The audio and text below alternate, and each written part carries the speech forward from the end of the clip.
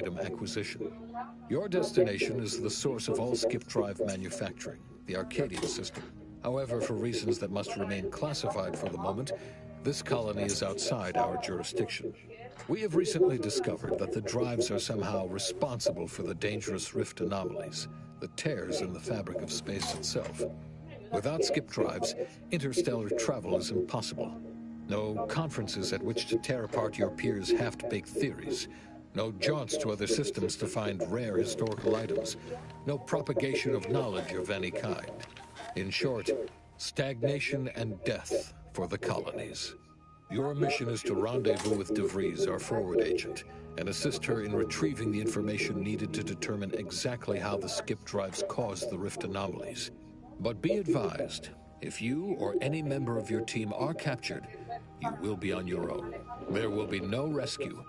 We cannot afford for this to turn into an intergalactic incident. Agent DeVries will be contacting you shortly to coordinate your plan of action. As always, I look forward to your academically grounded yet thoroughly imaginative musings in your summary report. I'll all be with you and your team, Commander.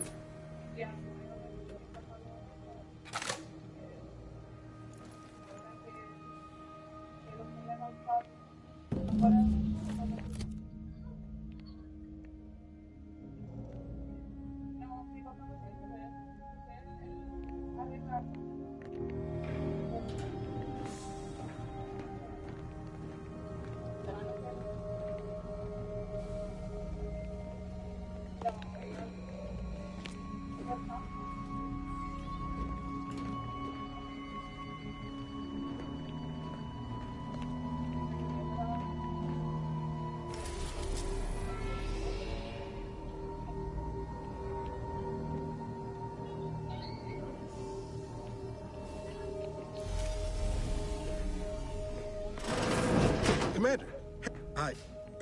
Agent Pascal told me to bring you your new model tactical time dilation device. They say these newfangled ones cause no, that ain't right. 10.25% less brain damage than the old ones.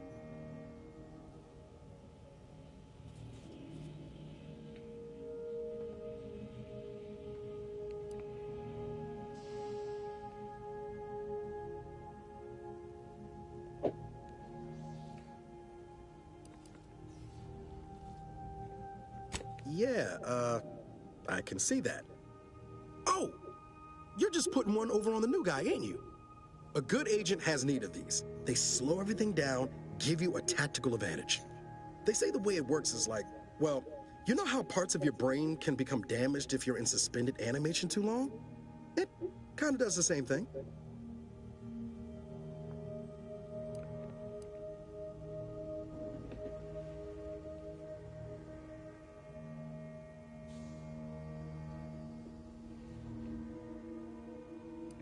Didn't I just say?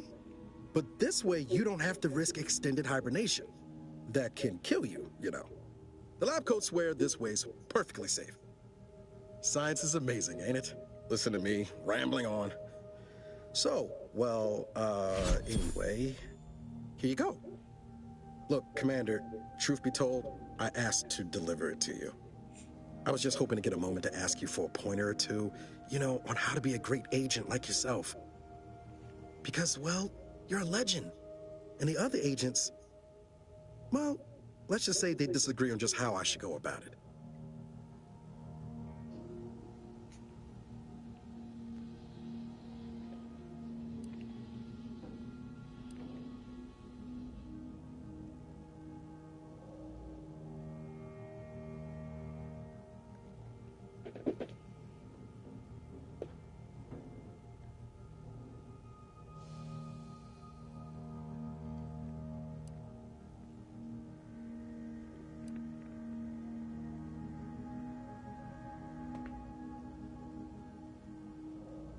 Well, Pascal likes to joke around, but I think she's being sincere when she says it's all about looking out for the people who can't defend themselves. Sandoval says he's got no time for weakness. He says we gotta save people because they're too stupid to save themselves. And then we have righteousness on our side. And Jepson, well, you know him, he don't talk much. So, What do you think?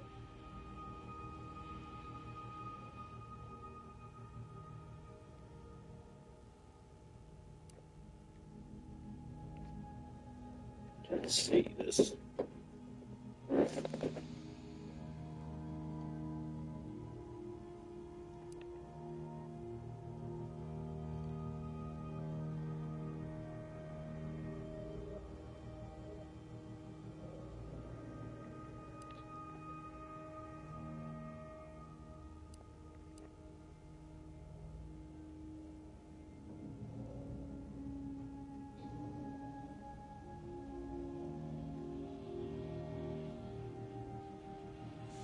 Okay, I get it. You're too busy to talk to the likes of me. Oh, almost plumb forgot. I was supposed to let you know it's almost time for Agent DeVries to establish contact. She's kind of like you. Top tier, one of the directorate's best. Except then, she was always nice to me.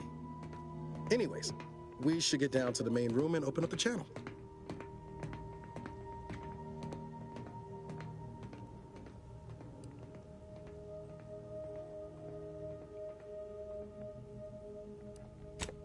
No need to wait on my account, Commander. I'll join you in just a tick.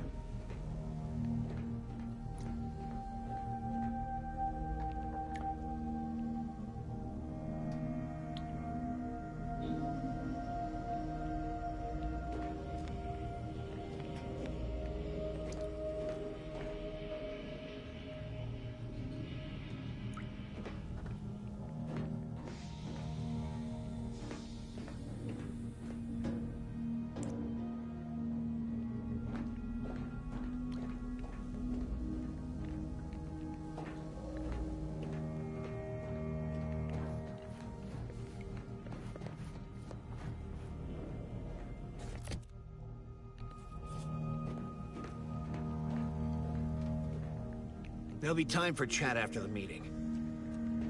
Call should come through at the console.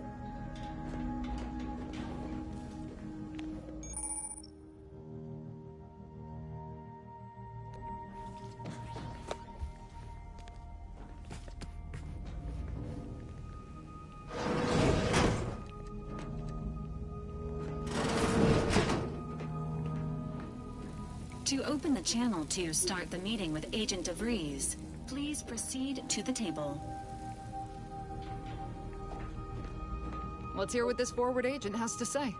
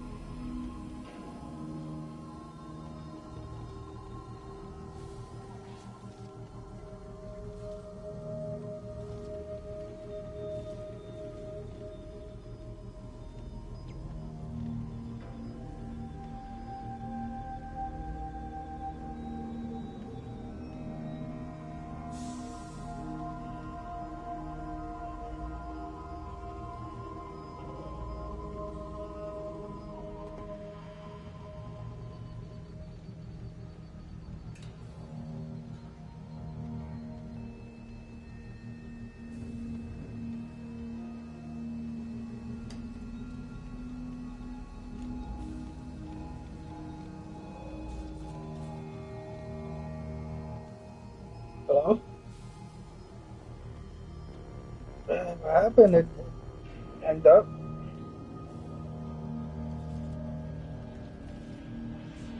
Really? Uh, Yeah, I think, yeah, sometimes.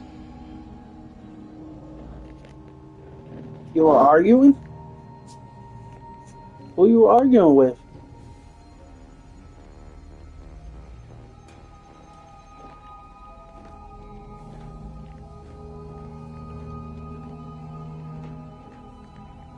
Yeah. Commander, He told you to shut up? Oh. And then you told him off?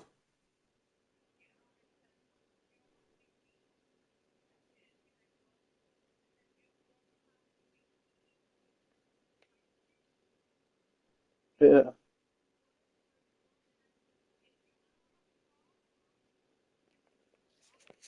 hey, got a moment? Hi. Uh,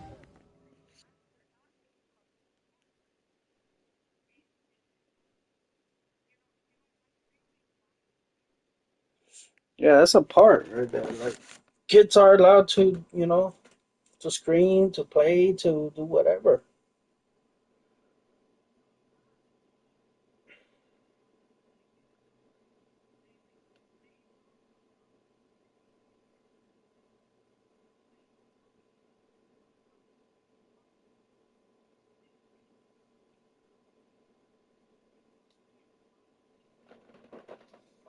I was on a phone call with my like kind of like the person, the assistant for this person that sends me like subscriptions and stuff, and I heard you talk about something about Spanish.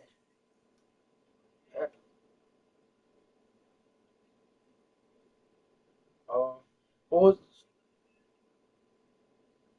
was he Spanish too or no?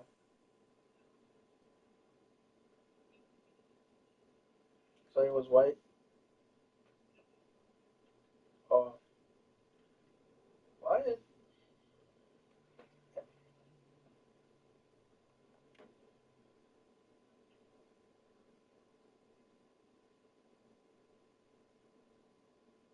Yeah,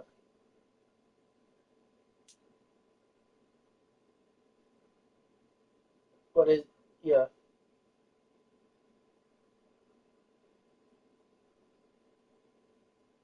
Oh, what the heck?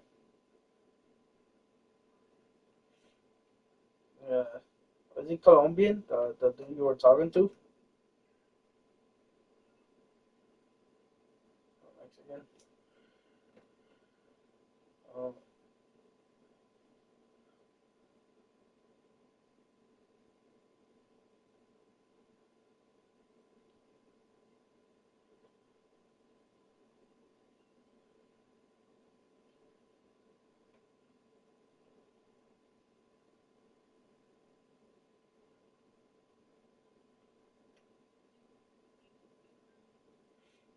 yeah.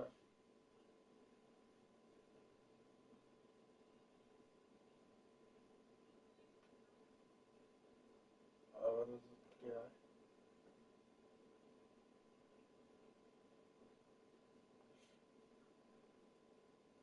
I was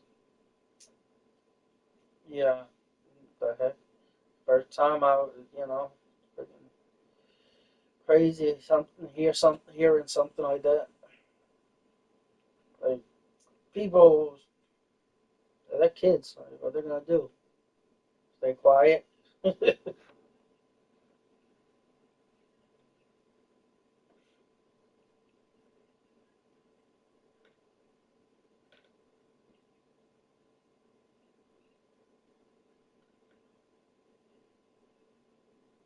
That's why sometimes is you know the parents would have to be there because those type of people they do the say stuff like that, or they even heard there's people around that they like to adopt people too, adopt like kids.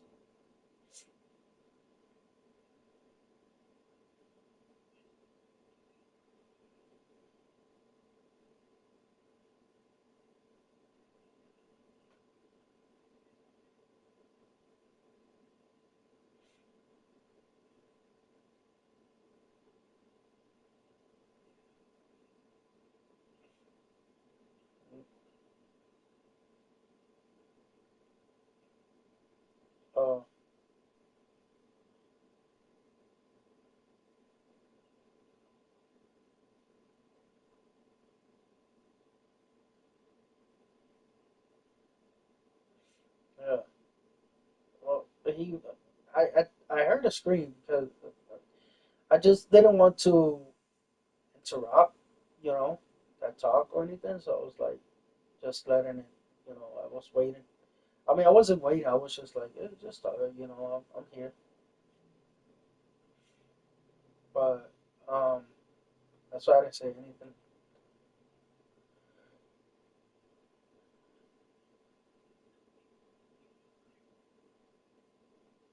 Yeah.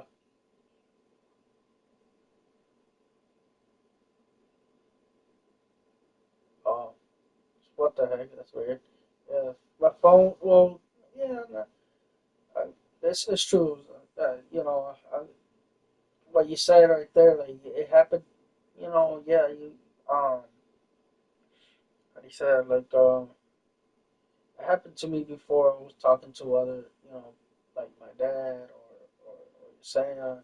Sometimes I talk to her, and like my phone out of nowhere, beep. Like the heck, what happened? And then I asked her, or asked him, and he's like, I don't know. I thought you hanged up or Joel.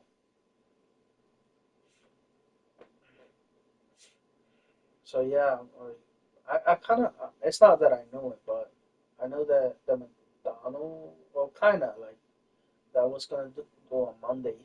That they were gonna. I mean, they didn't schedule me yet. They're still working on putting me on everything, on the systems and all that. So I don't know if I should tell them at the head of time right now.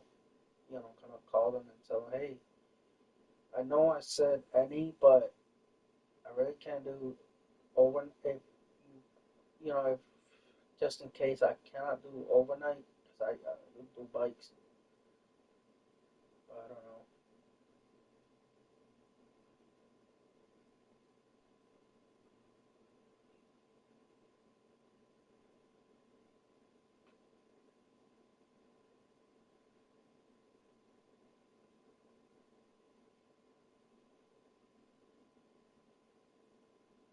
Yeah, that's the thing. That's one of the reasons I put any because I don't want to be like, oh yeah, I'm scheduled for just for 2 days or something, and then just 2 days off, every week.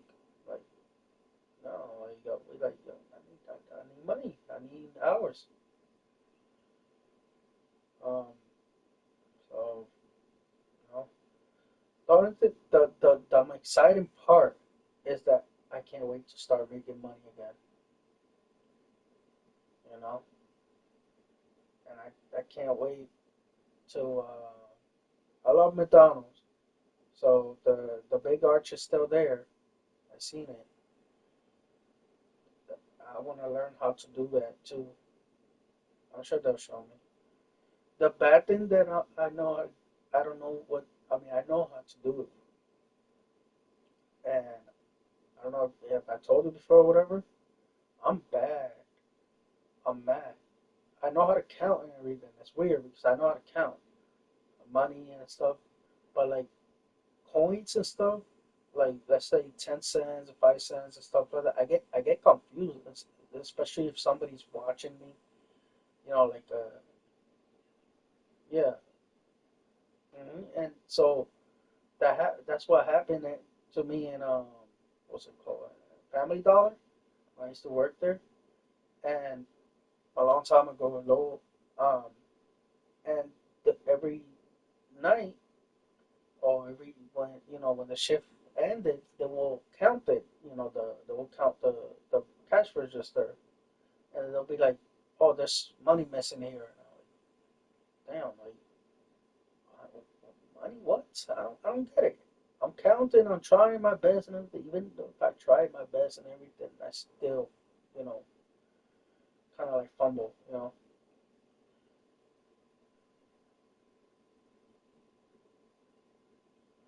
No, I applied for because I told them on the interview. I told them I'm good. You can put me on anything, whatever it is, but don't put please. I mean, I said please, but I said in cash because I think she asked. She said, "What about like taking orders?" and stuff. And I'm like, well, on that, I told her on the interview. If not, I'll bring it up, and I'll tell them. That I told them.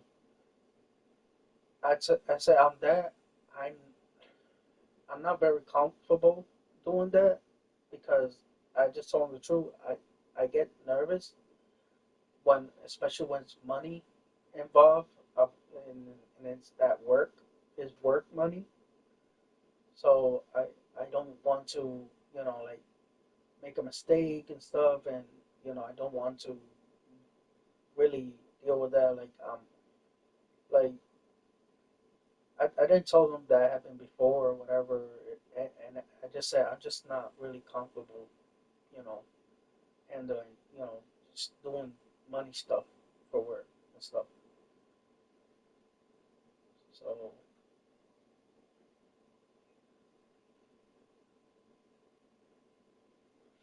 yeah, and I just told them that I get nervous counting money and stuff. I mean, I could count money for myself, but not like this is money for work for the corporation,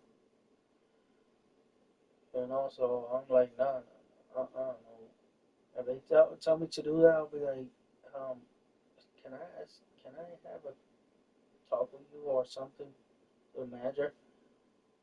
And I just said, hey, on the interview, if there's a manager that didn't, the one who interviewed me and hired me, if it's not her or somebody else, I just say, hey, um, so on my interview, I said this, and you know, I'm not very comfortable doing, like um, doing orders, um, taking orders, or doing the computer thing on the, how you call that, like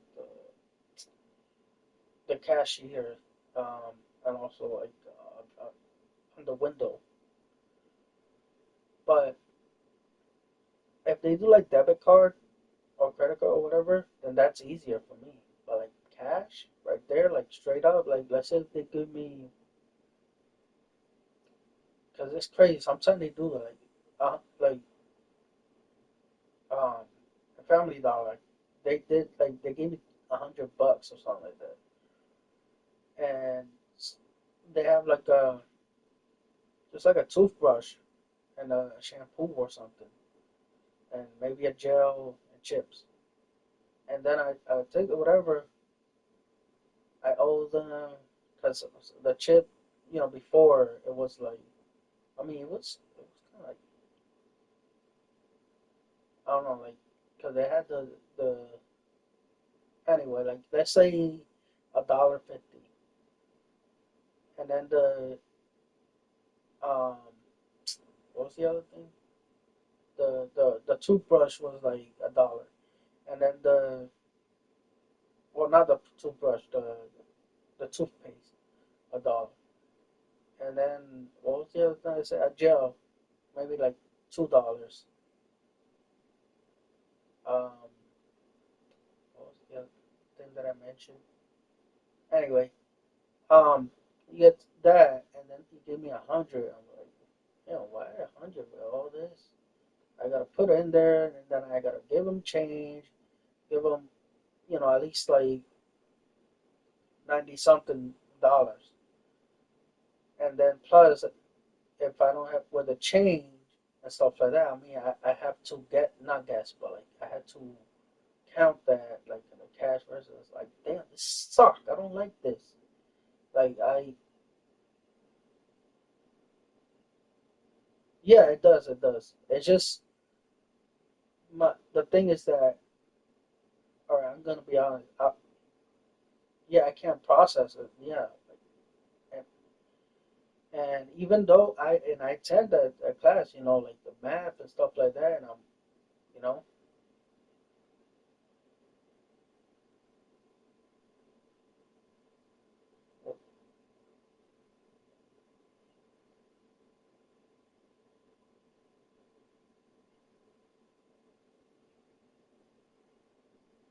well, yeah, yeah, yeah. That's that's what it is. And then when yeah, like see, we have anxiety. Like it's not like, and I get a lot of people have it, but like the thing is that I don't know what it is. Like I cannot do it. Like people waiting on the money or the change, whatever. The customer won't say anything if I give them more than I need to give them, of course. But the managers, they will see that, like later on, and then they'll get in trouble. And I told the woman and the family dollar that I can't handle it. I can't do money and whatever, and then she still put me there. So I told her I told you that I cannot, and then she still was like, what she said. I'm sure do fine or whatever. That's what they always say. Like I'm sure you'll do fine. Like no, you don't understand. Like if they do that at McDonald's, like you don't understand. I even if everything feels fine and everything stuff like that, I have anxiety. I mean, I know a lot of people do, but me when I'm counting money and stuff like that, unless if people want to wait long time, then I could maybe. But I got this anxiety. Like they had to wait, and then if I count whatever, then I have to have my, you know, it to be my own time, so I can count the money right and everything, and to give them the right change and everything. It's not like mostly you go to McDonald's or wherever, and then you get whatever, and they give you the change like quick like that. No, I can't do that. I can't. We I try, but no. If they say no, that's fine. You could do it. I'm like, no, no, no. I'm sorry, I can't. Like, please put me do something else. Make me clean or something. Huh? Yeah. Which I applied for a crew member because that's what's it called, crew member. Well, she asked me in the interview. She's like, "So what? Are you good or whatever?" And I told her about like I can't, you know, I'm good like in the back, like in the cooking or maybe prep or in the fry station. That's what I said. Yeah, I could bring it up if they do, and also, you know, I said I could clean too as well. Like I'll clean, whatever, sweeping, I'll sweep, clean, whatever, anything I'll clean. So yeah, but if they put me like just doing the burgers, with the how do you call it, like the just cooking and because that's what I used to do in the other McDonald's in Lowell. A long time that I used to just put the burgers. It was eight, then take it off, and then put the salt or whatever, the salt and the pepper, and um and I just put it on the whatever the how do you call that, the shoot, what was that? It's no, it's a, oh my god, what's that called? Kind of where you place the burgers, right? No, not the grill. Well, you have to put it in the grill at first, but then after that, when it's cooked, you gotta put it in where they place the burgers, so they could like keep it warmed up. Yeah, that just can't remember the name of it. It won't come up, you know. So I had to do that. Well, I had to put like a paper, like a little thing, so the meat or anything won't be like just touching um, they call it the plastic or whatever it is, the container, and I had to put like a paper underneath, so the grease will go, to the paper. So yeah, but people that say, "Oh, the McDonald's, his girls and stuff like that.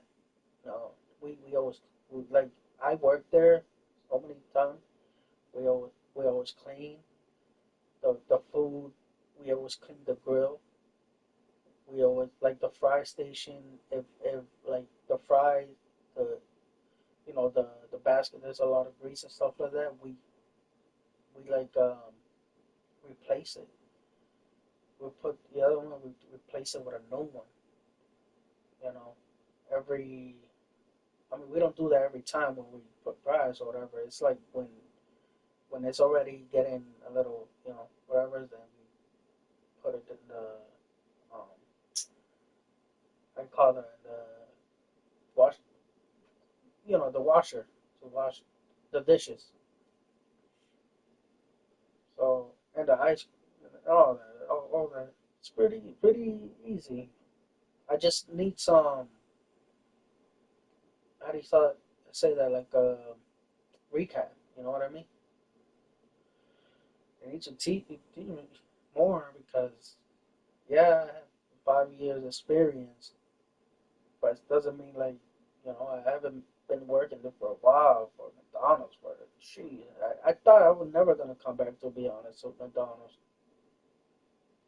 But they say never. Um, but it's just because I didn't like it. When I went in there, I heard the noise beep beep beep beep everywhere. I was like, oh, get ready for that again. So that was, every I asked her, but she said that only the manager knows, and she's gonna let me know on the website or whatever. Supposedly, so hope it's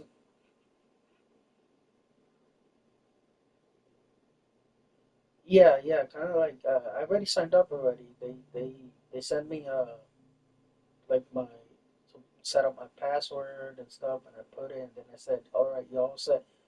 Um, something I think it said that that's when I have to.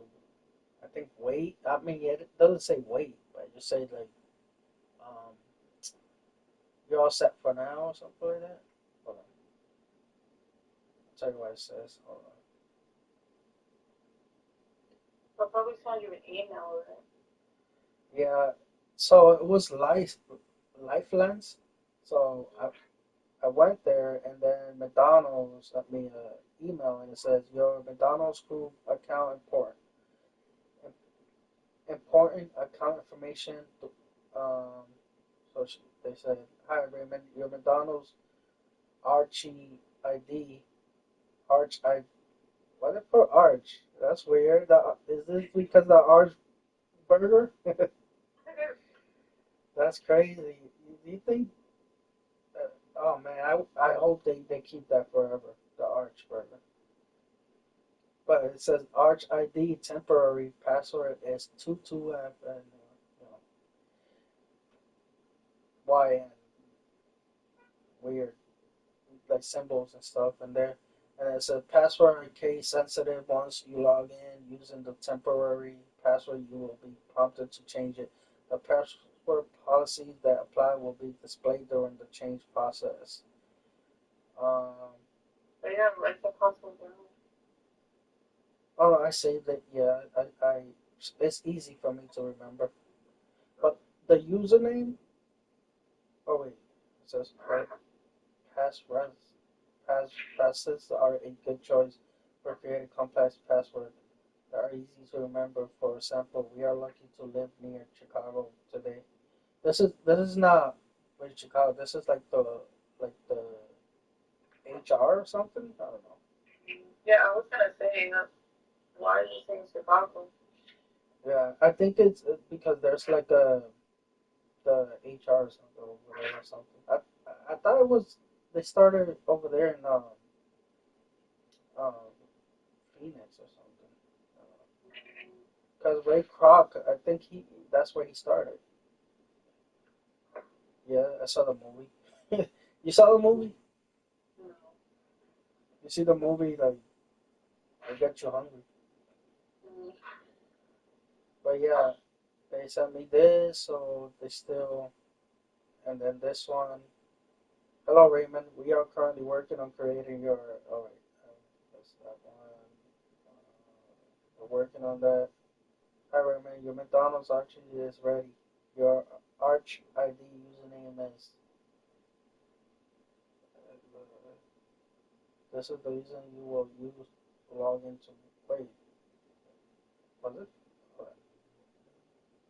They changed it already? Give me another one here. Oh no, that's the password. Oh yeah, okay, now I know what you mean now. Alright, save that, copy, and then the username. Well, the good thing, I'll have it here, so I'm gonna put the star, 2 stars, so that way I remember. Um, and then, so this is the invitation. They say, "Hi Raymond, you've been invited to join Crescent Group LLC. This invitation is unique to your email, novajori733@gmail.com. Please do not share this." Huh?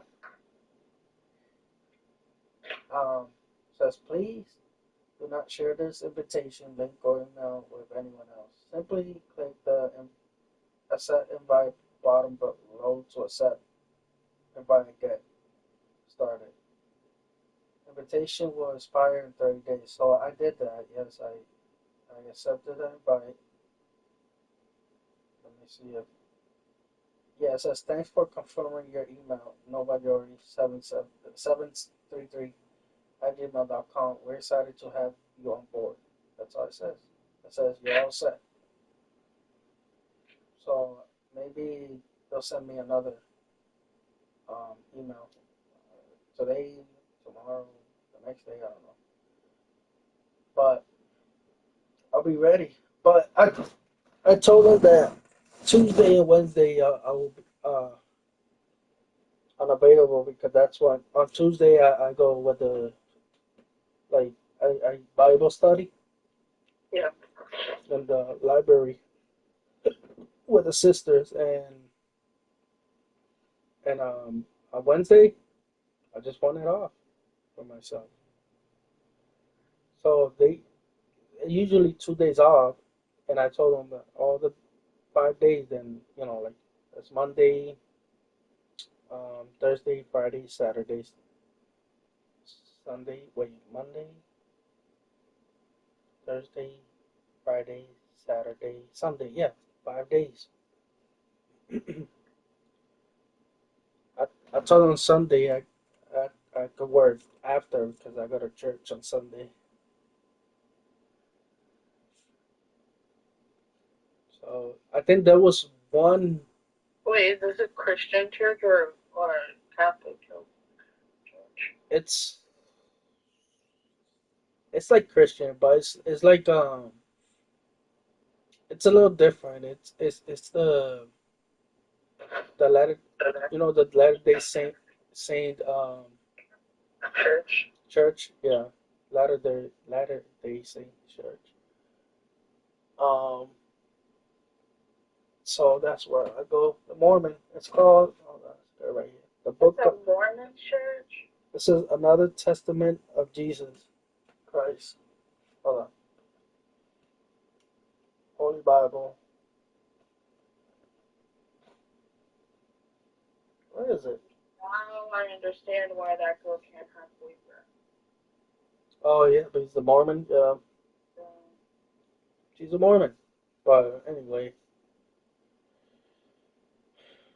I'm a Mormon too, I guess now. But I'm saying like it's a nice. They help me a lot though, Yeah. and it's not.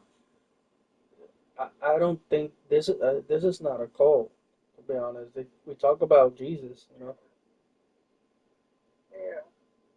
how he died and stuff on the cross and all that. Like I don't get it. Like I mean, it's not that I just don't get other people that say, "Oh no, that church is like I don't get it." I'm there. Like I don't hear no people talking about like the other church that I had. Like that was a cult. I said that was a cult. Like They call the god like a Korean named Christ on Song Hong. Like, what's that? Like, I mean, I don't know, maybe, but I just thought it was weird because every time when I went there, everybody looked so sinister because it looked they were like everybody was just smiling like everything was perfect, and it was like too perfect. Like I don't know how to explain it. Like it was too, when people smile too much that it becomes creepy. Mhm.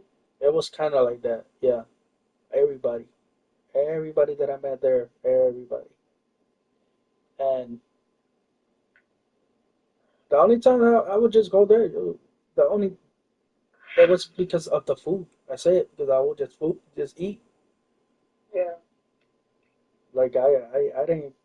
I mean, I'm sorry or whatever the thing, but I just gonna wait for the food. I say it. I was like, all right, can't wait for the food.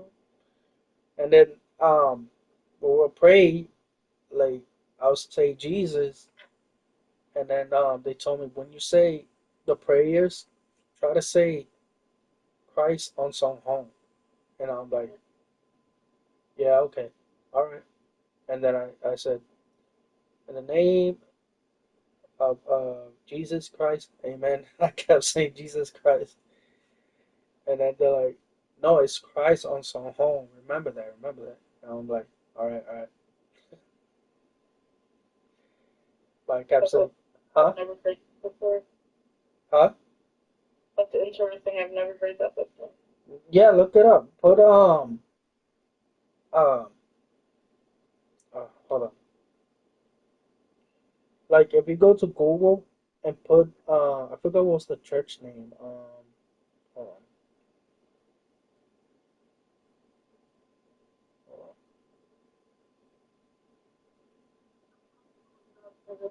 What if people knocking on my fucking door? on. Huh? I'm not gonna look it up. Yeah, like they found me like 2 times. The creepy part is that one was in Oklahoma City and one was in Lowell. And it was like kind of like they were looking for me or something because I was on my way out home and this guy he stopped me and he was like, "Can I talk to you for a minute?" And I was like, "Yeah, sure."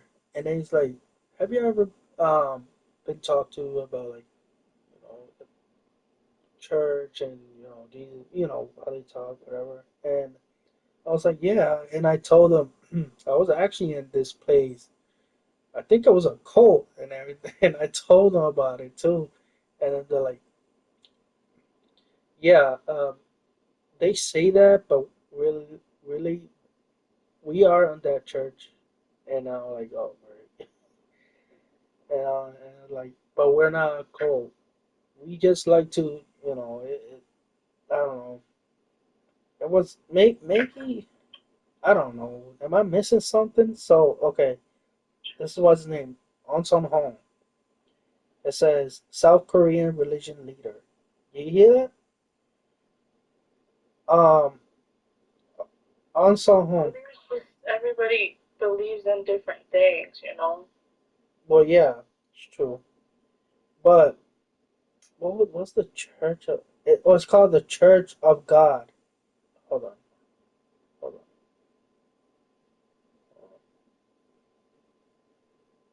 It's just I didn't like what they said about my mom. What they say about your mom. So I was looking for kind of like support, comfort and stuff like that because I was like saying about my mom. I know my mom is in heaven or whatever, and what is in heaven.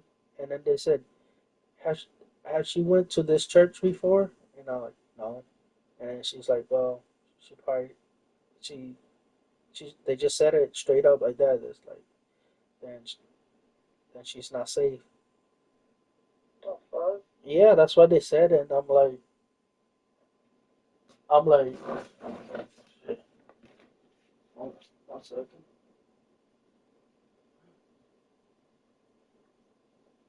this cat. Oh, okay. Hold on.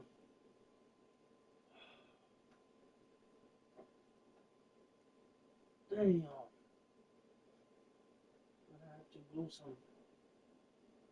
Hold on.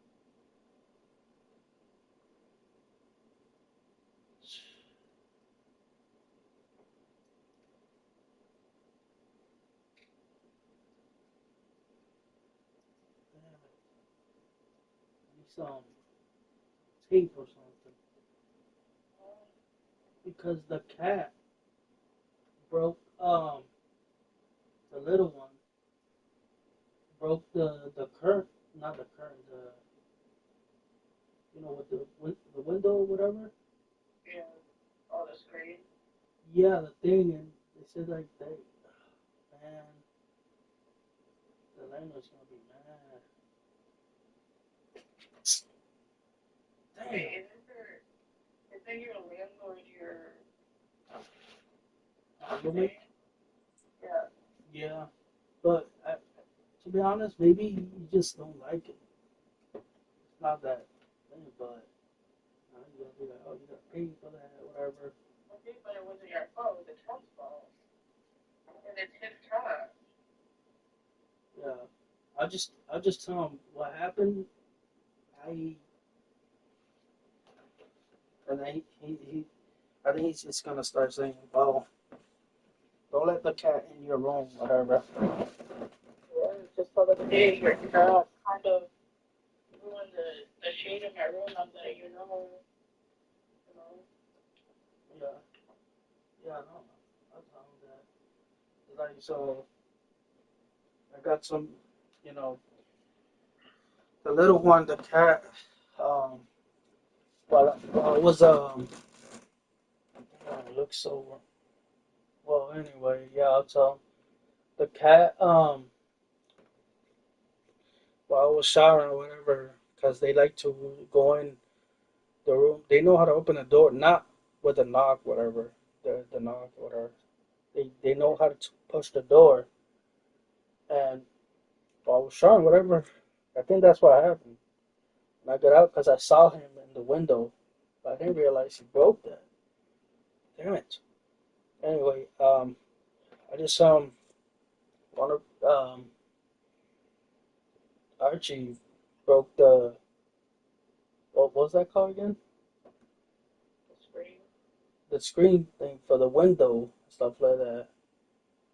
I just want to let you know, you know, I don't know how, but he broke it. It like I don't know. I don't know what he might say. I don't know if he'll say, oh, but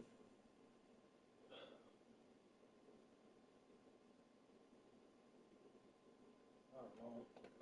Damn it. I'm, hold on. I think I got an idea. I think. Herman, don't make it worse. No, no, no. I'm gonna put it. I'm gonna put I'd say like I'm gonna put the blinds. Yeah, blinds up a little bit so it won't. You can tell. I'm telling you, if you don't tell him no that his cat did it, he's gonna think you did it. And then when you say, no, no, no, it was your cat, he's Yeah, gonna be like, no, you didn't tell me last time, so don't blame my cat. yeah. No, I'll tell him. I'll tell him. Once when he wakes up, because I think he's asleep still with his boyfriend. I'll tell him, hey, your cat broke one of the blinds. Not the whole thing, but like, little chunk of the blind and stuff in there. And that's it. I'll tell him. I'll be mad. I'll be pissed if he said, well, you have to pay for it. If he says that, I'm like, what? I didn't even do it. That's what I'm gonna say. Like, I didn't do that. He might probably say, but they're always in your room. I was like, what am I supposed to do? Like, I'm not gonna I'm not gonna tell them, but you guys always close the door on them, and they are. I'm not gonna say that because they'll start arguing. But I'll say like, but they always. I said they're always like meowing and stuff like that, and I figured they don't want to be alone, so that's what I was saying. Um, but yeah, anyway, that's uh that's really not a big deal, really, to be honest. That's because this thing only doesn't even cost a lot, you know. Maybe like $20. Yeah, like $20, and they put it like they try to put it like if it's $100. But anyway, as I was saying, what I was saying? Oh, about the what was Cold. the what? Oh yeah, yeah. So they said that, and that's why I was like, all right. I can't remember what happened. I don't know if I walked away or yeah. I think I let them um take me back home. I think I can't remember. And I was like, all right, well, see you back, next time, brother. That's what they told me. I was like, yeah, yeah, all right, whatever. And then the next day, um, they calling me and stuff because they want to see if I want to pick me up, whatever. I don't answer.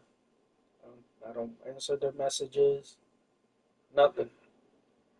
So I was like, no, it's like for me, I say it's over. That's it. This is like once one day you say something about my mom, my dad, like no, it's over. Yeah.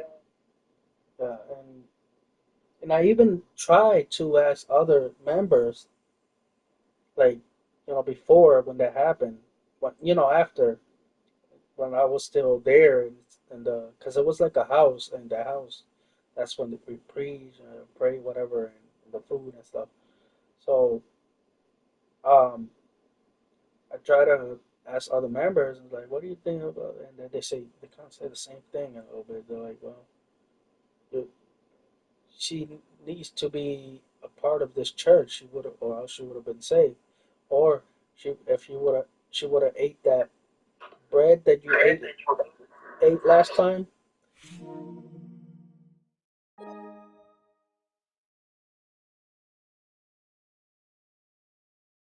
which was like, is asking me which one. But anyway, it's like the body of Christ or whatever. Yeah. And say if you would have gave that to your mom, then she would have been saved or whatever, or she would have been here. And like, you know what? I I didn't say anything. I was just mad, inside, and I wasn't, you know, they kind of was seeing that I wasn't really happy, I was just kind of like frustrated and stuff, like I wanted to leave already. But anyway, they tried to contact me. They so many ways online, on Facebook, everything. I didn't answer now. None of them. I think I blocked them. Um, I think I can't remember. But yeah, after that, I stopped going. Like, nope. And I found another church, and that's when I found it. No, actually, it was a while I haven't gone to church or anything. So I was on Facebook, whatever, roaming around, and then I looked at this thing that says, "Oh, if you want to follow Jesus and stuff like that, whatever." Because I was on my kind of not my tippy toe, like I was on the end of the road when I was with Joel and Jana, and they were kind of like asking me already to leave. Yeah. And I was like, I don't know what to do. Like I'm very frustrated, and I'm so stressed. Then I saw that, and then I was like, let me check this out. And then one of the brothers, they or elder, they called me and they're like, are you Raymond and all that? Cause I kind of like signed up and everything, and then they're like, um, would you like to meet with the missionaries? And yeah, and then okay. And they're like, where should be good for us to meet? And then I said, I don't know, maybe on Walmart or probably over there. In, I think they I said Bass Pro Shop, and then okay, yeah, Bass Pro Shop, that works. I went to Bass Pro Shop. Bass Pro Shop. You know which one's that one? No. It's kind of like a fishing, like a store for fish. To, like fish store to fish in. And anyway, this place was nice. Like because we went over there, there was like a fire pit there, not a real one, but it was like a, you know what I mean, like a fire pit. It looks like a real fire pit, but yeah, but it has like heat. So we were there talking. That's when I met the first missionaries. One was Cassidy Wheeler, and the other one was Peacock. Um, both of them they're very nice, and those were the first one. And then he told me about the church and stuff, the Holy Ghost, and because I told them what happened at that church too, and they said right here we're not like that. Like right here we believe that your mom. They they made me feel right at home when they said your mom is with you, and even if right now when she's in heaven, she's looking down on you and stuff like that. That's what we know. They said that that's how much we know that as the Holy Ghost and stuff like that, and that your mom, she's in a better place. She's in heaven with Jesus, and I like that. I like what they said, and then I was like, okay, I think this this will be my church because they're talking good stuff and they're not saying about that God had like a wife and then that so much thing because Carson saw home he has a wife. That's what her name is. Jerusalem. And Jerusalem, that's a place where Jesus, he went to when he was I think when he was a baby or something. I can't remember. He was with his mom. The mother, the Virgin Mary, her and David. I think David was his father, something like that. Can't remember. I need to watch the movie and stuff like that to be more um absurd. Oh, how do you say it? Like to be more update update on that. I can't remember really. But anyway, they were saying everything that that I wanted to hear, and also like things that it makes sense that Jesus not about Carson saw home that he had to walk when he was working. He was over here. I don't know. They said so much thing that I was like I don't even know. So this is why it says that church that is the cult one. I don't know if it's a cult. It says this is what the New Testament indicates when Paul says that it was more needful for him to stay here for us, but to depart and be with Christ will be far better filled. Oh wait, this is not it. It's this one right here. Witnesses of Unsung Home, Church of God. Yeah, the Church of God. Look that up. Church of God. I'm not looking that up right now because if they start knocking on my door, Oh no no. If you no, they're not gonna no, they're not gonna do that. if you contact them, yeah. Or if you like, let's say if you go to their email address or something, then maybe as well. But no, this one, no, just on Google, no, they won't go to your door or anything. But hold on, let me let me put something. Let me put something I didn't put. Is is the Church of God a cult? Let me see. Ex-member and several cult experts have described it as a cult. I was right. It says the church believes that founder Ansang Hong is the second coming of Jesus, and that Sung Ji has I can't even say Sung He Ja is God incarnate in the form of God. The mother is um, headquarters as well. Its main church are located in Sungjiman City, Gyeonggi Province near Seoul. Um, so yeah, it's considered a cult. Is or was the Worldwide Church of God a cult? Is or what?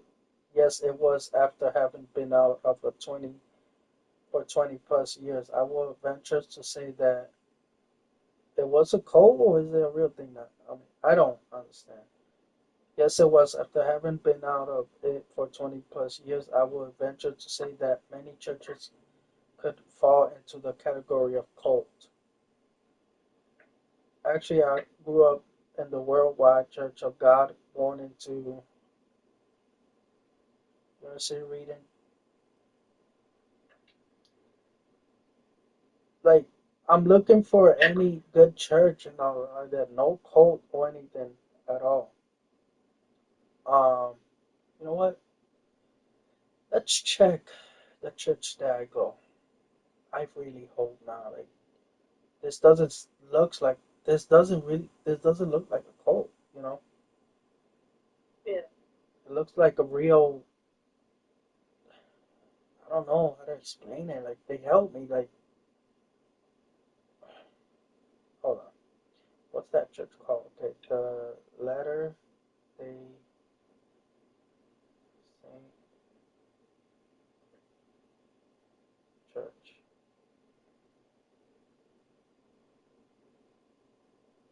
I said the day letter. The Latter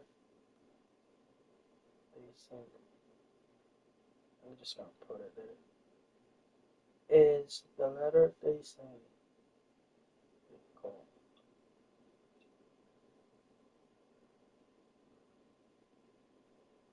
I'm just be. No. Hold on.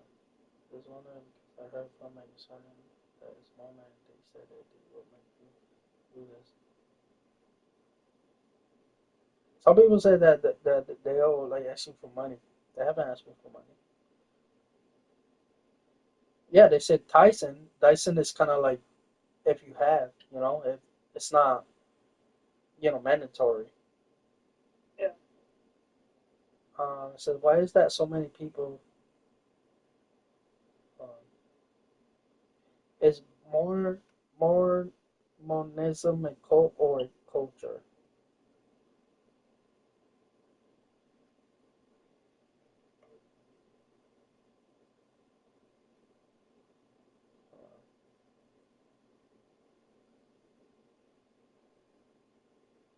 See, right here it says Mormon versus cult.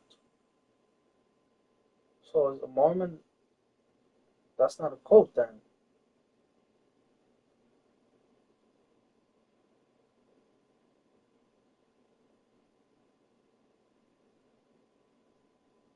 huh?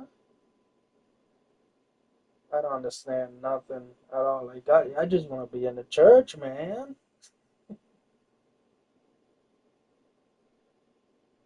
It's Latter Day Saints. It's Church of Jesus Christ and Latter Day Saints. You tell me they're related. The Church of the Latter Day Saints. Come on. Oh no, that's no. I thought. So yeah, it says it right here. No.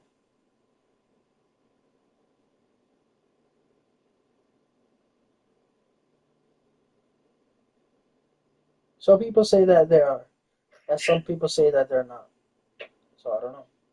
I don't think it is. Colds or not? Huh? Are you in a cult or not? No, I don't. I don't feel like this is a cold. Honestly, if you don't feel like it's a cult, then it's not. Just be careful. That's all I say. Oh yeah, no, definitely. You know, if they start asking for like your um if they start asking for your personal information, like your bank account and things like that, that's where you draw the line. You're like, Oh no, no, no, no, no. They don't. They haven't asked me none of that. They asked me to, because usually code they will ask you for money and money, money, money. And also they will ask for um,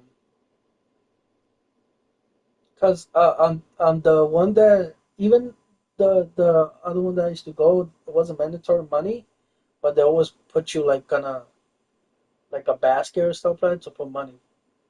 oh yeah, that's every church. Yeah, But just if they start asking for your bank account, then you just say no. yeah, no, no, no. That yeah, but yeah, of course, I'll say no, But I but don't think you're in a cult. It's just Mormon is very strict. yeah, I'm just yeah. Like being a Mormon versus being a Christian, it's Mormonism is very, very, very strict. Oh yeah, So no, be I see that. careful with that girl, okay? Oh no, definitely. I will be careful, of course. We just, I don't know. I guess love, sometimes it takes away. Yeah, I just want you to be careful. That's all. But those are your choices, you know. And I'm not saying they're wrong. That's not what I'm saying. I'm just saying be careful. No, definitely. I appreciate it. I appreciate it. I'll be careful. Yeah, I know she'll be careful too. She did say too. I was like, she did say, I feel like we're doing something wrong. I mean, I think we are, but you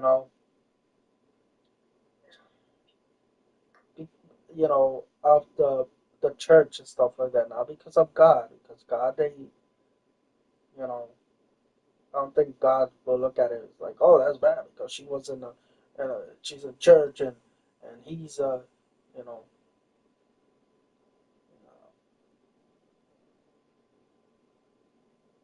Everybody has their own beliefs.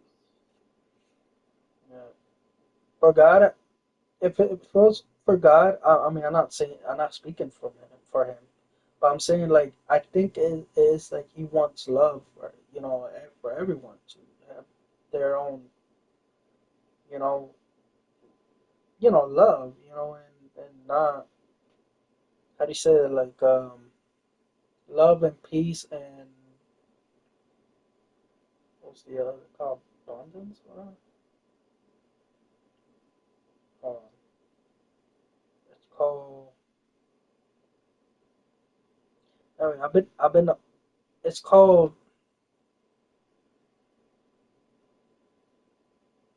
Hold on, 1 second. Yeah, this.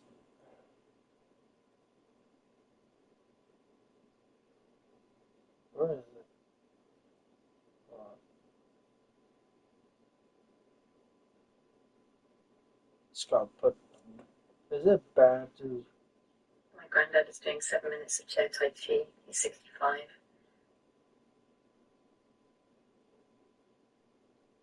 Damn it. Okay.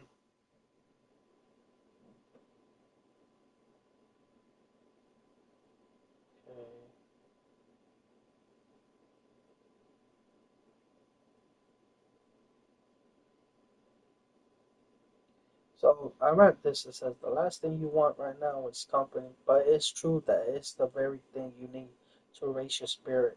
and pique your interest, love. I'm not entirely sure what the question was. No, it's not a question. It's what they said in here. Oh, I know, but what was the question before you looked up that What did I ask again? Oh, hold on. First, let me. I'm gonna put. Is it bad to be with a Mormon?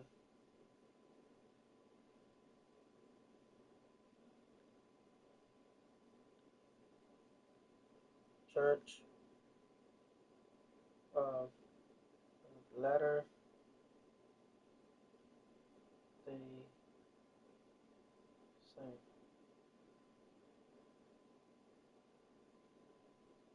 me see. it's not bad to be with them. They just have different ways of dating, so that's why I'm telling you to, be careful. Yeah, they said yes, absolutely. There are challenges as there will be with. So there's challenges. That's what it says. This, Yeah. If her parents find out that you guys are dating, you might as well get married. yeah, But not yet. that's your choice, that's her choice, and just don't sign away your life. That's all. But I don't think it's a bad thing. I think it's just like a little. The first time, trust me, when I did that, I was like, oh shoot, what did I do? I don't even think she's allowed to kiss. Um, but I did kiss her, but not like that, like for everybody to see. Yeah. What should I know about dating someone who's a member of the Church of Jesus Christ of Latter-day Saints?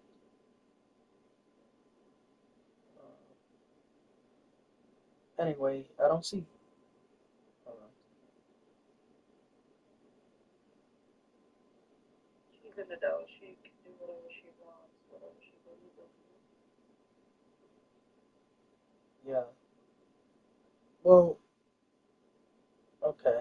Well, I'll look this up another day or something. But they said some people say it's possible. Some people say that it's challenges, and you know. But what was the other? I said about the love. Hold on. Versus.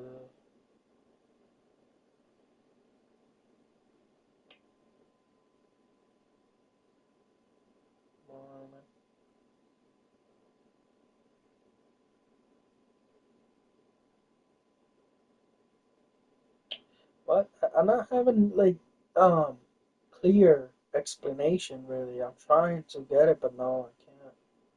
I don't know. I guess people are also on the same thing. They don't really know. You know. But I'm not gonna ask the bishop. Hey, is it possible? If not gonna do that because the bishop, the he's like the pastor or something. Like the one, he's the one who helped me with. He helped me with $900. The bishop? Well, it wasn't him. It was he said that because I said I really appreciate for your support, everybody, and um, I really appreciate it so much. And then they said, no, you're welcome. And yes, this was a work of the brothers and sisters. They contributed, like, oh wow, really? So it's like, no, yes, but yeah, but you can just if you want, you could one day go to the podium and talk about it, like kind of like your testimony and stuff like that. talk, like appreciation and stuff. Like, no, definitely, I will. One day, when I'm ready. It's just I'm not ready yet to go to to the front and start talking. Maybe I will one day, but I need time. Yeah. Yeah, so I could like kind of like, because I get nervous. Everybody, a lot of people get nervous, just going up there front and you see everybody watching you, or you're talking and stuff. It's I already done it. Not there, but I done it in and it wasn't. Yeah, it was like my mom's weight, which it took a lot of guts, and I didn't care really because it was my mom. I was like, I'm Yeah. gonna do this for you, mom, and I did it. I did it. I felt like But you didn't feel forced, right? Or no, did you? not at all. I just felt like I wanted to do it. Like I had to do it. Like this is for you, mom. Like and I know when I did when I said that, I think she just you know in the spirit.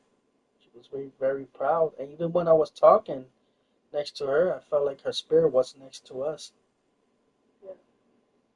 You know, her and Joel's, mine, Angie. Angie couldn't. She was trying to talk, but she was like she would burst, cry, like she couldn't talk very much. And Joel, well, he just said a couple words, and they were good too, but they were short. I said more. I I don't know how I did it, but I did.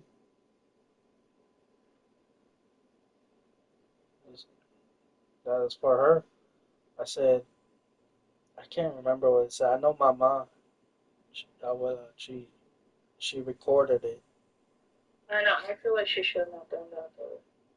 Yeah, I know. When I saw that, I was like, what the She heck? was she was What live, happened there? I see. and I Yeah, don't like that. But if you were okay with it, then that's fine. I just feel like when it's funerals and stuff, everybody who goes live should not go live. That's not something that everybody should see. It's something that is for the family, and that's it. yeah. That's what I'm saying. Like, That just we're not always. She goes live so that her church friends can see it and stuff like. And that's so disrespectful. I think that's so disrespectful. yeah. No, I didn't even know. I know there was like a recording or something, but I thought it was just for to remember and stuff like that, but not just for you know for everybody on Facebook or something. But you know how she is. Yeah, I because for some reason on Facebook it says live whatever, but you still can see it sometimes later on. Unless she Yeah. saved it or something, I don't know. I saw a little bit of it, and I saw it. There was a lot of views though. Yeah, Um, like mainly her church friends. yeah, and I was like, I was about to tell her something. I was like, can you please um put that how do you say it, like can you put that how do you say it, like kind of like lock it to private or yeah. I was Yeah. about to say that because I felt a little weird, but now I'm just like it's alright, it's whatever. I wonder if she still has it. Maybe she does. She probably has it on her phone. Or maybe on her story on Facebook, right? I don't know. But yeah, that was the only time. Well, my mom said if that happens to her, she doesn't want anybody at her funeral. Yeah, those people that I wasn't mad, but I was like, now they come, right? My mom when she was alive, they didn't come when she was alive. Yeah. But The, wait a minute, you have the right to feel that way because that's true. Nobody helped your mom. I should have said that too. I should You have. should have. I should have said that in the wake. If that's how you feel, you say how you feel. It doesn't matter everybody else's feelings. You were her kid, and that's how you felt. Because the fact that like all those people, Jacqueline, Brenda, like everybody that was not there for your mom when she was alive Hmm. was there when she passed away. Yeah. Like even like my mom checked up on your Oh, every mom. time. Yeah, I remember. Elisa took care of your mom and Rayo. And the fact that like people like Abuela, like she would be like, oh, I don't have a right to go see her, so I can't see her. Okay, but you have rights for other things. Hmm. So then, now that she has passed, now, oh my God, Mija. Now she's your daughter. Hmm. Now that she has passed away, you have the right to feel how you want to feel. Yeah, but you know what? In a way, I think I said something too as well. What I said, I think I remember. I remember. I said, so I said my mom was always here for everyone. She was helping everyone. She was always, And yeah. And she will always help. And she will have her door open for anyone in this. I said it in Spanish. Um, at her home and stuff. They were hungry stuff. They will feed. She will feed them, and she will need anything. Like she was so. I told her that she was a beautiful soul and everything, and I said, and I said this. Not a lot of people saw that, yeah, and that's true. and then I felt when I said that, I felt like people kind of like put their head down, kind of like Good. ashamed. Fuck them. Yeah, Our family like to be like, oh, I helped this person and I helped that person and da da da. But then when the actual helping comes, it doesn't come. And yeah, then when they pass away, all of a sudden they're like, oh, I love you, sister, and I miss you so much. You're my guardian angel, and blah blah blah. Okay, but you guys weren't there when she needed you. yeah. That's the thing. Like they when they're alive, they don't say anything. But when they're gone, all of a sudden they miss them and everything. Yeah, it's true. They probably do miss them and they love whatever. But now they are. But now they are there, right? Now they miss them. Now they love them.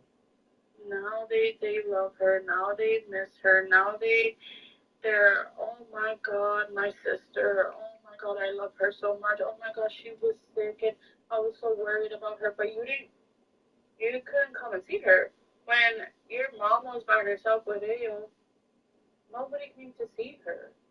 Yeah, the only one that They I went was. on trips to Florida. They went on trips to Puerto Rico. They went on, but they didn't come to see her. They Hmm. couldn't drive a whole 40 minutes to come see her. And the only people that did was Elisa and my mom. Just like yeah, like Jacqueline, right? They always say, "Oh, we're in Miami. Oh, we're in New York. Oh, we're wherever." They're everywhere. In Puerto Rico, and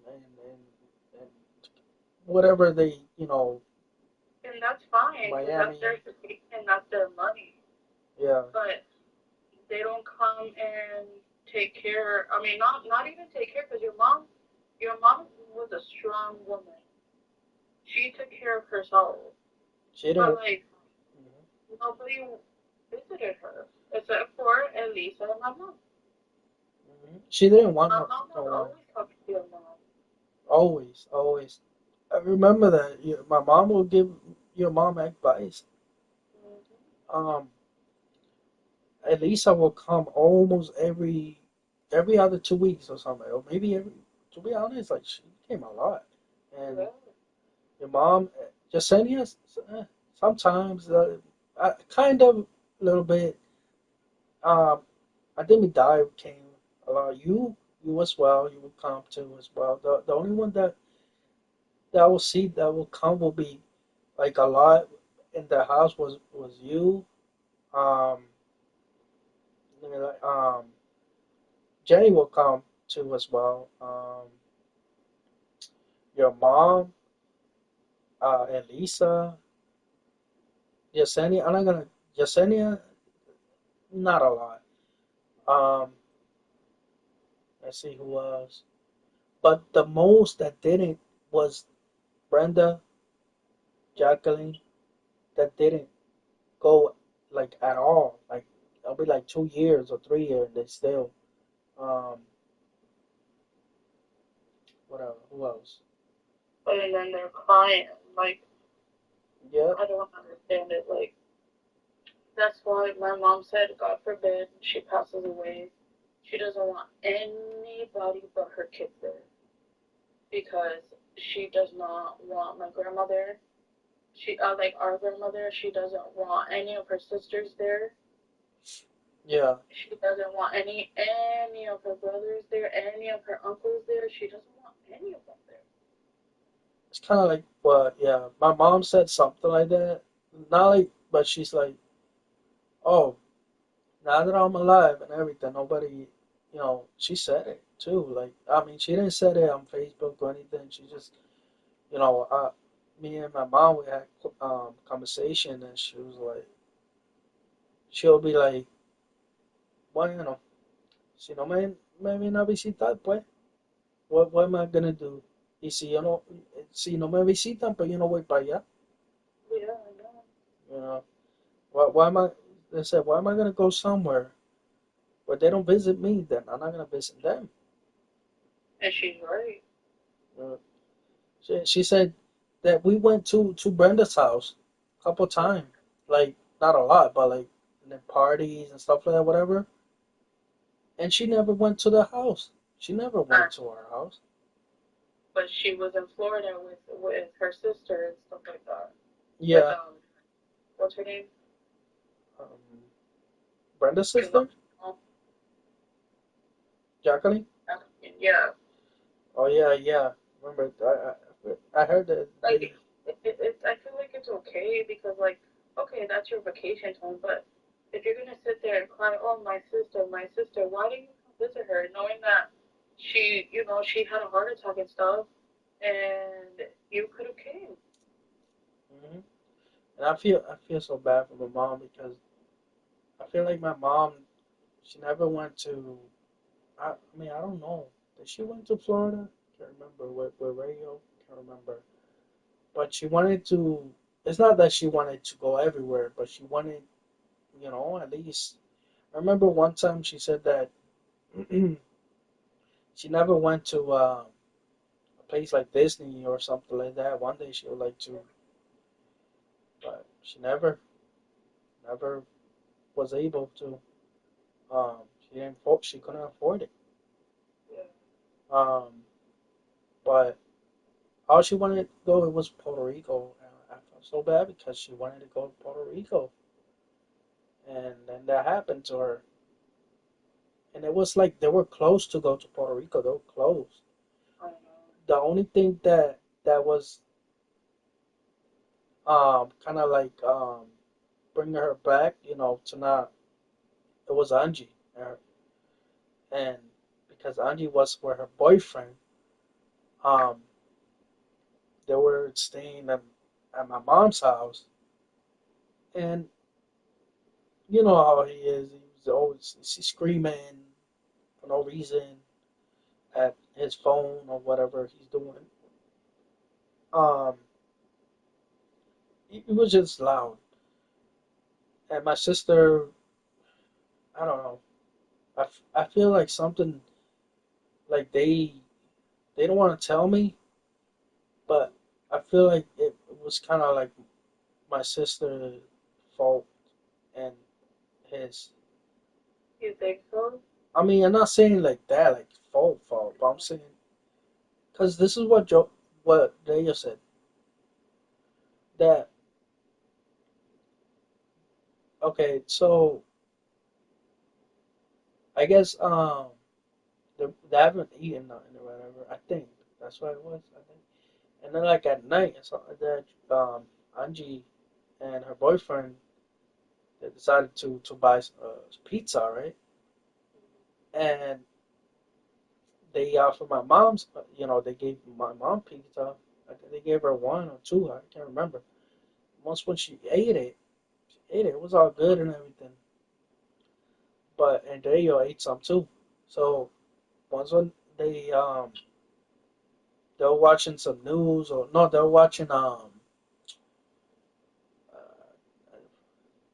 think something. It was kind of like American Idol, but like in Spanish. Yeah.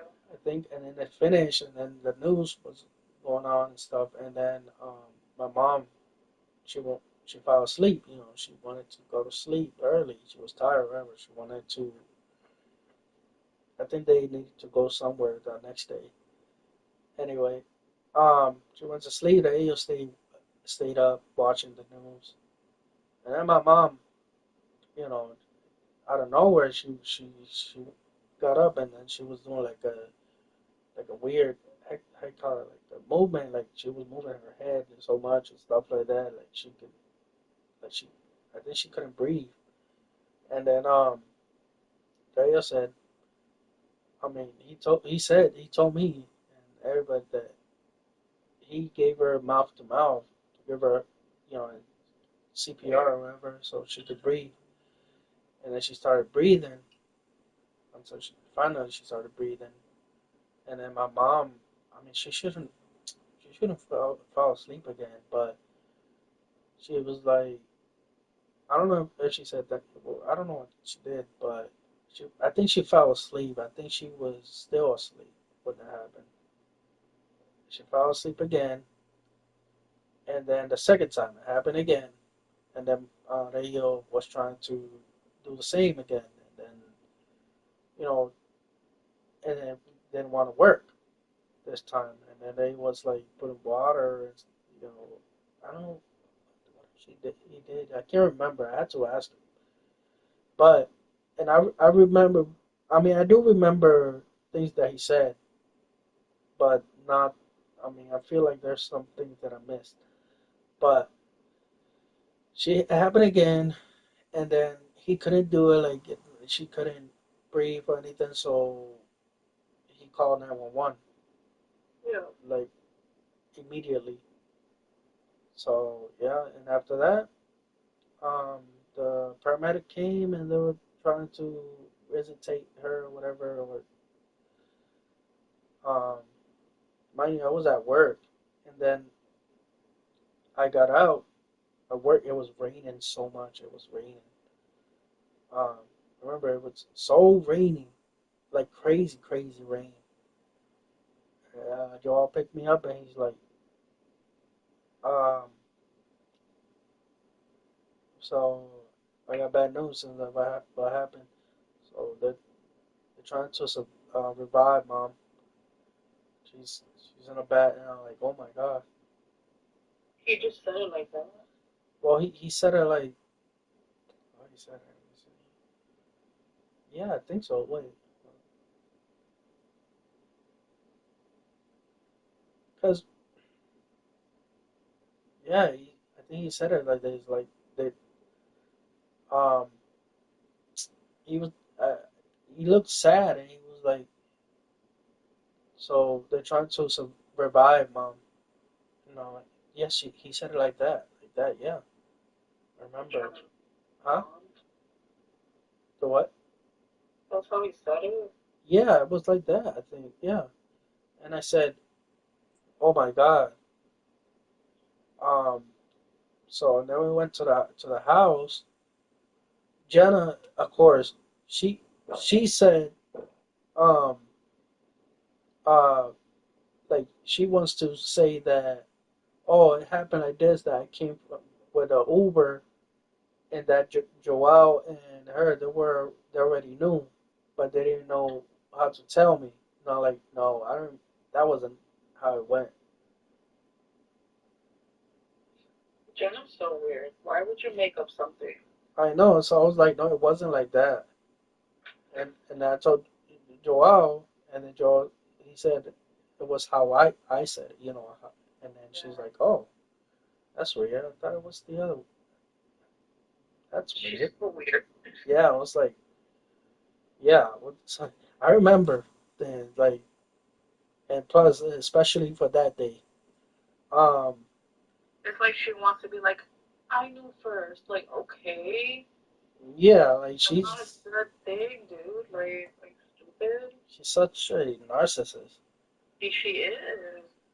and I hate that. But But that's who your brother wants, and that's his business. I know, like, I hope. Anyway, maybe she, I don't know. Maybe she dreamed it like that. But anyway, I remember, and then we went to the house, me and Joel, and Joel was talking, was on the phone with Angie, and Angie was like, "Oh, they're trying to, revive her, and she's not responding." And then she's like, But was okay when Joel was talking to Angie? Did you hear Angie? "Yeah," she was talking on the phone with Joel. Was she calm or was she hysterical? Like She was she just, calm? she was like that, like about to cry, like she was, um, But she yeah. wasn't like, screaming or anything like that. Or what? She wasn't screaming. She was like, um, she was like this, like, nah, I don't know if I, like, she was like, I don't know what to do. Yeah, she was devastated, like it, she was devastated. So, and then Joel was like, call me back when, give me an update because we were getting ready to go over there and stuff. Yeah. I mean, we wasn't getting ready. We were, um, I guess we were waiting on her call. I don't know why. But anyway, I was like, I hope she makes it. I hope she makes it. Like that was me. We were in the kitchen, and then finally Angie calls, and then that's when Angie said, "Mom died." That's what she. When she said that, I heard it.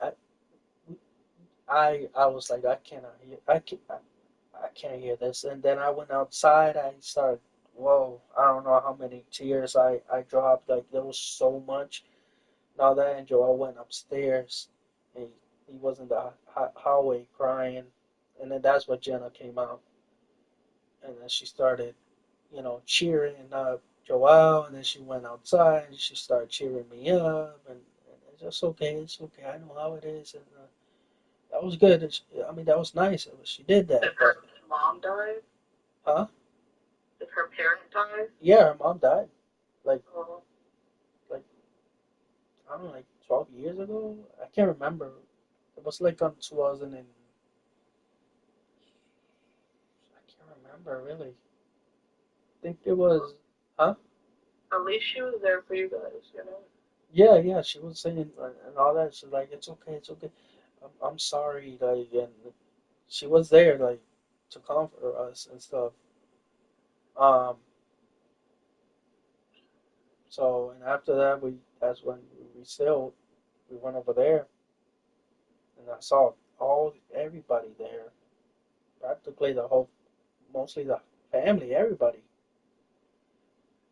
and I was looking down. I was so mad and sad and everything down. Feel like I wish this was a dream. I wish this was just a April Fool, like a fool, like a joke or something. Yeah. But I went in there, and then the doctor or whatever, or the nurse or the paramedic that were there, they were in the room, and then I think I saw Rayo come out or something. No, Rayo was already out. Somebody was in there. I remember it was just the paramedic, I think. But then the paramedic was saying that they try their best and everything, and they were saying anybody wants to see her before we take her, and everybody, not everybody, but Abuela went. My mom. She didn't go. Oh no no, I remember. Yeah, they were holding her back so she won't go because. Yeah, because I remember somebody saying we don't want Abuela to, or we don't want mommy to see her this way and remember her this way. And Abuela was mad because we kept holding her back. But it's like, okay, but don't you want to remember Titi, like your daughter, like how she was instead of the way she passed away? Hmm. You know? Yeah, and that's the same thing they told me to. Kind of like that. Like, no, no, no, please don't go there. And Jana told me, Joelle, um, and Lisa, um, even who was it? Who else? A couple people told me, not please, I advise you, like, please don't go. It's gonna hunt you. Like when you do it, like you don't want to watch your mom at this state. I'm like, all right, but I think there you went. Um, and I should have not done that, but I peeked a little bit, and I just see her body, and there's a You lot did of, see her huh? body? Huh? You didn't see her body? No, I saw her body. It was Um, at the floor, and there was a lot of blood, and blood? yeah, um, I Why was there blood? what? Wait, I think it was blood. It was something. I don't know.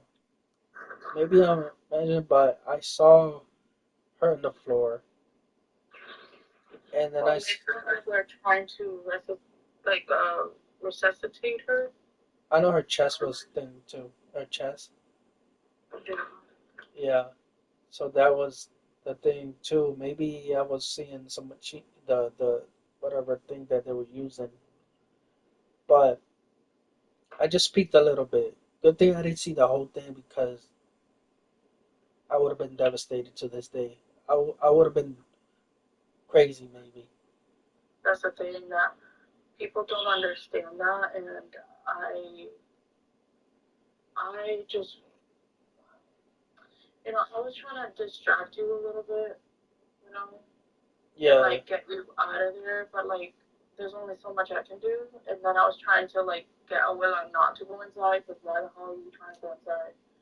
And then that's why like downstairs I told Lucas like, oh, let's go to the store, buy everybody some drinks and everything. Um, and then when I heard that Jenna was trying to give you the baby, I was so mad because it's like you guys are sad and everything, and she's trying to give you the baby. And I was like, just stop. Oh yeah. I don't. Maybe she her way probably wanted me to, kind of like not forget, but I'm saying like kind of like see the baby, and kind of like distract myself. Yeah, But I get it. But I'm still like, it's my mom. My mom. I I love her. I love my niece too. But my mom, she been there. She made me. You know, yeah. she made. It was very painful and stuff. Like that day, like I don't even know. I don't even know. Was I crying? I don't even know if I was crying or not. I don't remember. I just don't. I don't know what it is. I just don't. It's not that I don't cry. It's just that I'm sad inside and everything. But I know.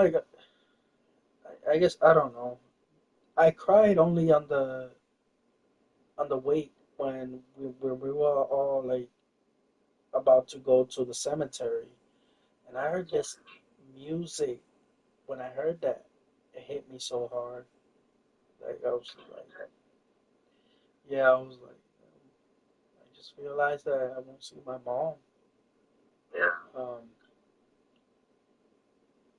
um, but they did ask us after that, like, what music would you like to put under her wake and stuff, and I wanted to put a song.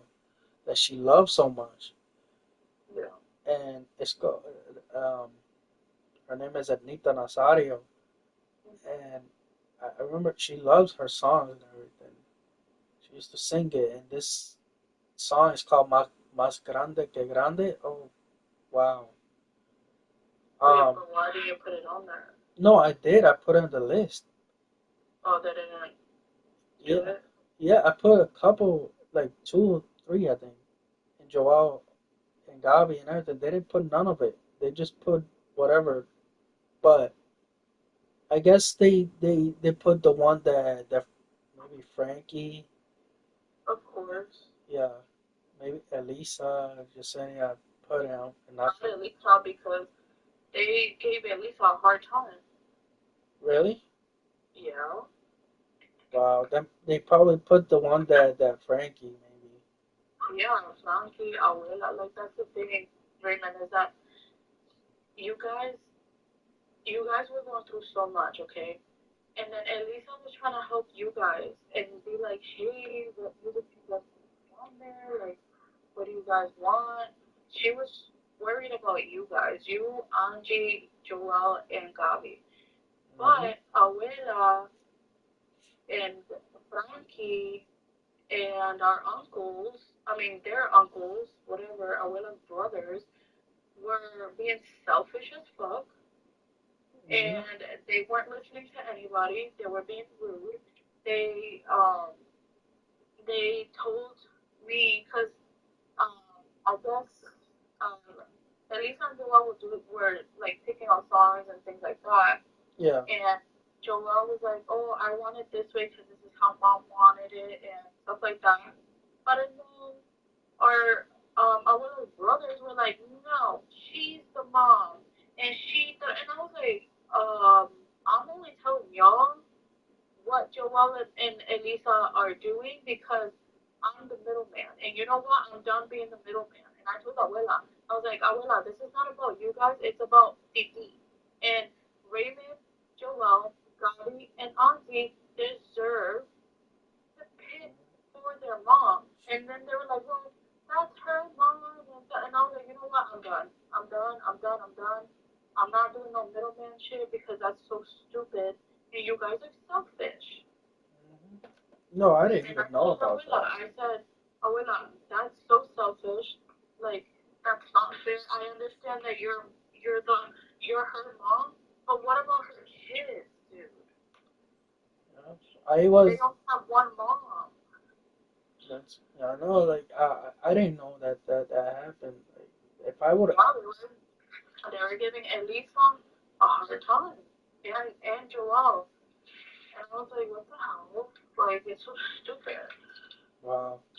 I didn't. Yeah, I didn't really know about that. If I would probably if I was in that moment right there, I think I would have said something. It was like it's my mom. I don't care. Like I would. I don't know. I probably would have said something maybe. I don't know if Joel knows, but I know that the things that they were saying to me, I was getting so mad. I was like, I'm done. Like, you guys are so annoying. You Like, know. And you know what? I just had a dream. I mean, uh-huh. not now, but like a couple times that about that, like family. Kind of like how do you say it? Like split, split family. Yeah. Like one of them is disagreeing and the other one is agreeing or whatever. They're both. So my mom was there and she was there with me, and then she was telling me it's a, I think in Spanish she's like I feel like in my dreams she doesn't talk or she doesn't say anything, but sometimes she will say something, but a little bit, and she says, "Okay, you're with me" or something. Yeah. So I dreamed that. I dreamed that, and then you know, I don't know if it happened before or after, but um, I'm gonna. Wow, I didn't even know about that. When I was in the car, when we were all like going to the cemetery, I was waiting on my song. I was waiting on the song that I I put for my mom. I was like,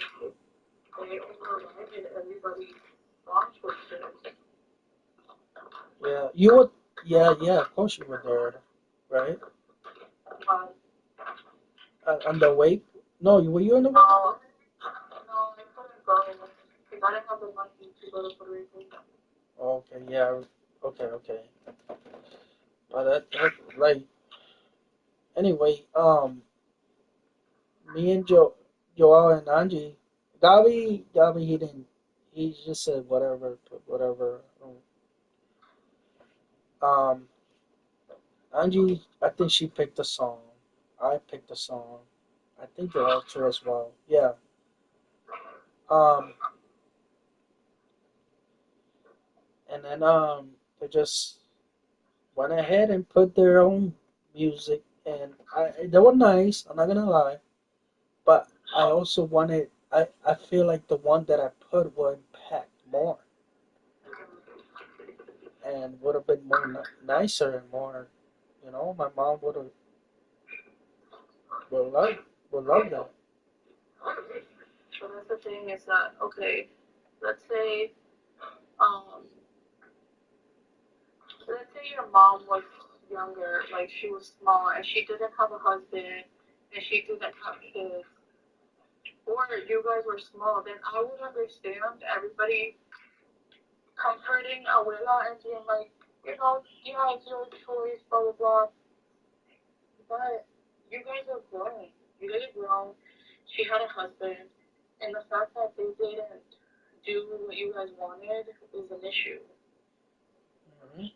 Yeah, it is, and I felt like if I would have knew that, if I would have known, I mean, I would have told them like you guys never was here for my mom, and now you guys are just want to like kind of like you know take charge of everything in Yeah. there when you guys weren't there as much, as you guys say with my mom. Nobody, nobody talked like who talked there. The only one who talked was me, um,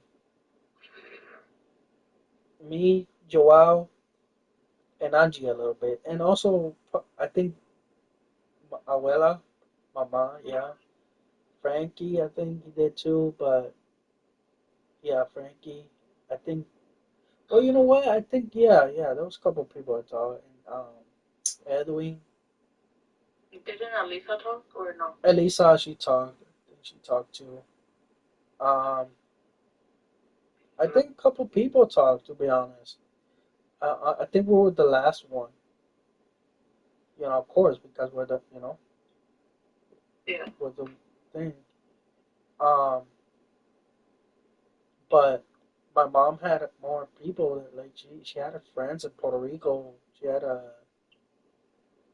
her name is what was her name? She used to do tripleta. Oh, so good. Um, I guess she couldn't maybe, but every time when we're in Puerto Rico, we go to Calle. This sandwich, la tripleta, my mom used to get and used to give me some. Oh my God, I used to be in love with that sandwich. Um, it was like a anyway. I'll tell you. Anyway, yeah, it was like what do you call it? I don't know, like ham, pastrami, like three meats or something, and then there was chips. Like the hot dog, Puerto Rican hot dog, Yeah. kind of like that, but in the sandwich, everything all together, and then ketchup and I think mayo oh my goodness, I was in love. That actually sounds really good. Yeah, it was very good. That truck, I think maybe is there still, but that was my mom's best friend. She used to go there every time to talk and hang out. My mom had friends too. She had a lot of, you know. Yeah. in Puerto Rico, but over here in Lowell, she didn't really have because she didn't want to really. I mean, it's not that she didn't want to. It's just I don't know. Like she felt like in Puerto Rico, she was more free. You know, Yeah. she could go anywhere, and and that's how she is. My mom is is social. Yeah. Um, but yeah. Anyway, about the wake, like it was nice. I know that a couple people talk, and then when those people that didn't see my mom and stuff, good that they didn't talk anything because that would have been hypocrite.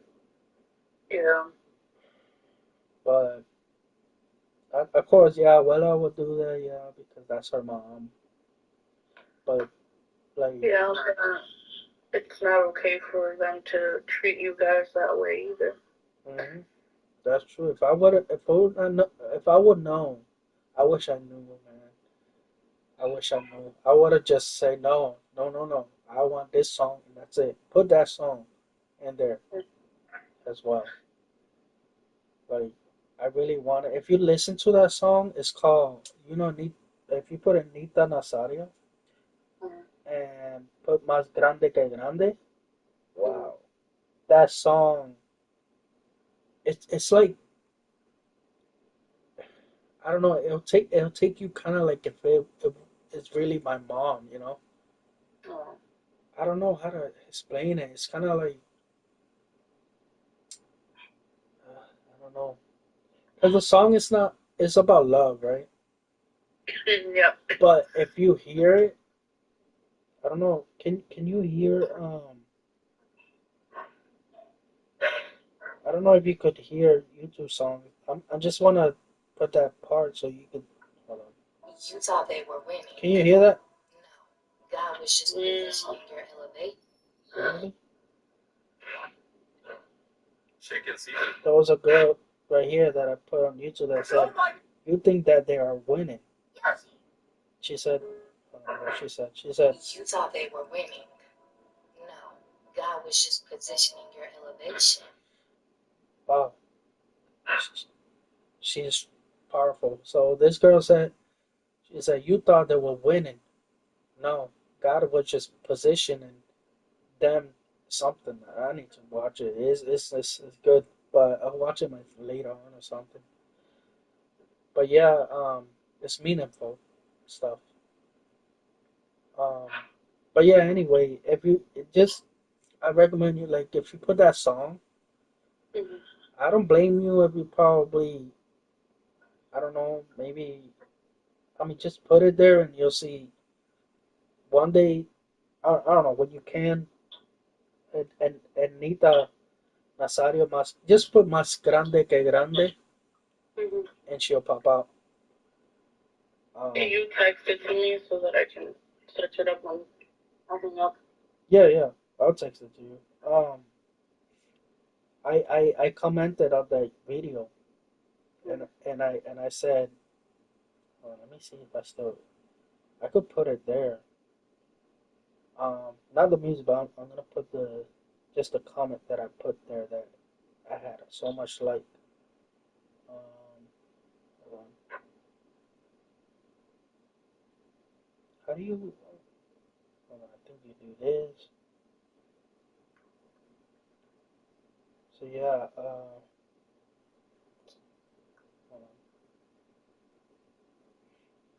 I wish you came. Like I was, you know, to the wake and stuff like that. Maybe, Yeah.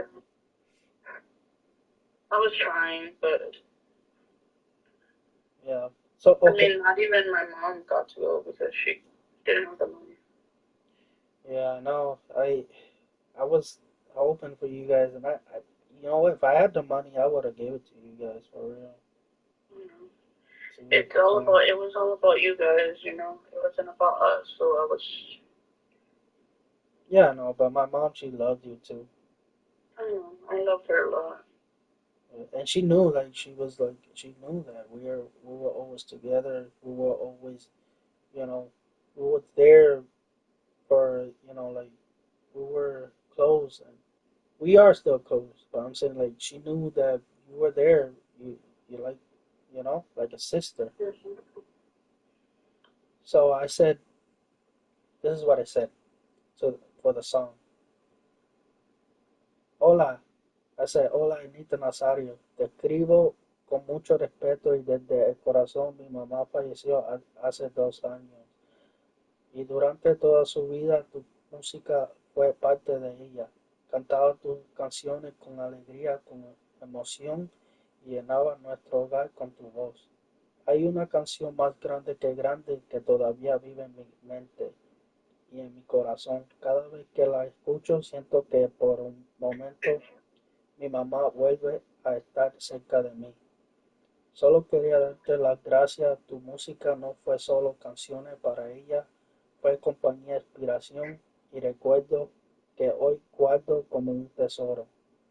No, no escribo esperando una respuesta. Solo quería que supiera que tu arte tocó una vida de una manera muy hermosa y que aún hoy sigue uniendo corazones. Gracias por todo lo que dijiste, lo que le diste a mi mamá. Sin hacer. Gracias por todo lo que le diste a mi mamá sin siquiera conocerla. Con cariño y respeto y gratitud. That's what I said. That was beautiful. Yeah, and I have 33 likes, and I have some comments in there too. But yeah, like I said that, and I was in a moment when I heard that song. I was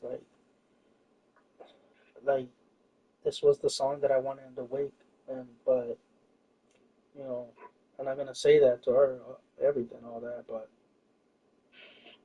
yeah, I'm sure they're not gonna see that. I mean, I don't know, they're busy, they're musician, Yeah. and maybe one day, huh? You never know. Well, yeah, that's true. But maybe one day she'll see it, and I don't expect no, thank you or anything. I'm just, maybe she'll see it, she'll put a heart or something. Yeah. But yeah, I had I thought I had more than 33, but it's okay. 33, it's more than at least one or two. Yeah. So yeah, and I had some comments in there saying, like about their mom or like you know thank you Anita Nasari or a lot of things. I feel special with that song. Yeah. I'm gonna text it to you so later you can hear it or even have it as your playlist. You can click the on the thing. It says share on the video, and then you can send it to me like that. And if you can't, just send me the name of the song and the artist. Okay. So you said on the share or right here, right? Hold on. Yeah. It says copy link, and then you can send it to me. Oh yeah. Okay.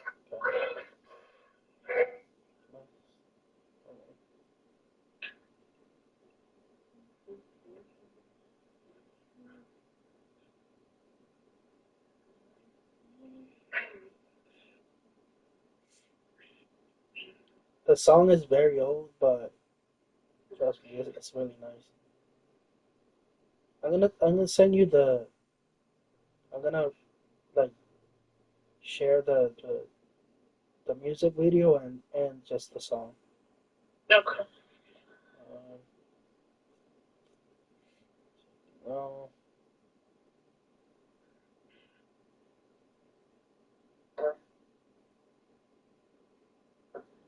like there's something that reminds me, like her really like I don't know what it is. It's aura or something. It reminds me like some type of like my mom in it, like her. Mm. Like same vibe. Yeah, like the same vibe. Like she's probably like, yeah.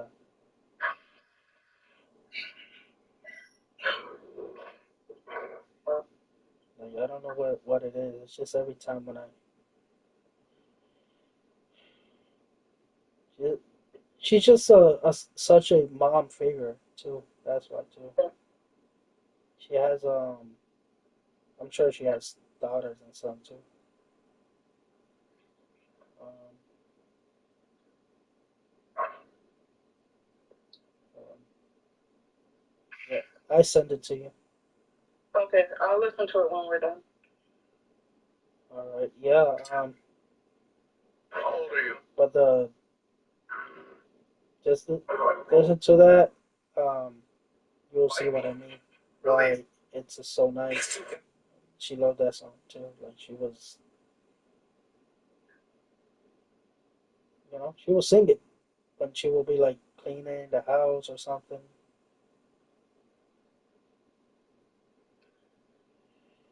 I kind of wish my sister. Uh, I haven't talked to my sister in a while. I mean, she was a grandma, so if you call grandma, maybe like we'll talk.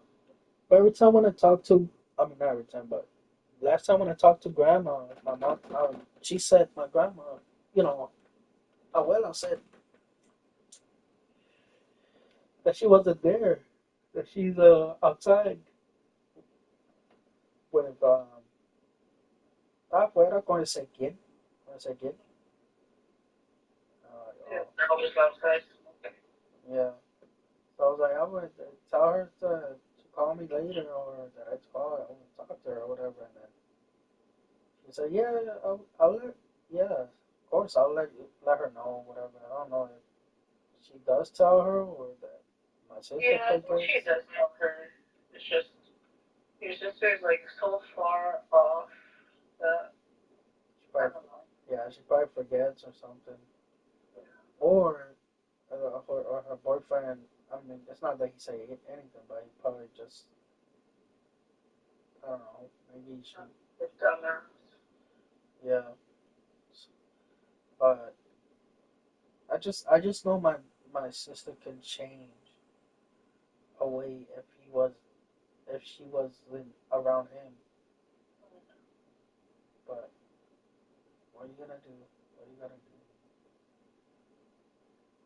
But yeah, listen to that song and let me know how it is. Yeah.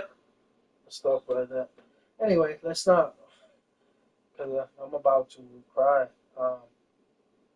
about that song. Anyway, have you watched any like new movies or Yeah, I watched the new Anaconda movie with Jack Black. really? How was it? It was kind of funny. Oh, it wasn't um like action or serious or whatever. No, it was a funny movie. I know. Really? Huh. I gotta watch it then. Yeah, it it was funny, kind of stupid, but Yeah, yeah. Oh, okay. But so but only like Jack Black was there. Who else was there? um, I forgot his name. Something Rudd. His name Redman? is I forgot his name. Paul Rudd. Paul Rudd. Oh, Hard Rock. Which one is it? Maybe I'll know if I seen that. I probably saw some of his movie. Uh, Paul Rudd, and then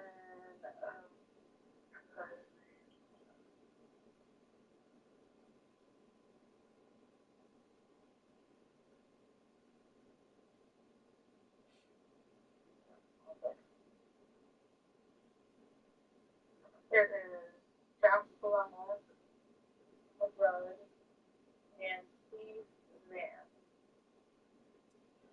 Ice Cube is in it too. oh, Ice Cube. Yeah. And That's what I was J-Lo thinking. comes out in it for like a second. Really? Because they're like the OGs on Anaconda. Yeah, it was funny. Okay, yeah. I know. Yeah, I know Paul. Yeah, I seen him. And wasn't he in Hangover? Was it him? I don't remember. And then Steve Zahn. I feel like I see Steve Zahn. Isn't Steve Zahn funny too? Who? Steve. Steve? Steve. Yeah, Steve Zahn. Stevens. Yeah. Yeah, I feel like I seen him in a. Yeah, is he from Hangover? I don't remember. Honestly, I don't remember Hangover. Yeah, I mean I don't know if it's him, but yeah, he's funny. Oh, he looks so different without beard. He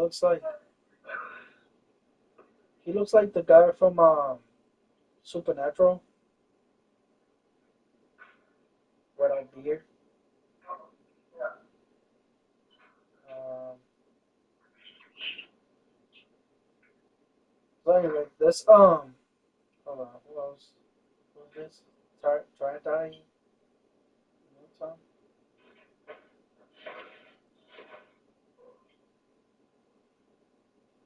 Isn't this one Puerto Rican?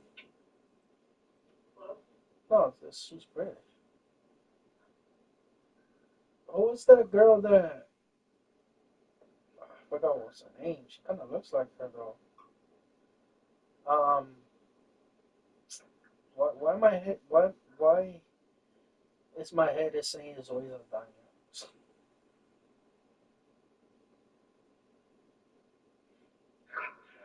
You know Zoe Saldana? Yeah. Weird. She's weird. Uh, Zoe. How do you spell Zoe? Oh, Saldana.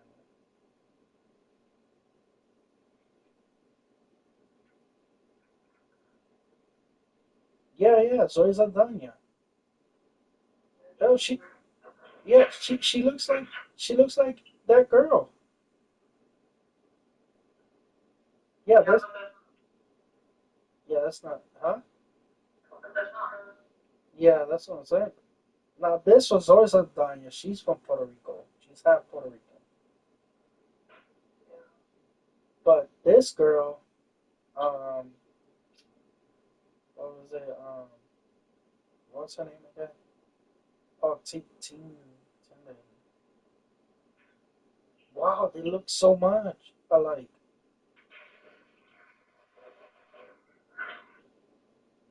Hold on. Okay. Zoe Saldana. Saldana.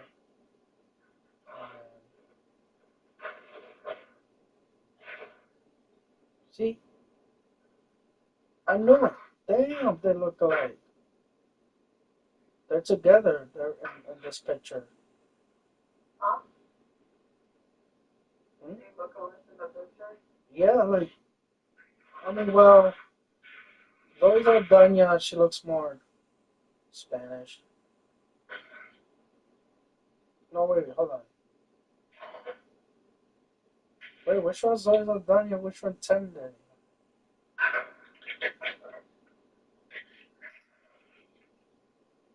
Can't tell the difference. I bet you they don't look that much alike. Like sisters, you know? Not like twin, but like just kind of like, you know? Yeah. Hold on, let me see. This is the Zoe Saldana Tin, Tin mystery has been brought to my attention by a dear friend, and I cannot stop thinking. So yeah, people are saying that they look alike. Hold on.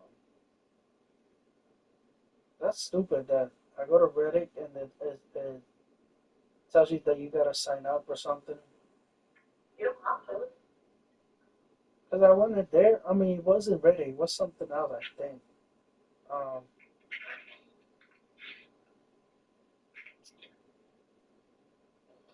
Anyway, I'm watching now right here. It says both Zoe and that Tindy, like I know both women have readily admitted the uncanny resemblance.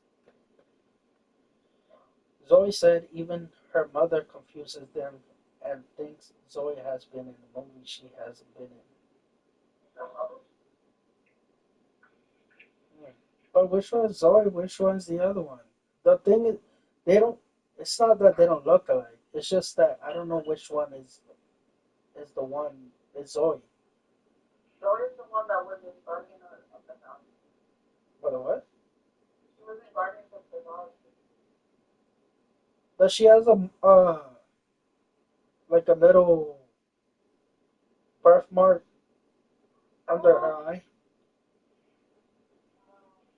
I'm not sure. I don't know exactly. Or is that Tyndall or Twindle, whatever the name is.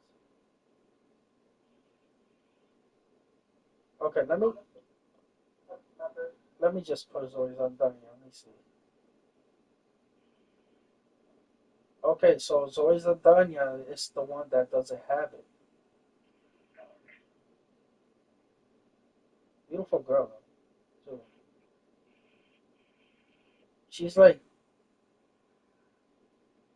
she doesn't look half Puerto Rican. She doesn't look Spanish.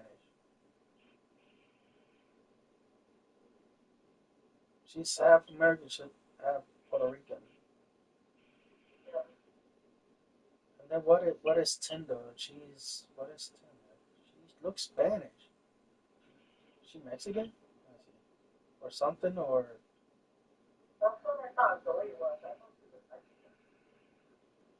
yeah, but maybe Tindy is Mexican. Let me see. Maybe I don't know. Tindy nationality.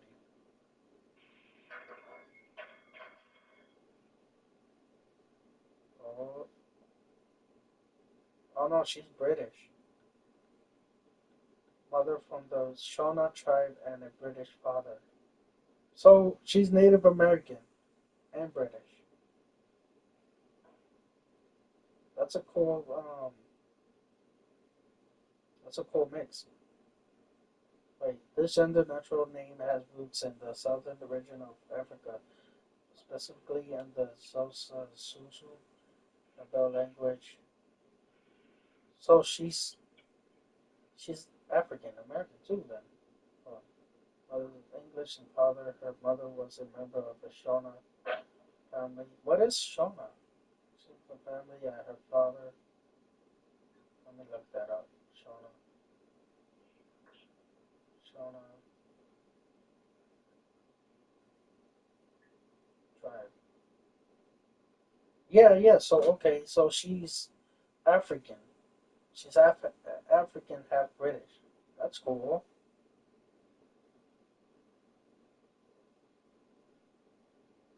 Yeah, right here she. What's Wait, the other name? she she looked darker here. Right here she looks more Spanish. I mean, she looks Spanish. The other one is Tidai. What do you mean, the other girl? Yeah. It's no. It's a weird name. Tendai Newton. Let me spell it. It's Thandiwe.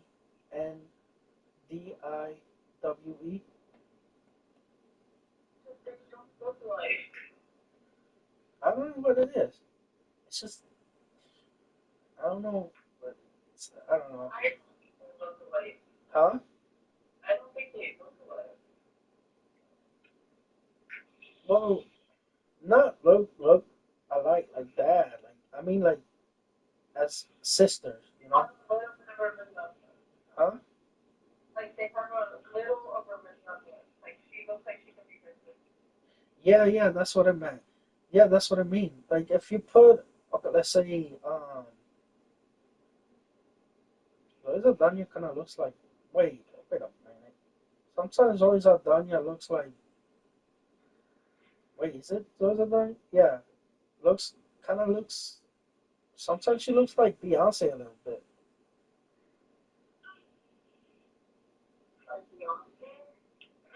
I think, I don't know. Maybe I might be wrong. No, but okay, put on. I'm ready. Put Tendai Muto and Zoe Saldana totally like looks like. Put the picture, and they have the same bun, hair bun, the hair the same hair bun, and I don't know. And then there's other picture of them with the same hairstyle, but like somebody said, y'all not telling me that this is not the same person.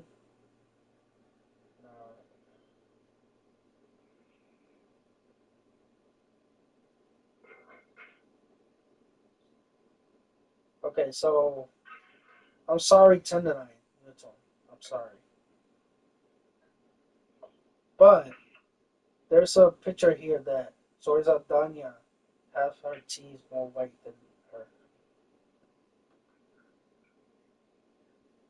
So I'm looking at her teeth because Tendi, whatever her name is, she has like a gap in the middle, like a little small gap, but not Zoe. But I didn't talk to you. But both of them are pretty, you know.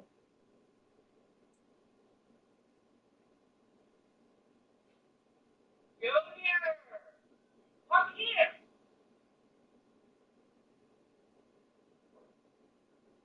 I was gonna call you and you're just like, what? And you don't come here. I'm calling you.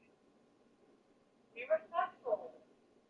What do you want to eat? Because the chicken's gonna take a while. Cheese? Okay, so when the chicken's done, you look for the chicken. The mac and cheese is up there for Junior.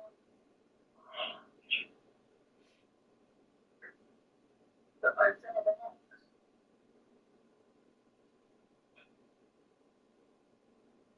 At the bottom. Yeah.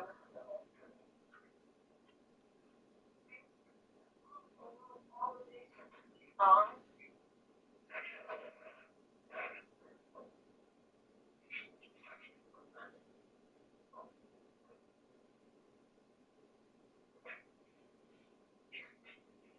I got other ones that look alike. yeah, let me know that you're throwing it. Just hit me in the face, dude. Okay.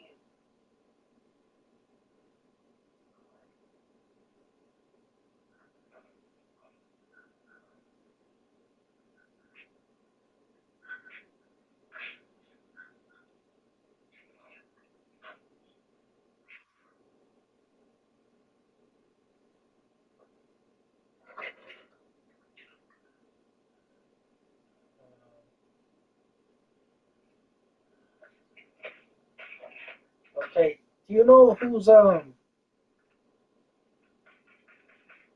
damn what's it? I don't know if it's Bill Buscemi or it's Bill. I mean Steve Buscemi and Bill Skarsgård.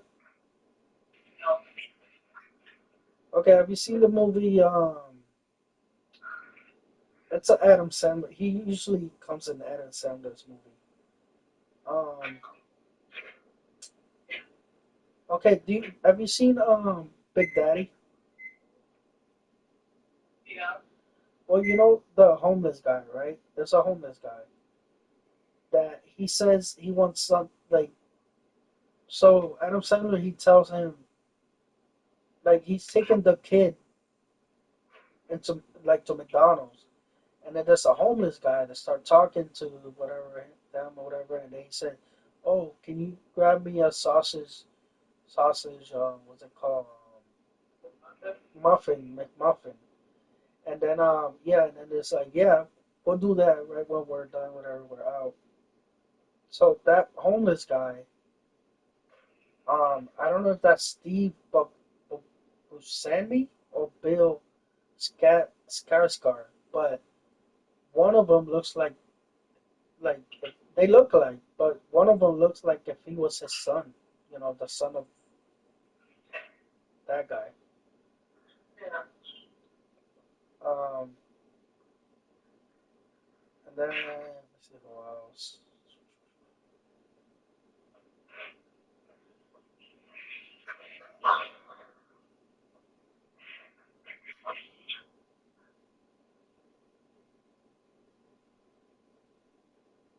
Any more?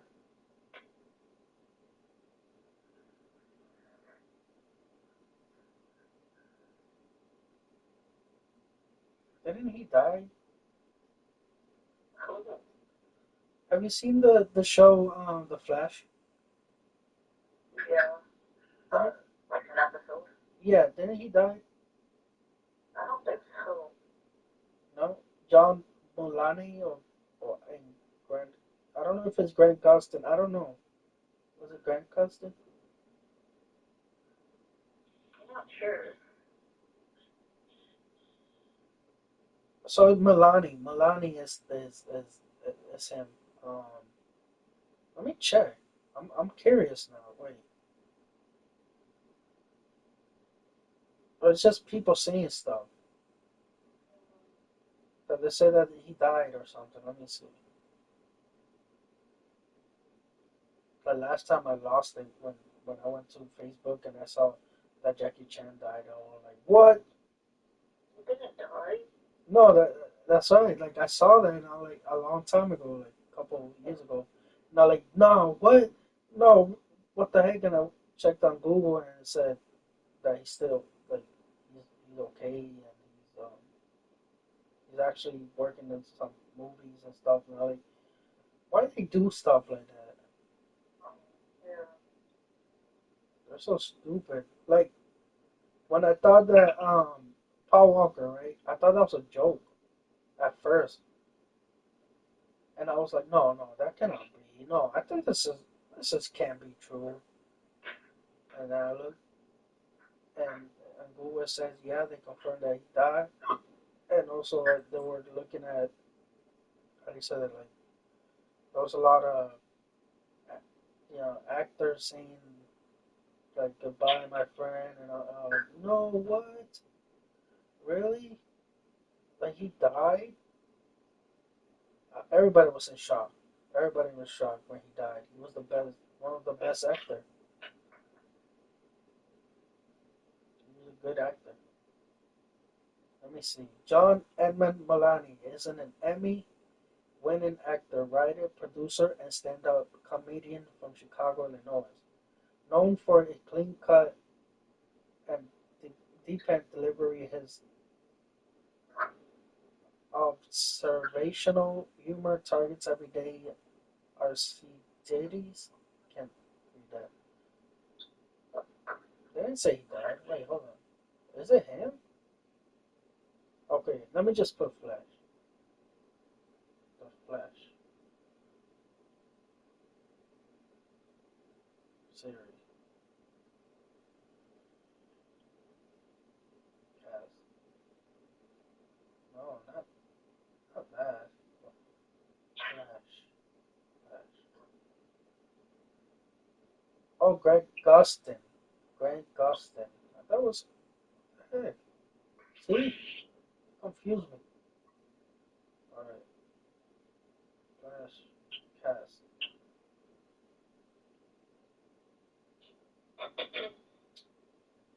Why doesn't it show the cast?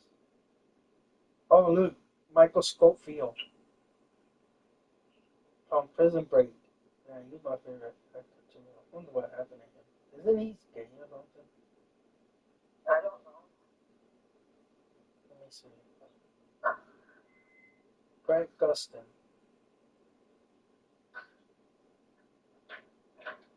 Hold on.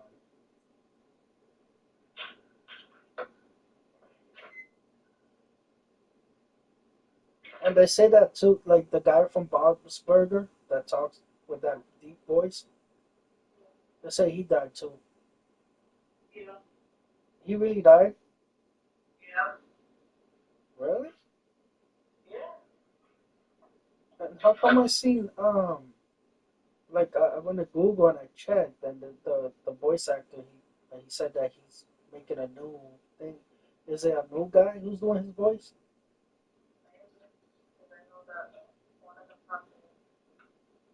Oh, so it's probably not the one who does Bob. Oh, so which one was it? The one who does his wife?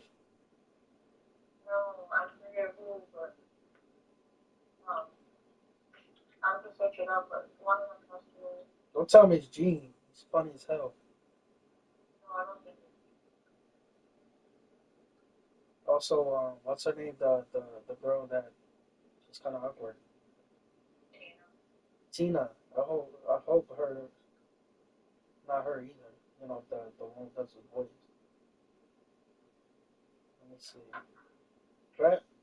So Thomas Grant Gustin is an American actor who has become with the DC superhero The Flash, also known as Barry Allen. He plays the character in the CW series The Flash. Before landing his role as The Flash, he played some. Junior!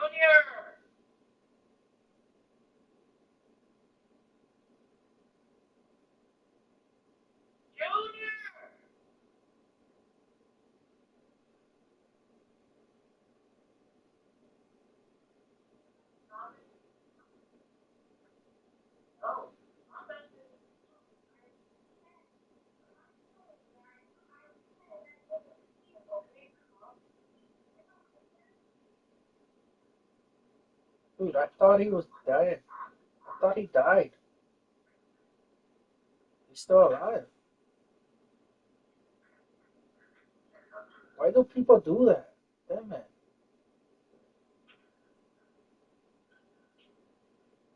Yeah, he's still alive. Yeah, he's right here.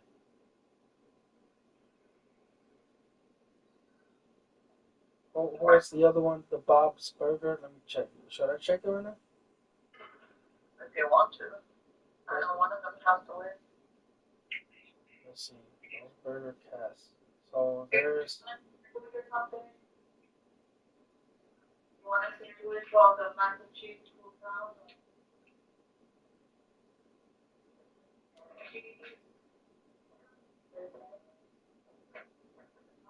I'm not making you a sandwich with mac and cheese.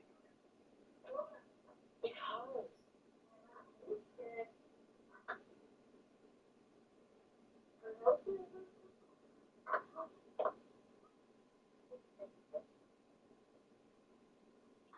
I fixed it already once. I tell you not to fix it. Well, you're not. Fix it once already.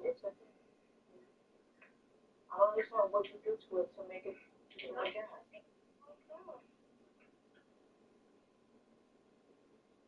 I got a feeling, but something is telling me that I got a feeling that the one who passed away was,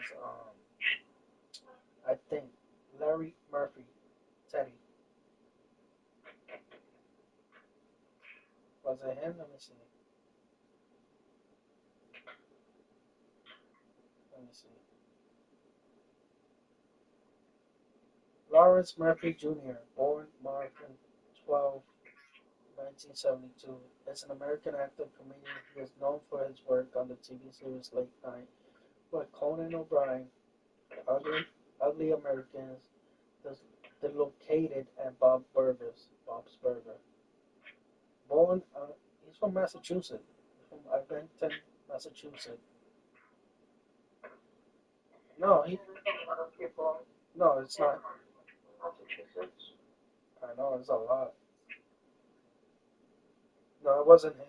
So it wasn't him. Okay, it says acted too. Still, yeah. Which one is this? So much over here. There's Kristen Shaw, Dan Mintz, H. I think this is the one who does Bob's voice. I think.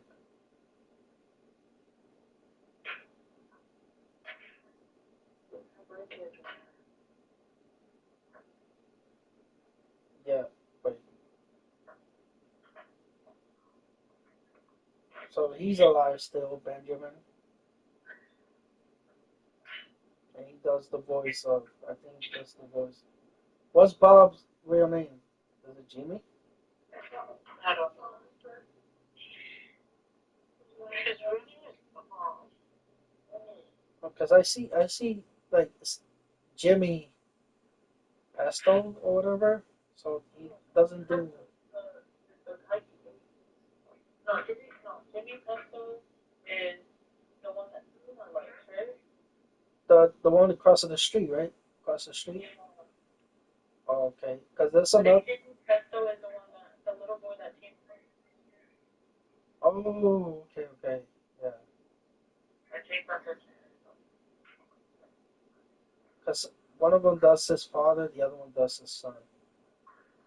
So Jay Johnson, he does his son, and then H. John Benjamin does his dad. But who does Bob? I'm not seeing it. Isn't the one who does Bob's Burger does Archer too? You see the show Archer? You know more than I do. And there's a lot of things that I really don't know. Some of them you will be surprised. Um,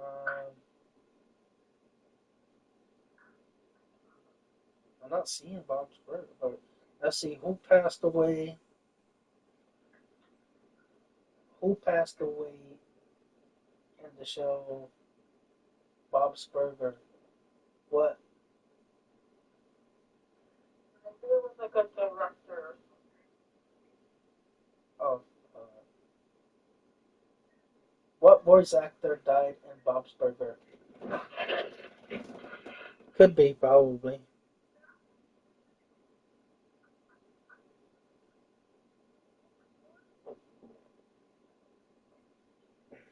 Died.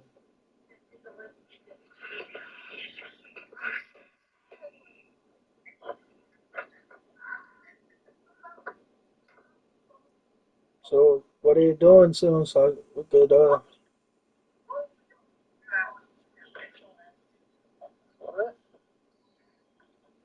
I said Okay. oh wait hold on. Carl you mean Carl's Reiner? I don't know. I don't know his name. Um oh no Gaber Forges. Forges. Gaber Forge. Hold on. Hungarian actor voice actor died at age 76 in Bob's Burger. He is Linda's oh it's his voice. No wonder. Linda's voice is different. A little different. So now it's a girl who does her voice. But it sounds more like before it sounded more like oh Bob sound like that. Yeah. And now it's like more girly. I mean it's still the same a little bit but it sounds like a like a girl. Like it's doing it.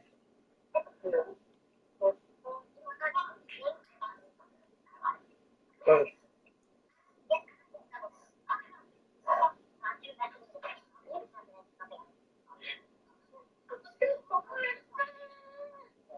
That's why I asked you if you wanted a sandwich or something so that I can cool down. If you want a sandwich or something, then make it.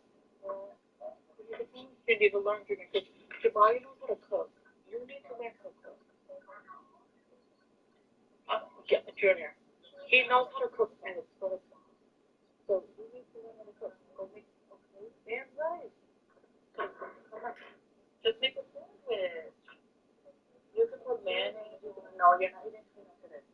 I will make you peanut on the next one tonight. Because you want tuna today, and then you're gonna ask me a couple of days later. That's the call.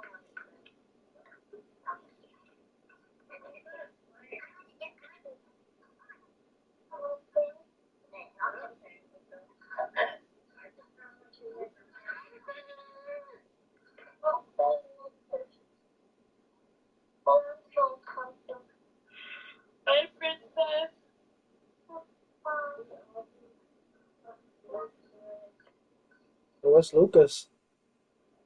He's on his way home from work. Mm. It takes him a little while because he's on the break. Dude, we've been talking for like 3 hours. You know that? That's crazy. I Yeah. know. You wanna? So I'll send you. I already sent you the link for so you can watch the YouTube thing for Nathan Asaria Yeah, I'll listen to it. and all that. If you want to come tomorrow or something, but I do work tomorrow, so Yeah. just text me before. All right. So yeah, damn, 3 hours. That's how you know we're close. We're like, damn, buddy. You know. Because I don't spend 3 hours on the phone unless it's with you or my sister. Yeah, and you know we're like brothers and sisters already. Who I've been living the most with you guys. I told you guys over there and everything. I mean, we all said to each other, we're like brothers and sisters, even, you know.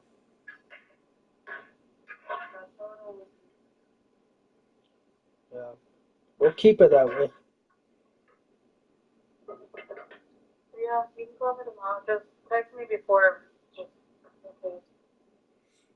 All right. Sounds good. Yeah. I didn't even know about, like, I didn't notice until now. Something can go by really fast. Yeah. No, that's true. But, all right then. So, tell everybody over there, your brother, Anthony, um, when you see, Jenny and everything, and even, you know, even if you see Ashley, tell her and say, tell them everybody that say hi and then, to Remember, she moved away. wait, she moved away somewhere further? Yeah, like states away. Holy crap. Yeah. But does she still talk to you or no? Yeah, sometimes. What was her preferred name now? Sunny. Sunny? Um wasn't it Siren or something? Got changed. Oh. Is somebody is stalking her or something? Or trying? No, I think they're on here. No, she's just, she's trying out different names. Oh, because I was wondering, because I was like, why'd she change her name up so much? But it's her own choice, as long as we respect it. Yeah, that's true. Let her know if you talk to her. Ask her if if she has a Facebook or anything to friend request me or anything. You know, Okay, yeah, let her I want to know because um, I want to see how she is. How she's doing. know. All right, and tell your dad also that I say hi to as well, Okay. and your mom, of course. Let them know. All right then. Then I might call you tomorrow then. Alright, please text me first. All right, I will. And see that video. Okay. Alright. Bye. All right, bye.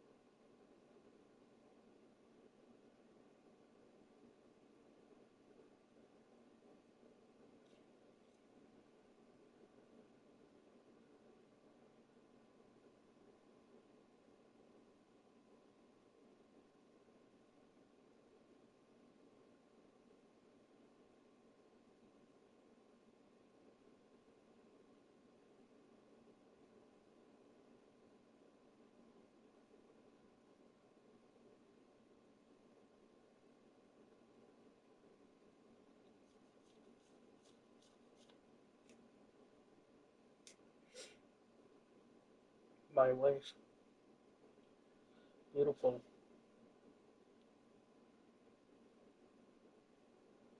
I love you so much, and reading your message always makes my day better. And I feel good every time when I see your beautiful message, baby. I love you so much. My all, my Milky Way, my forever, my full.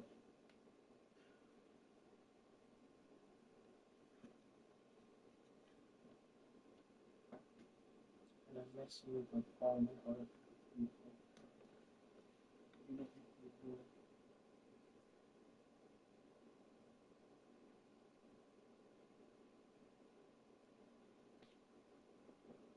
And I can't wait to see you in person, baby. For us to meet each other. Beautiful. Thanks for always being there for me, no matter what.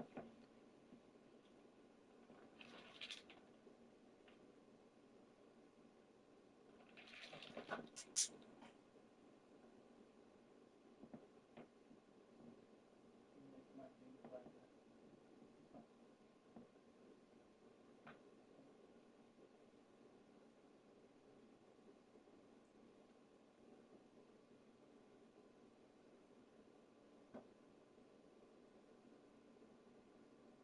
Just want you to know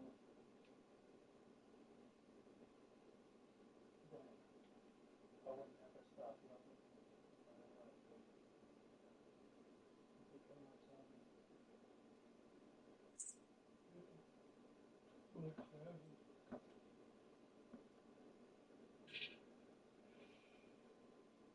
you are my forever, my everything. My beautiful love.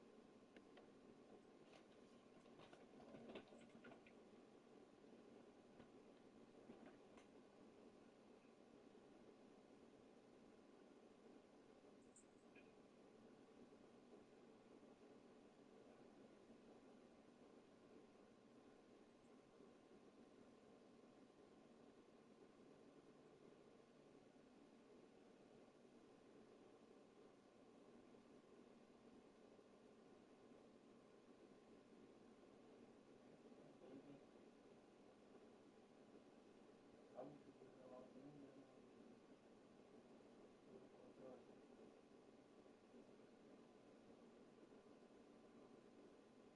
I already don't remember the password,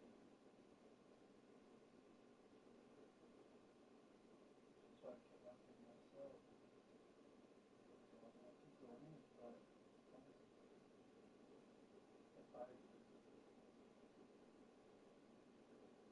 log out, there's no way I can go in because I don't remember the password. And I think I Venmo with my other email address that I had on my other phone. But every time when I try to log in with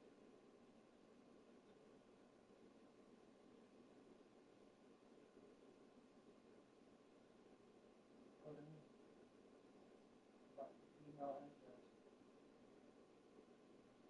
on that phone, it tells me put the password in. And I try to put it and it says incorrect.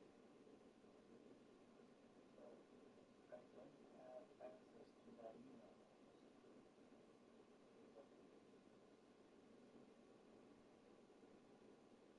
My friend,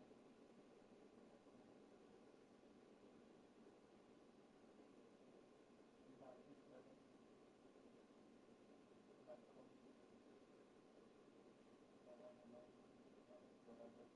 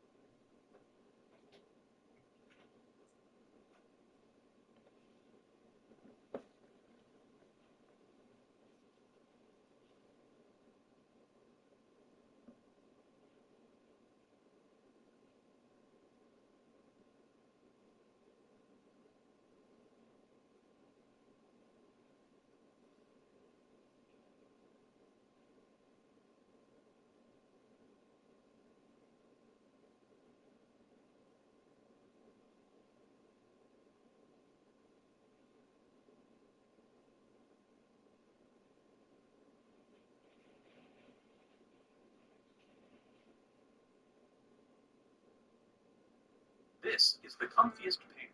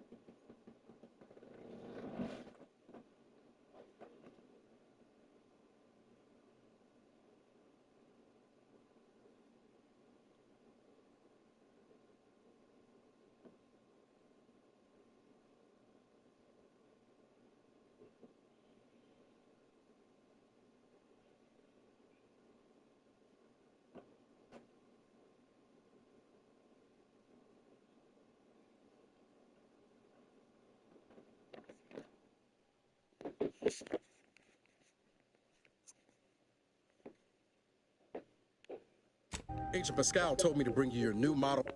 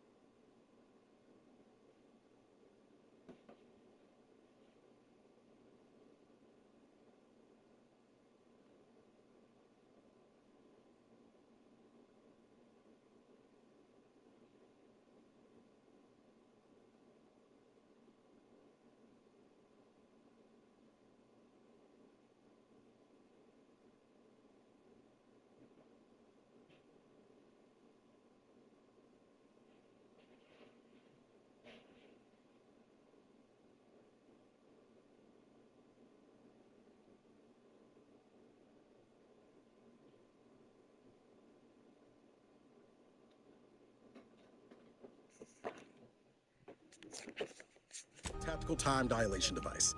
They say these newfangled ones cause no, that ain't right. 10.25% less brain damage than the old ones.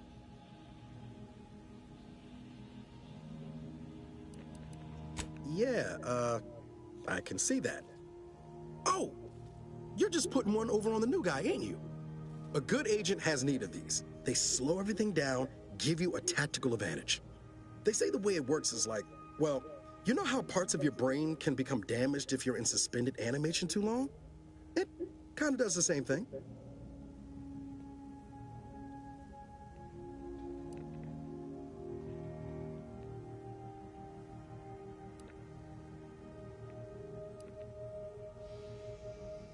Didn't I just say? But this way, you don't have to risk extended hibernation. That can kill you, you know. The lab coats swear this way's perfectly safe. Science is amazing, ain't it? Listen to me, rambling on. So, well, anyway, here you go. Look, Commander, truth be told, I asked to deliver it to you. I was just hoping to get a moment to ask you for a pointer or two, you know, on how to be a great agent like yourself. Because, well, you're a legend. And the other agents, well, let's just say they disagree on just how I should go about it.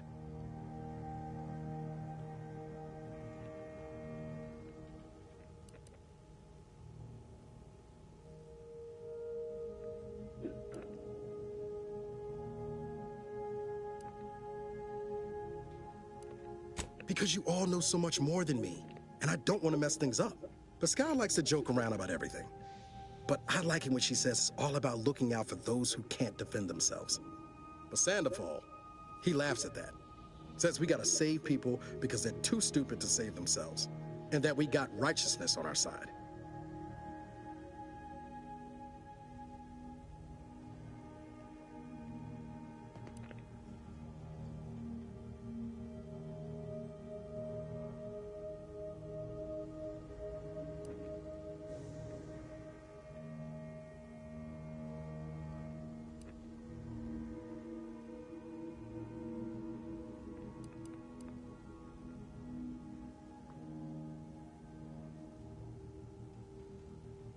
Yeah, there's some advice worth taking to heart. Anyway, thanks for giving me the time of day. Most superiors wouldn't. Oh, I almost plumb forgot to tell you. It's near time for Agent DeVries to establish contact. She's like you, top tier, one of the Earth Directorate's best. I know you'll like her. Anyway, we ought to be getting down to the main room and open up the channel.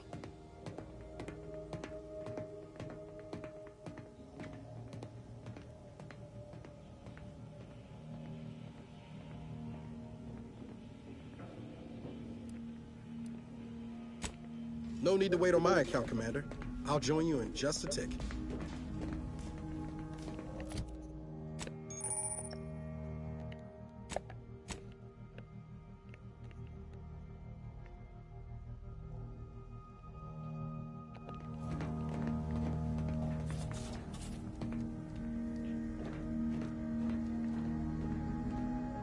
Let's hear what this forward agent has to say. To open the channel to start the meeting with Agent DeVries, please proceed to the table. There'll be time for chat after the meeting. Call should come through at the console. Forward agent's ready to be patched in over the channel. Commander, your credentials are required to open the channel with Agent DeVries. Yours are currently located in your cabin. Don't worry, you're not the only one who needs their gray matter rewired after hibernating our way through skip space, Commander.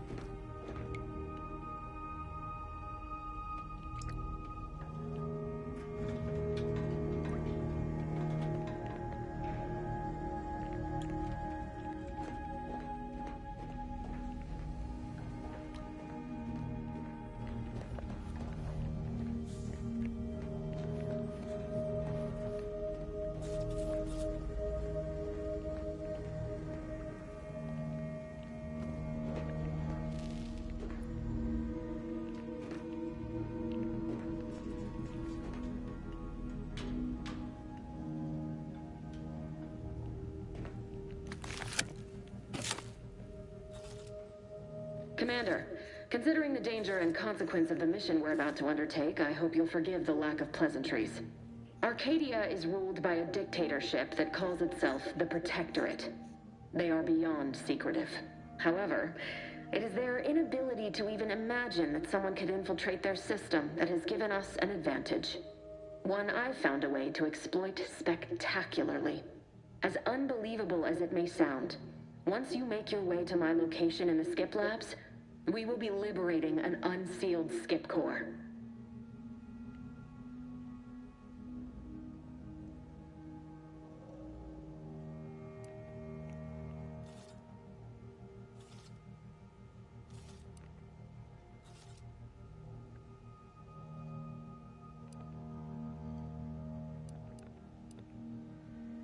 You ever heard of anyone trying to unseal one of them and living to speak of it? And the story about the explosive seals being necessary to complete the circuit so they'll function? Well, it's a lie.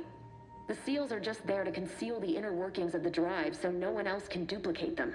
Examining an unsealed one will be invaluable in helping our lab coats figure out how they cause the rifts. But you'll first need to make your way to the station proper from the landing pad.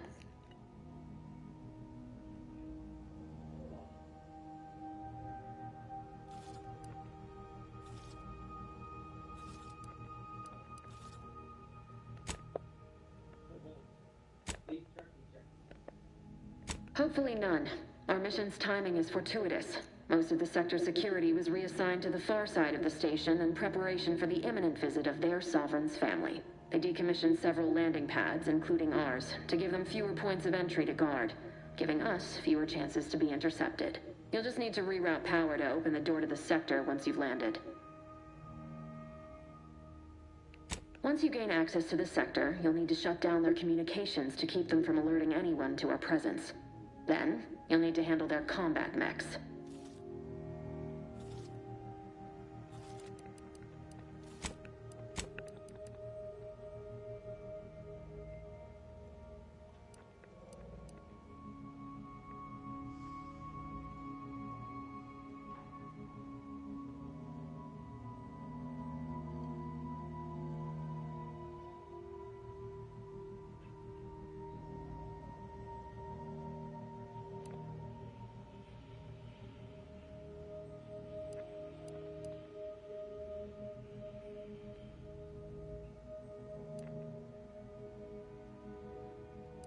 I've managed to leave caches of tools and intel for you throughout the sector. I'd take advantage of all of them, were I you. This may sound simple, but I cannot stress this enough. Do not underestimate the danger we face. Come on, Agent. Haven't you heard? We're the best and brightest. We infiltrate corrupt governments before breakfast most days. Do you think this is some kind of joke? The Protectorate are the worst of the worst and will not hesitate to string you up if you're caught, if you're lucky. They think nothing of regularly chemically lobotomizing their own subjects for even the slightest error. Your life isn't the only one at risk here.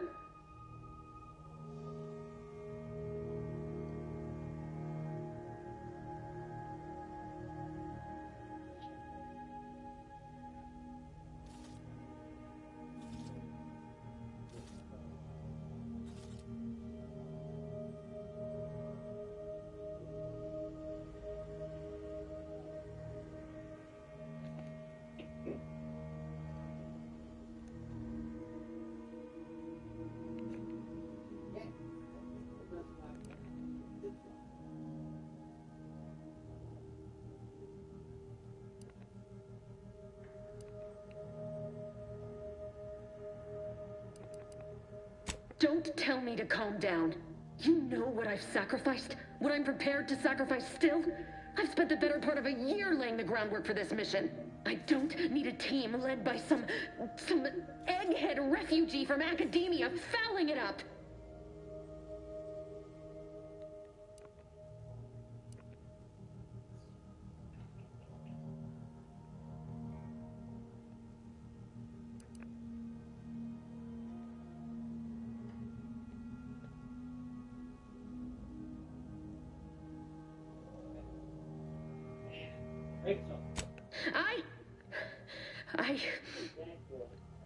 Yes, of course.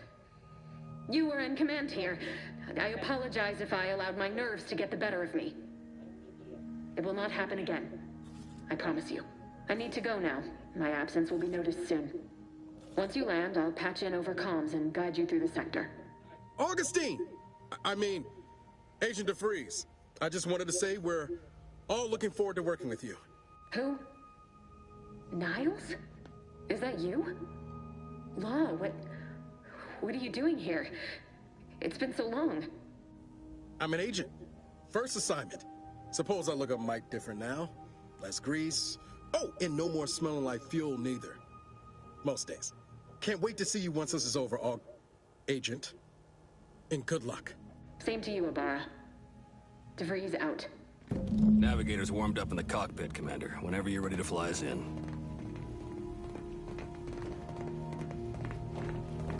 Apologies for all that back there with DeVries, Commander. Appreciate you sticking up for me all the same. But what was that all about? I was just offering up reassurances and Super Agent Extraordinaire DeVries lost her head. A crack from me shouldn't have brought that on. This whole mission, there's something off.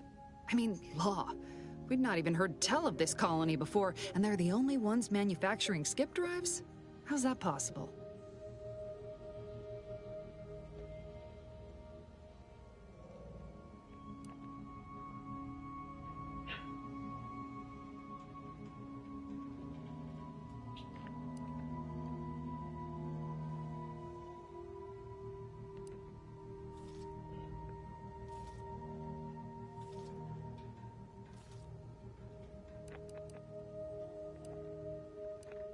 Even the Earth Directorate?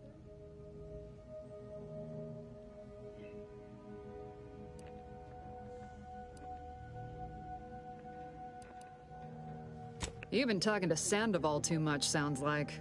Seriously though, us sneaking around on a mission of such import just don't sit right with me. We're the Earth Directorate, Void, damn it. When we arrive, everyone should know it. The guilty should be soiling themselves, throwing themselves on our mercy. And just how is it any colony can be outside our jurisdiction? Don't make no sense. Any fool could see that, even Sandoval.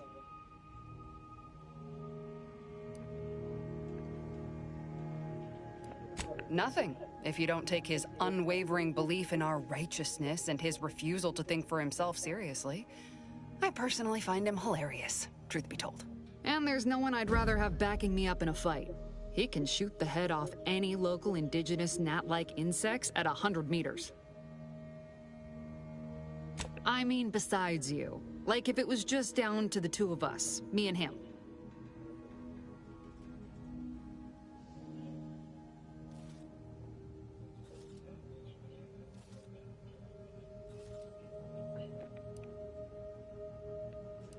We all gotta go sometime, Commander. Now, if you'll excuse me, I gotta commence with my pre-mission ritual. Guess your gray matter is still foggy from hibernating, ain't it? My pre-mission ritual of 3 bowls of purple berry crunch?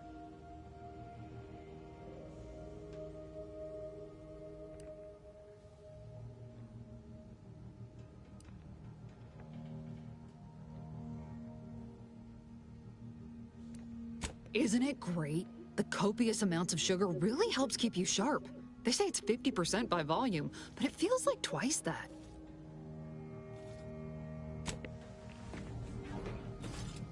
Well, that was something. She was different than I remember her. But then she would be, wouldn't she? Just hope she's doing all right. Reckon the secretive nature of the mission and this import must be weighing on her something fierce. I hope it was okay to talk to her direct like at the end there.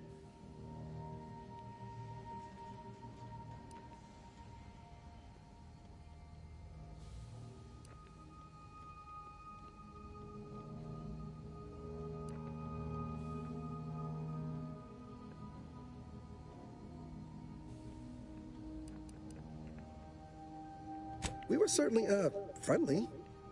Augustine saved my life when the Earth Directorate swooped in and liberated Triangulum. Left an impression, you might say. Now that I've been cleared for active duty and got my certifieds all in order, I hope I can repay the favor someday. There'll be time to jaw about all that later. But all that she was saying about you, Commander, ain't sure it sits right with me.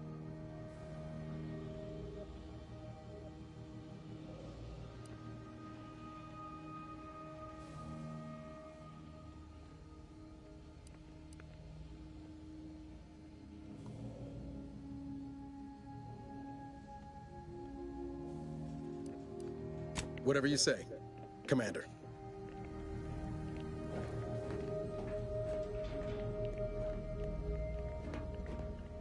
For what it's worth, Commander, I appreciated how you tried to smooth things over with DeVries back there, but Pascal needs to get her head right if our team's to operate smoothly.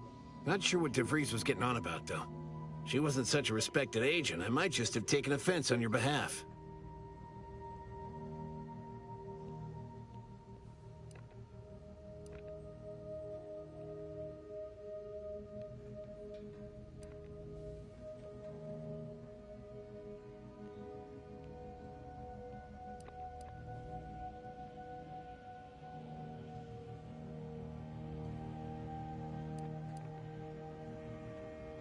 Anytime, Commander.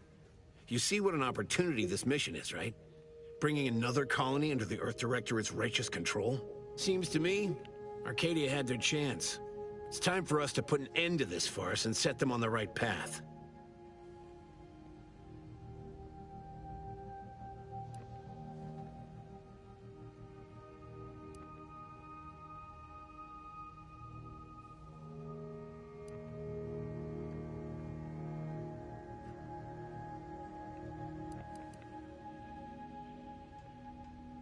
Obviously. It's not like we've not liberated colonies before this, and always for the greater benefit of everyone involved. Well, except for the deposed despots. It's always the same story with these places. These people. Without the rule of law, those with power go wild with it.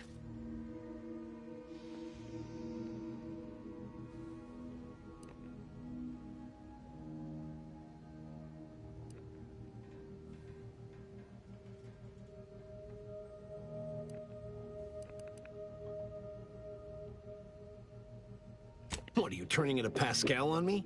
We have something called principles. Discipline. Someone has to rule. We're obviously the best suited for the job. I suppose it was foolish to believe I could discuss the purity of our cause with you. Allow me to get back to my preparations, Commander.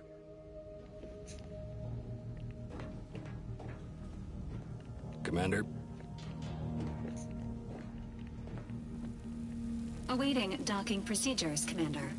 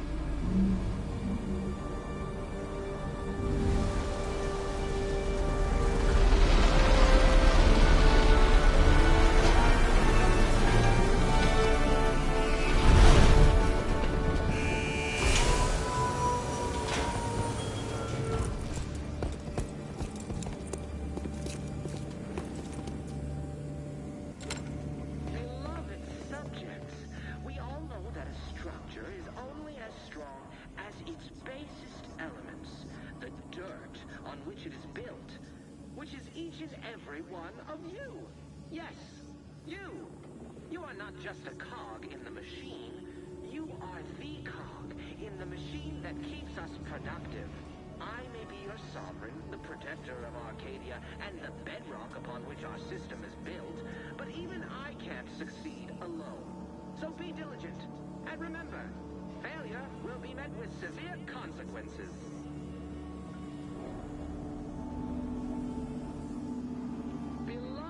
Subjects, we all know that a structure is only as strong as its basest elements, the dirt on which it is built, which is each and every one of you.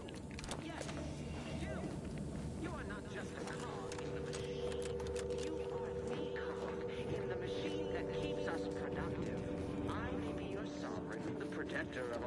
Arcadia and the bedrock upon which our system is built, but even I can't succeed alone.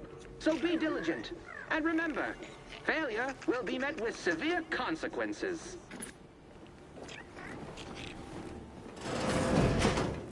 Beloved subjects, we all... Commander, Ibarra and I will secure the building down here, while you're upstairs restoring power to the door.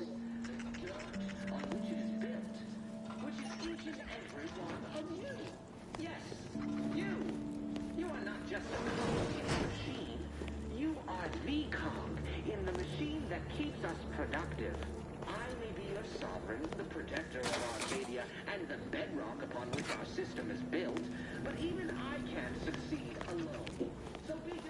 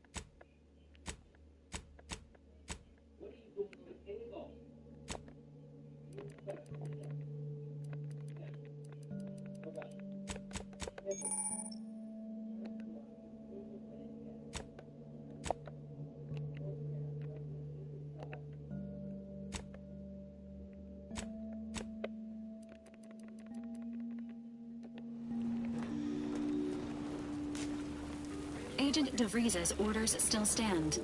Power must be restored to the door in order to proceed into the sector. That smell. Did a sprat get flash fried in here?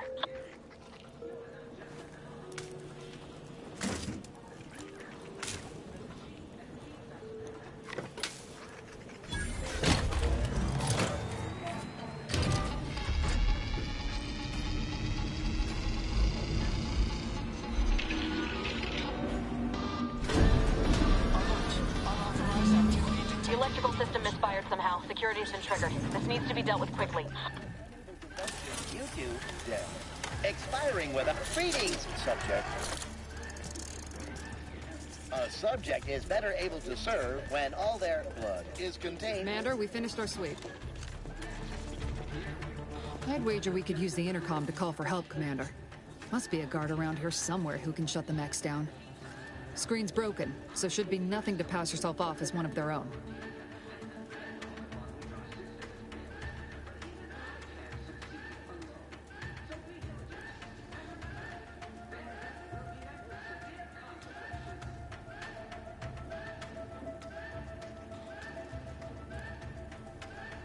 Always a good idea to have a cover story.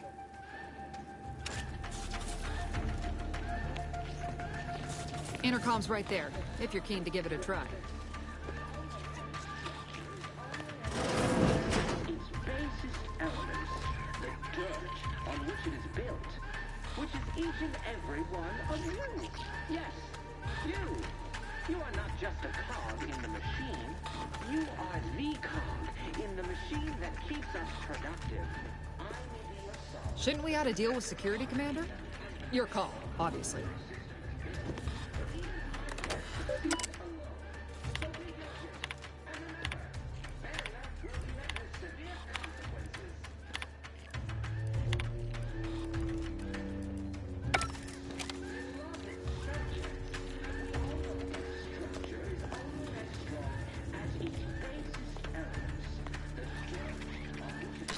Cadet Warden 4th Class Corbin receiving. It's a glorious day in the Protectorate. How can I serve? Wait a moment. You're calling from landing pad 0-53? That's listed as decommissioned. And yet the defenses have come online? Please be so kind as to inform me of your name and ID number so that I may report you for this infraction. And hurry, please. The transmission of the Sovereign's family's arrival will start any moment. I can scarce afford the demerits missing it would entail.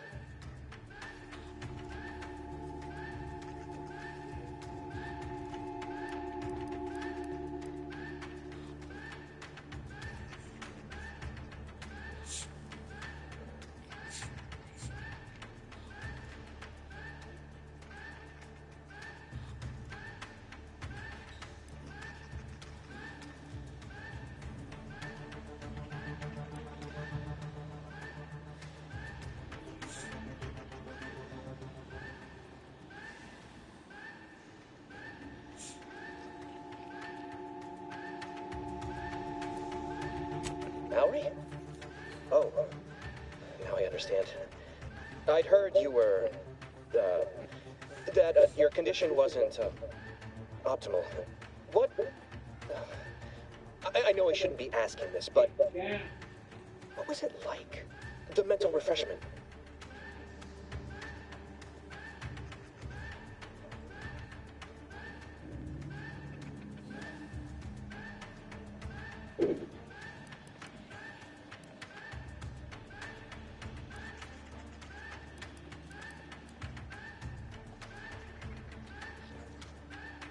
By the architect, you're one of those. I am pleased you have been returned to us as a fully functioning subject.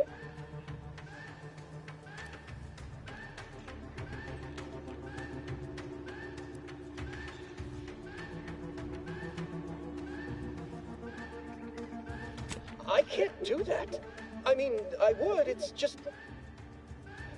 You know what, though? In your condition, you're unlikely to even remember this discussion. So it should be of no consequence to me. I will disable the defenses for you, Maury. But in the off chance you happen to recollect any of this, I beg you never speak of it. And please, do not go around pressing any buttons or fussing with any more whatsits. You wouldn't want to be sent back to... reassigned again? Mighty slick how you fooled that guard, Commander. Let's not waste time congratulating ourselves. Beloved subjects, we all know that a structure is only as strong as its basest elements. The dirt on which it's built.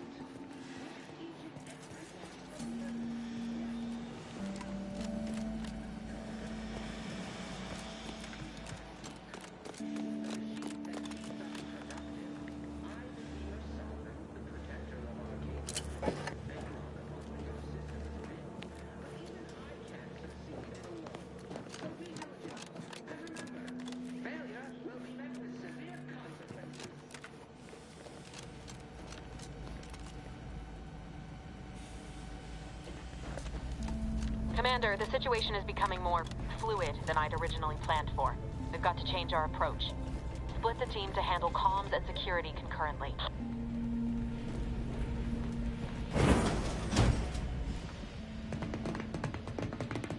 Good to know DeVries is consistently on edge. Wasn't just me. You'd think she'd never been on a mission before. Everyone knows fluid's about the best you can hope for. Well, sitting here jawing ain't gonna accomplish much. Looks to be central dispatch on the right with security ops on the left. Which you taking, Commander? We'll hit the other.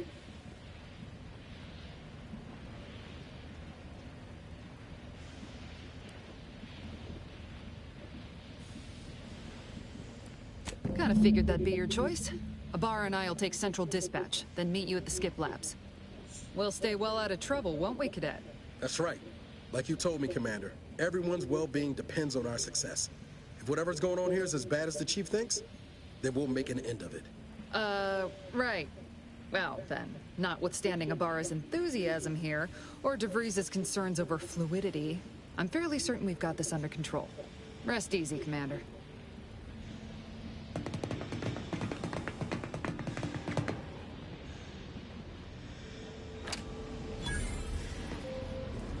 Agent Pascal, ma'am, I've been cogitating on how best to gain entry into Central Dispatch. You know, without bringing all manner of chaos down on us.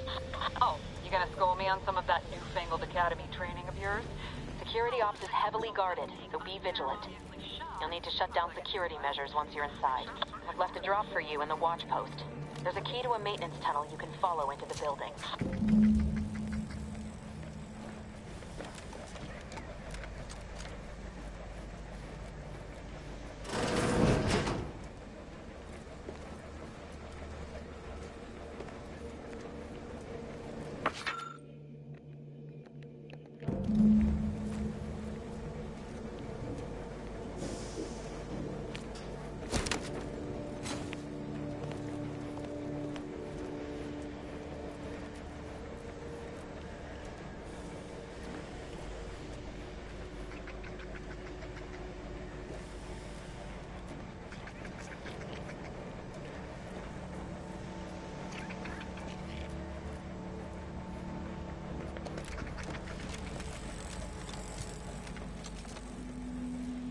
Farah, you got any thought to how we ought to proceed? You're being awfully quiet.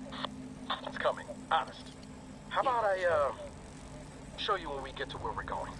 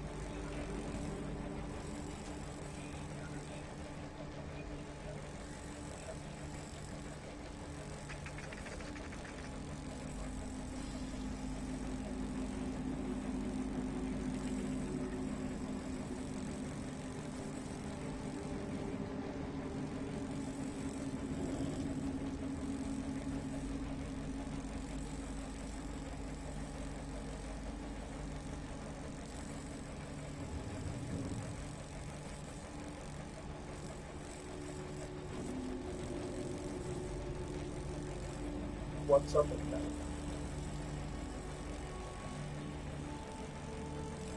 Or who?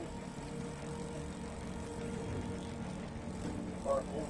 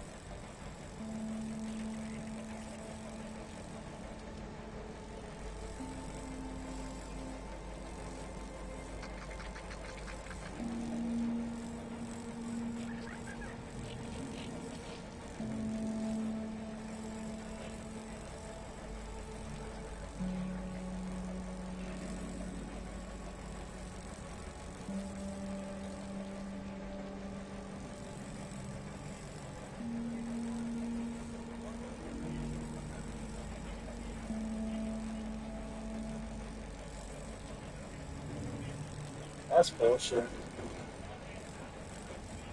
Put this dude like.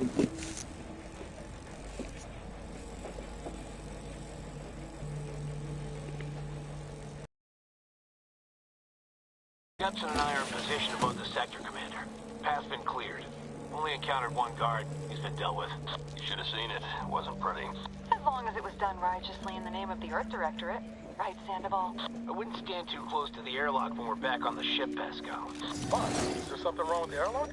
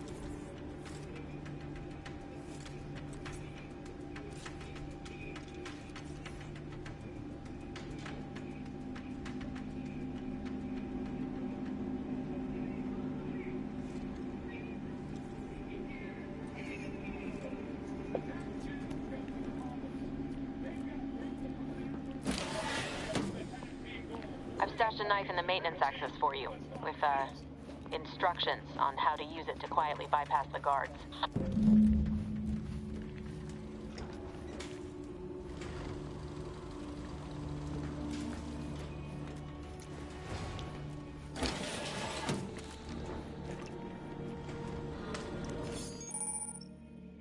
It is so great to see Paige back in a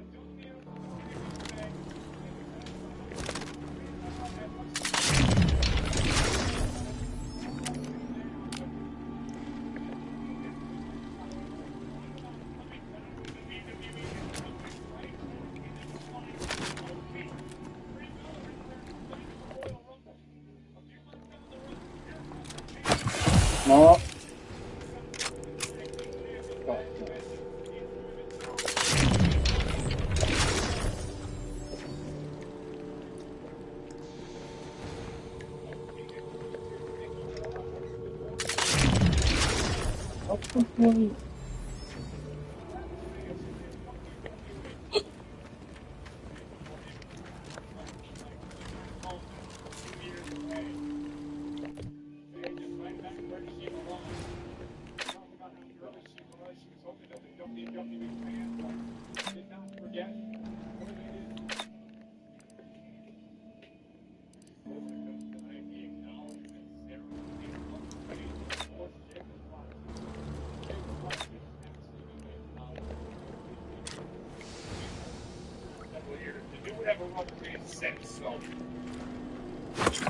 Oh my goodness.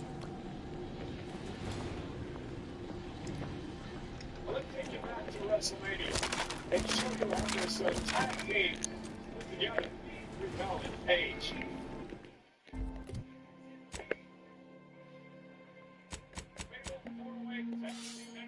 The women's tag team finals.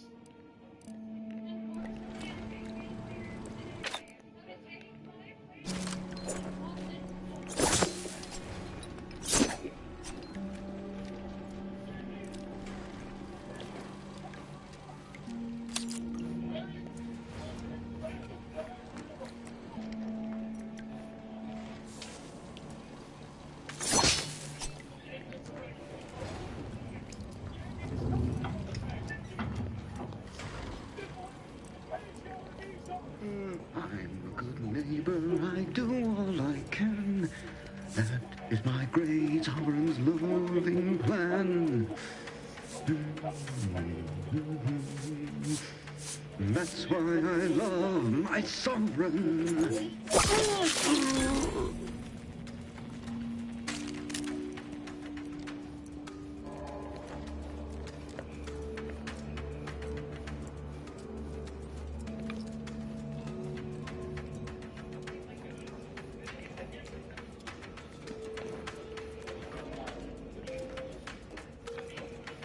Have you seen Maui since their return?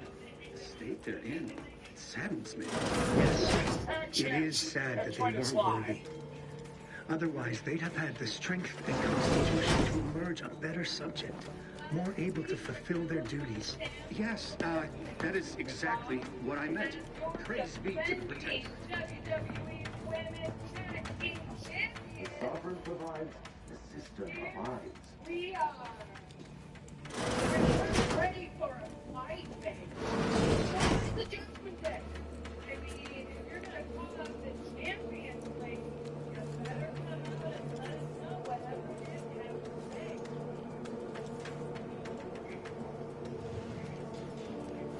There we go.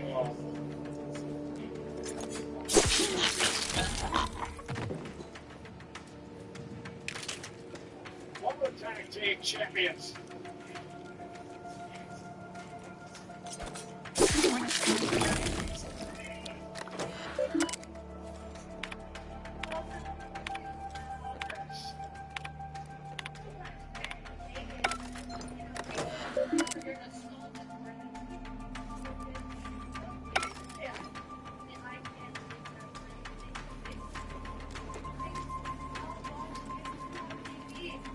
You know, back when we were still young and relevant. I mean, Grace, don't you remember meeting me as a little girl?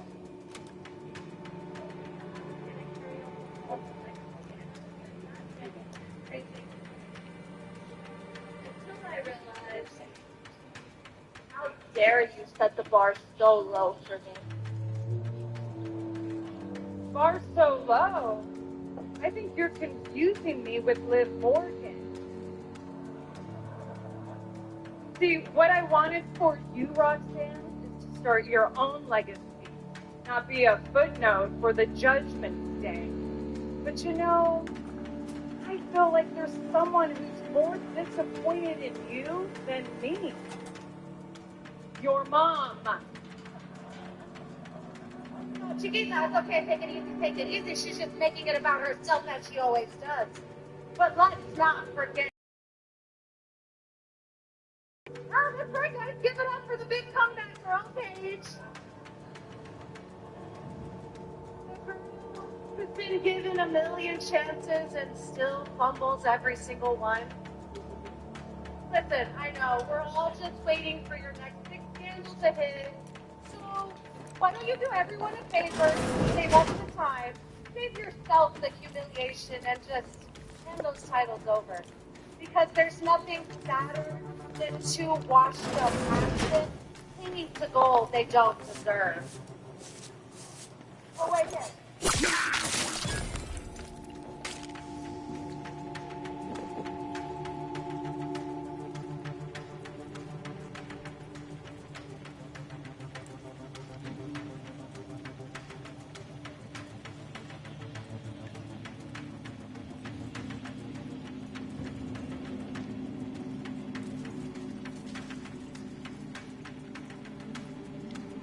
Making a statement.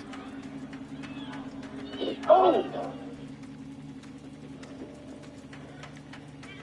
Raquel and Roxanne have made it abundantly clear they want the women's tag team championships.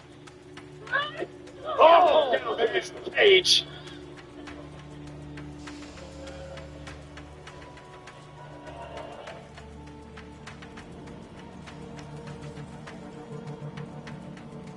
The Judgment Day. What?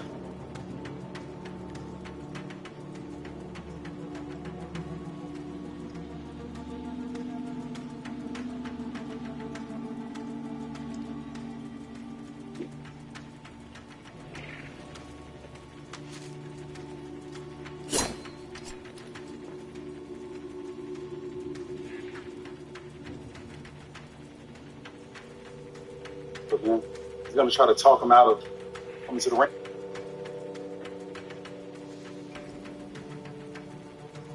The ring didn't.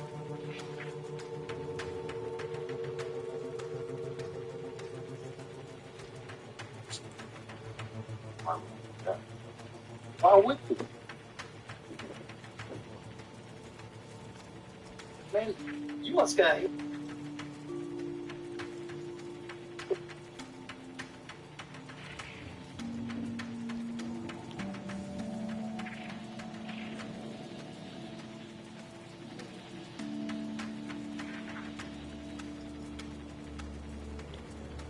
And your head hard. Oh.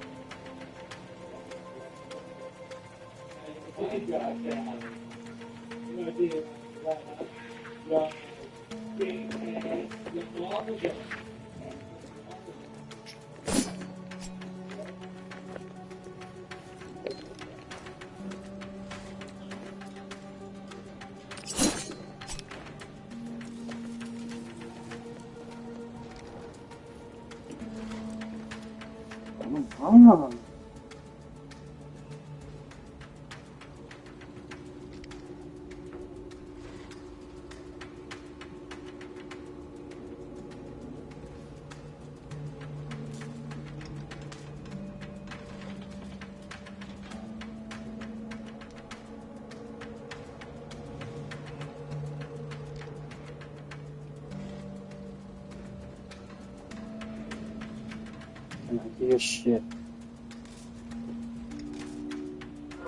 Más de 8 meses.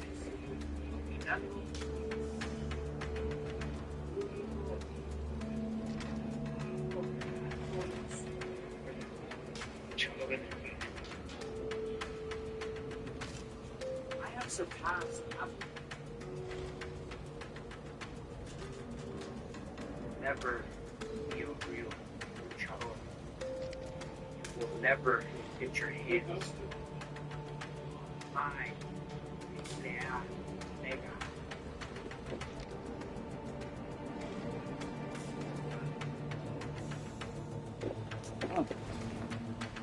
wait for that history-making moment later on tonight.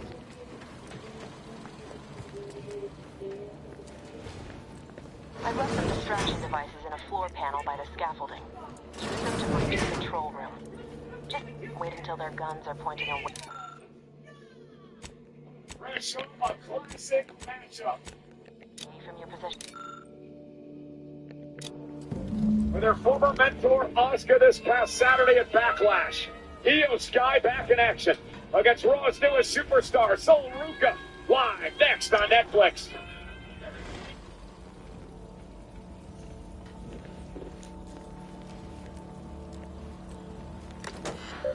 And an emotional few days for the genius of the Sky, Io Sky. That battle, of course, Saturday.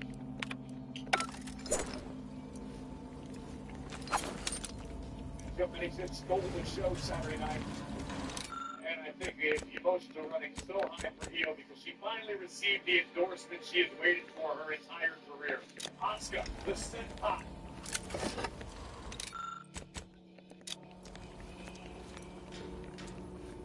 The suit has finally surpassed me.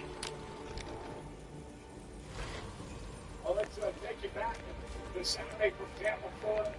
WWE Backlash, the genius of the Sky. To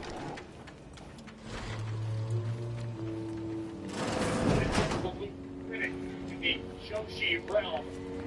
When Io Sky toppled her senpai, the woman who taught her everything in this business, Asuka fought valiantly and absorbed basically everything Io had to offer. But an over the moonsault from the Kohalei would close this chapter on Asuka's career and begin a new one for Io. In a very emotional moment to show the respect from Asuka, a passing of the torch, so to speak, from the Empress of Tomorrow to the genius of the Sky. And now Io. Fate. The next test for Io Sky, the newcomer to Monday Night Raw, uber athletic, versus this woman, Sol Ruka, coming up in moments on Raw.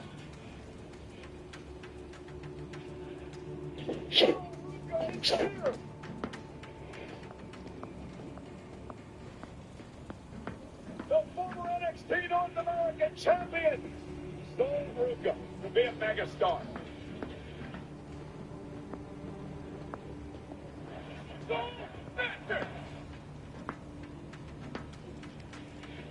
Double champion in NXT.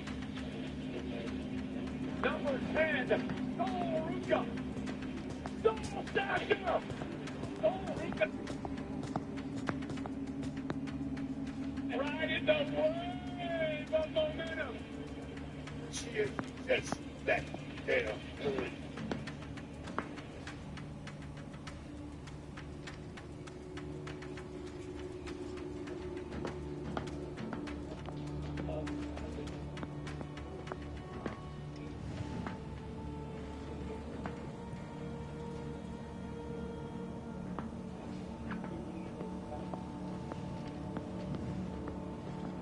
I was very shy. A year into being in America, I got to the point mentally I need to change things.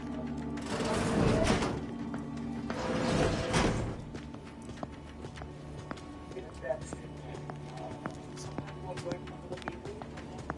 Sometimes you have to find your own way. Because I'm not getting anywhere being this fake version of myself.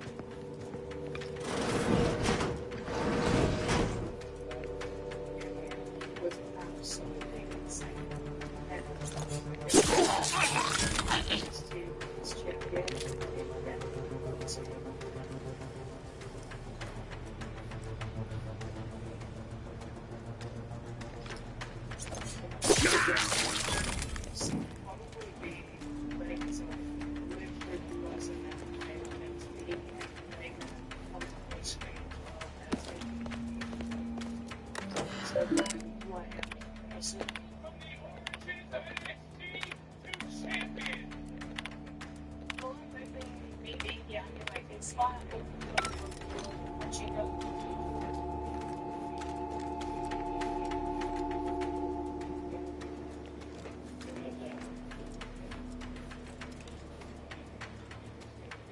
And with this recent NXT call-up, all the footsteps of the Eradicator, William Whiteley.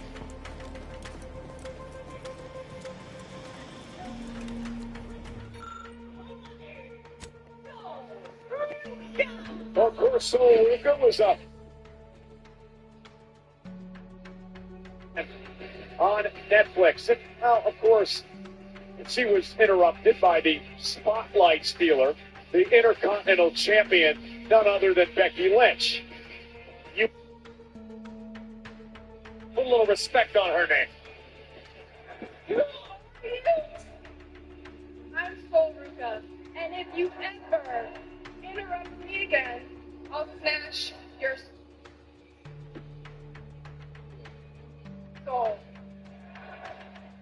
And I'm not sure this wasn't on purpose.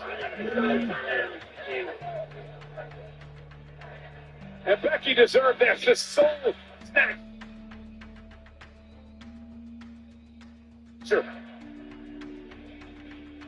Sol Ruca understands she's the newest face on the roster. And with that comes a lot of people trying to snuff out your life. Well, again, being trained, of course, at NXT. She really made a name for herself back in December at Saturday night's main event when she knocked off the legendary Bayley. How about the matchup with Liv Morgan, the world champ, a few weeks ago? Sol was in there with Io Sky, someone you claim is the best professional wrestler in the world. No doubt, and I agree with that. But this could be the night that Io Sky is ripe for the picking, because so emotional because of what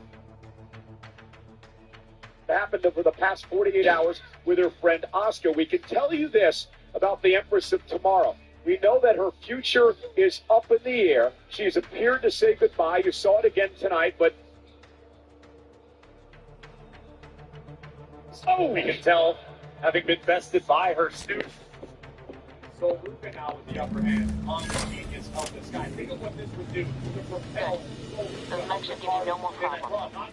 Rendezvous with your crewmates outside and meet me at the skip labs as soon as possible. Former women's world champion up to a Sol Ruca medal here today. She's proud of herself and she's just honored to be part of all this, the longest reigning episodic television show in history. Io Sky. Ruca says she's not your typical high flyer. Says being tall gives her an edge. Now riding surfboard stuff. We're being honest with ourselves. Sol Ruca was athletically blessed by all of the guys. Io Sky. Switch now on the move. Strategy this one into Io. It shows Sol something she hasn't seen before. Get ready to contend with something maybe you never know. Get right to the midsection by Io Sky.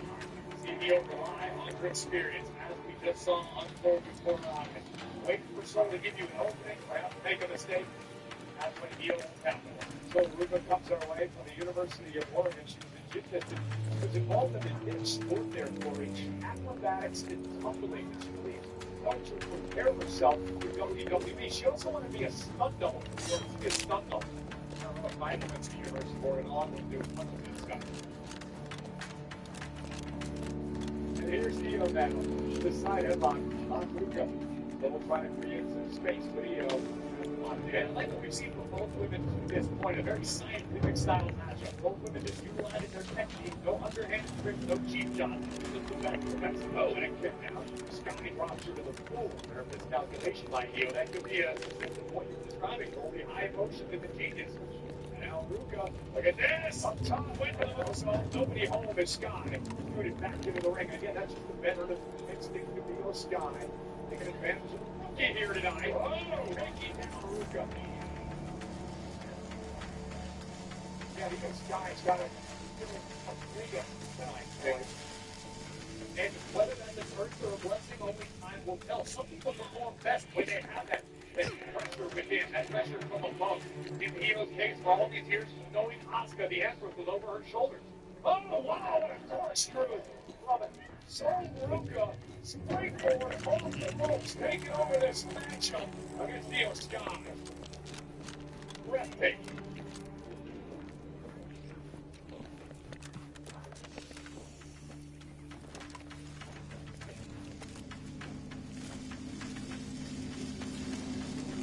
Well, looking out an opportunity to capitalize after taking a high-risk move that paid off major dividends.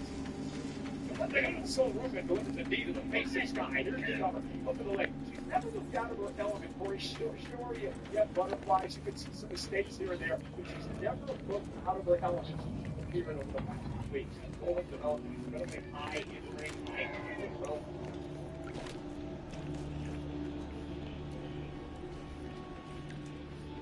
Now, for the Monday Night Raw roster, and a surfboard submission applied to Io. Sky had to break out of this. Pressure on Io Sky. That's such a painful submission to be trapped in, particularly when you're upside down like Io just was. You almost have to wait for your opponent to tire themselves out. This is what I find really amazing. Is the fact that people are doing later on tonight, we'll go over living with another open challenge. We got something face first, go through it. And that just goes. Show you down the center part of NXT, was very superstars on the stage. Tonight, Io Sky. So against Ruka.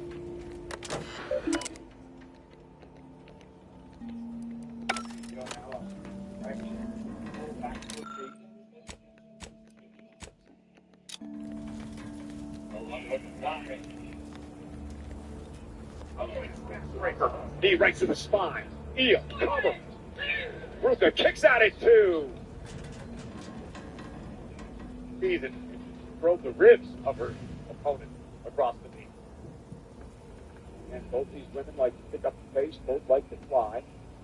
But take note of the methodical style being utilized by the veteran Io Sky, understanding that she may only get one opportunity to slip up against Soul Ruka, and she learned a lot of that from the Empress of Tomorrow, Asuka. Both women now trading right hands. Who is this pace right now favored? Off the top of my head, I would say Io. But we've seen Soul Ruka in NXT go into the proverbial deep waters of a match. She has a gas tank on her. She's not afraid to drag this thing out if need be.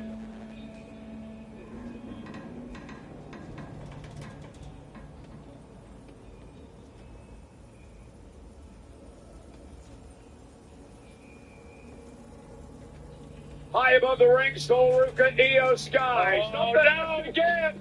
Io Sky dropped to the mat. Rolls through. Hey! Caught her on the top rope. And the genius of the Sky, Io Sky, taking it to Raw's newest superstar, Soul Ruka. Io may have scrambled Soul's brains a bit with that Shotei uppercut, the open hand palm strike, and things about to get worse for Ms. Ruka. Spanish fly position from Io. From the top rope. Io connects with a Spanish fly into the cover. Is it enough to put Ruka away in a kick out at 2.5? And Ruka showing some resilience tonight. See the frustration on the face of Io Sky as we look once again at this picture-perfect Spanish fly, driving all the breath out of Soul Ruka's body. But not enough to pick up the W yet for Io. Monday Night Raw live tonight at the University of Tennessee. Still to come, we await whether Jacob Fatu will actually acknowledge the world champion, the original tribal chief, Roman Reigns, and history being made tonight as well. As Dominic Mysterio will defend the AAA Mega Championship against the OG, original El Grande Americano. Most prestigious championship in all of Lucha Libre to be defended tonight on Netflix. But right now, Io Sky trying to turn the tides of this matchup against Soul Ruka. Big uppercut takes down the NXT upstart. Ruka out of the way just in time. And Soul now, great display of power by Ruka. Whoa, wow! Blue Thunderbomb-like move that time by Ruka and a kick out by Io. The way Sol Ruka ripped canvas. Take a look at this. It's almost like Sol almost lost her grip, and as a result, just grabbed anything she could and rode Io down. I can't believe Sky was able to kick out. Io in a precarious position. Here comes Ruka. There goes Io. Kicks Ruka right between the eyes. Io Sky making the climb to the top turnbuckle. Here comes the Genius. Missile drop kick delivered to Ruka. And now the Genius of the Sky is starting to feel it. Io Sky fired up. They are going crazy tonight in Knoxville.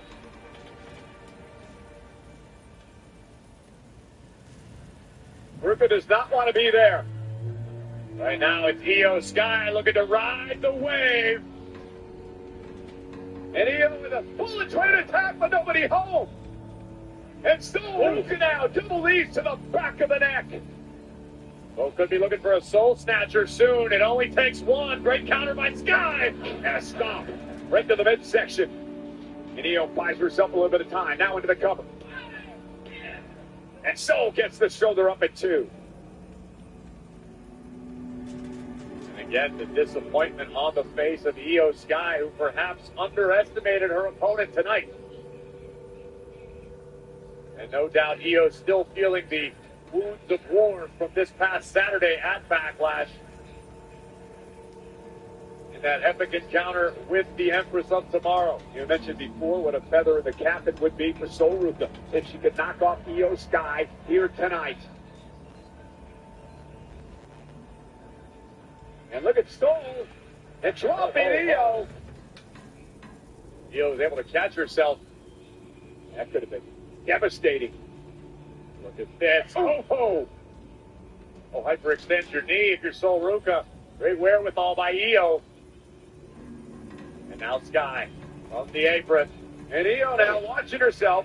Sol Ruka quickly to the second rope, boot to the face of Io Sky. Still trying to get the feeling back in that leg as she climbs up to the top rope now. What is she thinking? Wow, what a DDT! What an upset! And a kick out at 2. Talk about a different look at a tornado DDT, Corey. Brings to mind the classic Piperism. When you think you've got the answers, I change the questions. So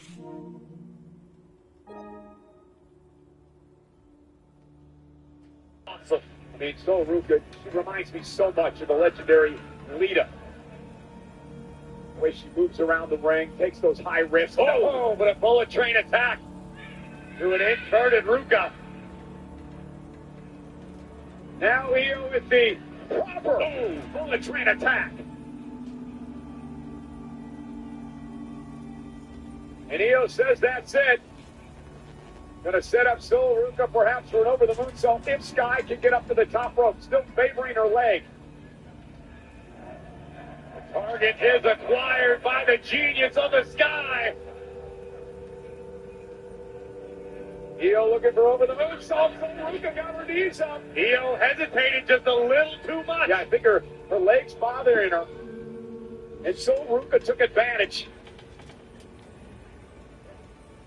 Hitting combination, no roll through by Io. Look at her soul snatcher. No. Io Sky just avoided the soul snatcher and turned it into a pinning combination.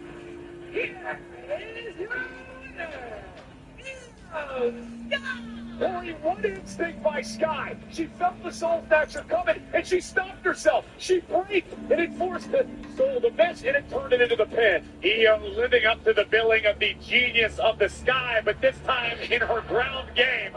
Crucifix pinning combination. Io just saw it coming. Perhaps a bit overzealous was Sol Ruka. No need to hang your head, Sol. What an effort tonight. But you were just bested by one of the best to ever do it. I mean, Sol Ruka, look what she's done since she's appeared on Monday Night Raw, Corey. Took out Becky Lynch last week. Took the world champ. A matter of respect. Welcome to Monday Night Raw, Sol Ruka. The future is bright. Well, ladies and gentlemen, we still mentioned to come tonight, the ruler of the OG original of Grande Americano and an acknowledgement ceremony. Question is, will Jacob Fatu actually acknowledge the world champion, the original tribal chief? I'm beginning to have my doubts because of what happened after the matchup this past Saturday night at Backlash. This is for the matchup. Jacob Fatu once again locking in the Tongan death grip to Roman Reigns. Now, mind you, Roman had won the contest by this point, and the Samoan was unleashed. Just deal with these guards, quiet-like. Injury suffered at the hands of Jacob Fatu, but the Tongan death grip once again proving to be the kryptonite of the tribal chief. And Corey, this is what Roman Reigns was talking about. Acknowledge me tonight. Acknowledge me tonight. Now, lay boy. No, you ain't funny. Talk to OTC? I did. Sir. I think the OTC get a little bit delusional. I mean, one of Jacob is short tonight. You think he's gonna acknowledge the OTC? Oh, hell no. Nah. Different type of family business we got going on here. It is, brother. And this family can be stressful. And our family is a reason. Give us a minute. Something's not right. I'm gonna go out there with the OTC. Good luck with Jake.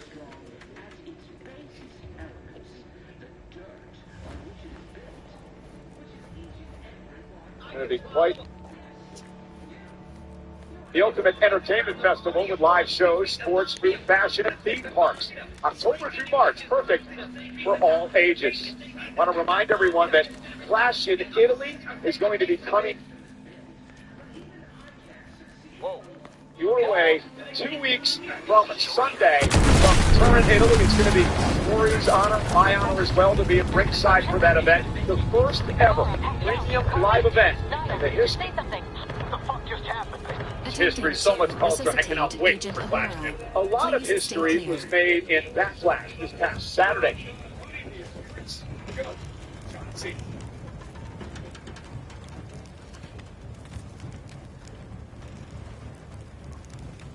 An unabridged debrief is not available at this time, but in the parlance of Agent Pascal, some crazy, censored, alert. This unit has lost contact with Agent Pascal. There is a 90% chance she is trapped under rubble, most likely mortally wounded and beyond help. Triage protocols dictate stabilizing Agent Ibarra's vital signs before commencing recovery efforts. Please secure the area. Because you, the man the champion of the job, can't wait to see how that plays out.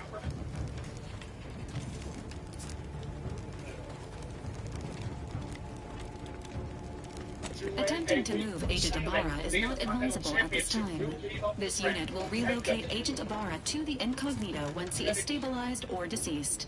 All other agents are advised to continue with the next mission objective. Please head to the Skip Labs now.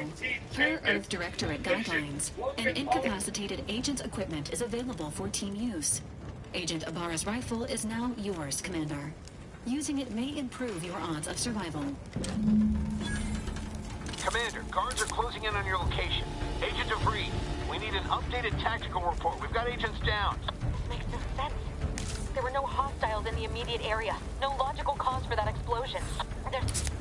There's nothing more we can do for them. This doesn't change our mission. We have no choice but to keep pushing forward. Agent Ibarra, please respond. Agent Ibarra, please respond. Alert. This unit has lost contact with Agent Pascal.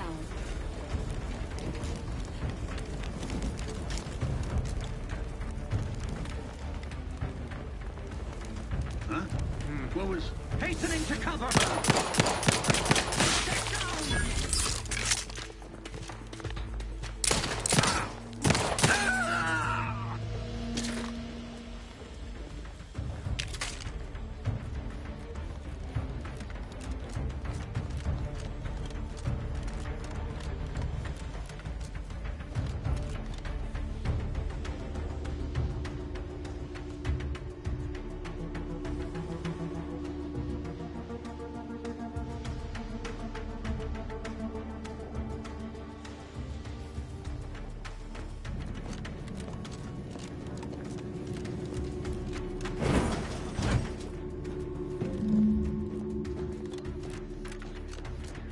Hey, you there!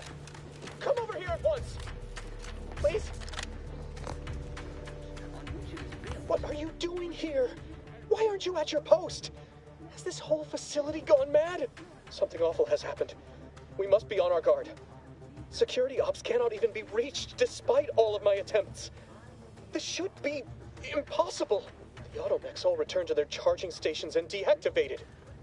And then there was the explosion. Please, tell me you know what's happening here.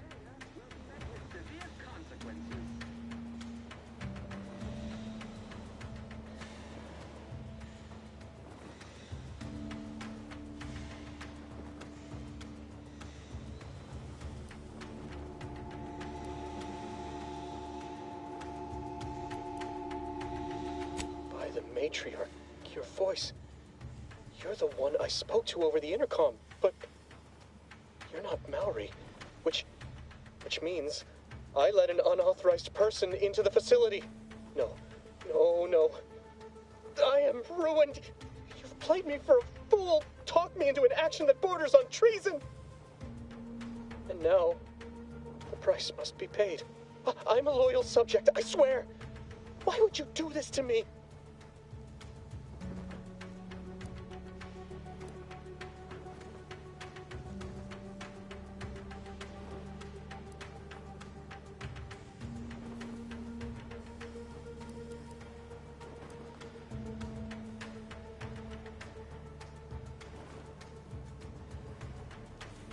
They need no witness to convict me.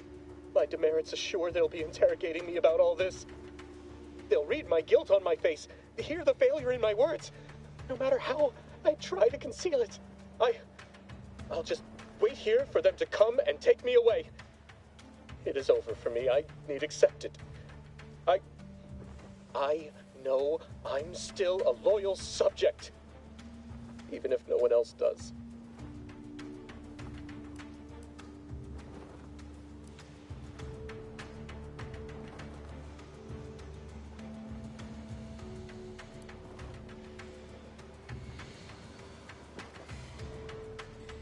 No, flattery will not work on me. I may not know who or what you are, but I know what I am. A failure, a disgrace. There is no help for me.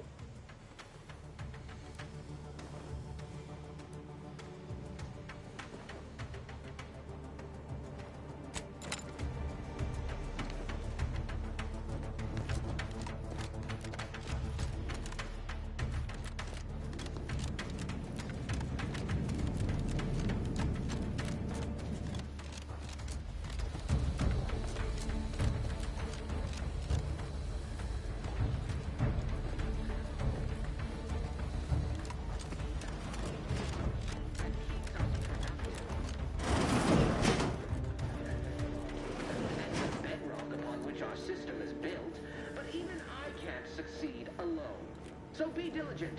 And remember, failure will be met with severe consequences.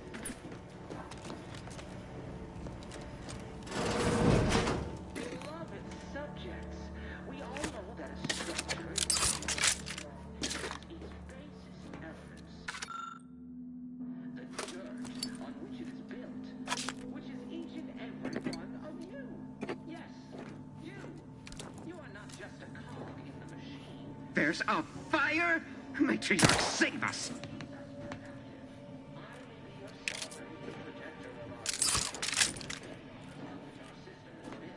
But even I can't succeed alone. So be diligent. And remember,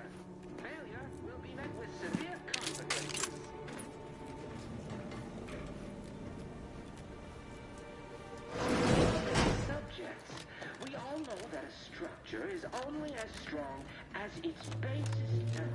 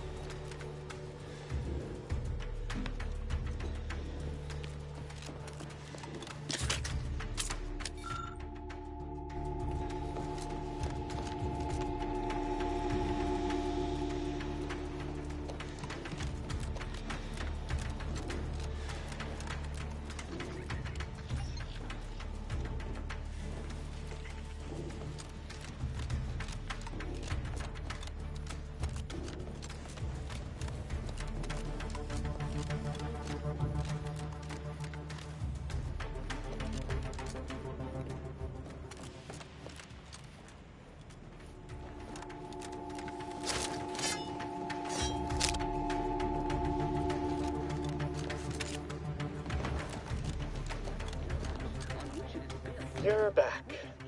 Can't you just leave me to my misery? You are not just a cog in the machine. You are the cog in the machine that keeps us productive. I may be your sovereign. Of what matter is it if I go willingly or not? The fact is that it is unavoidable. My latest perpetual appraisal of purpose was less than adequate. It's just sitting on Arbiter Jackson's terminal, waiting like a blade above my head. When the demerits for this are added, maybe I'll be lucky and they'll just execute me instead.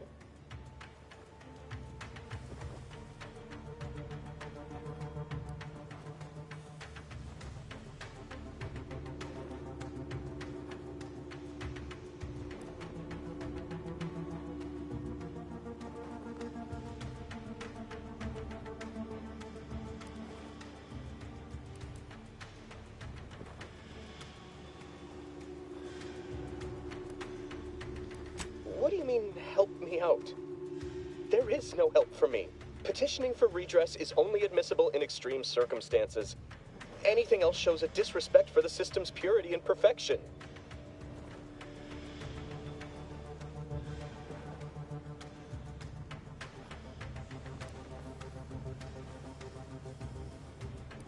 I'm not certain I follow.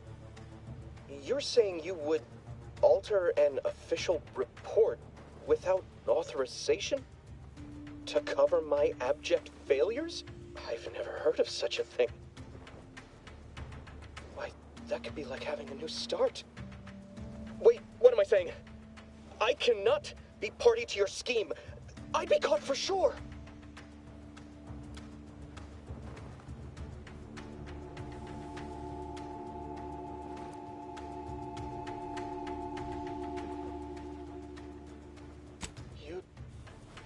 You do that for me?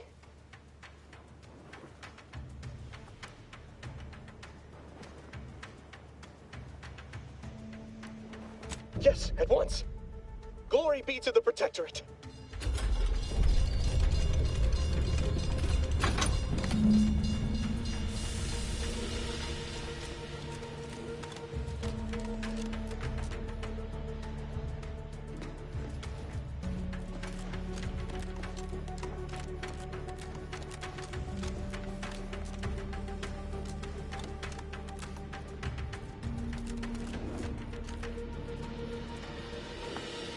I don't know what happened out there.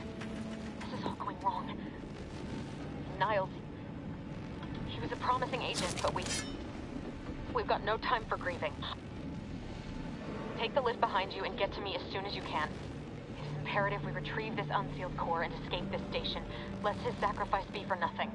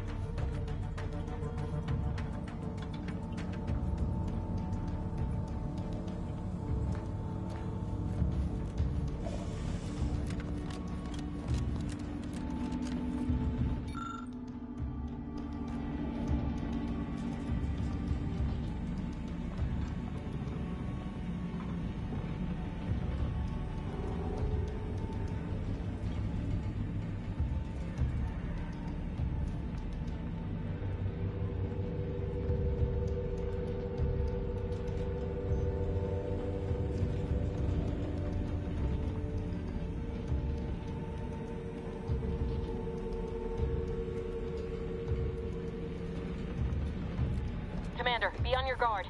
I'm picking up increased security activity in your area. Leave your location at any moment. Or it is. It would be test.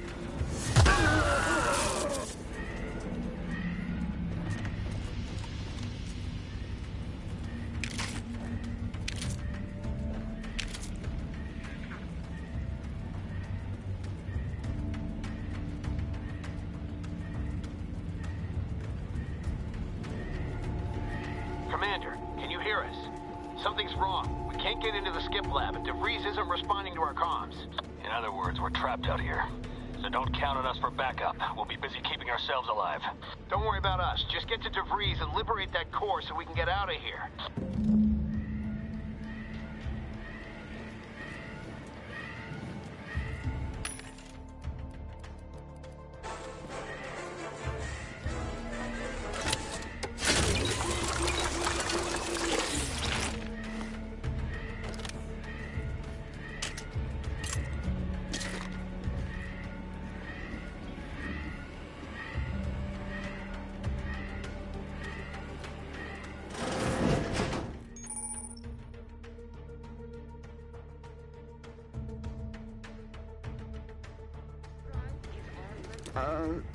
Invasive element!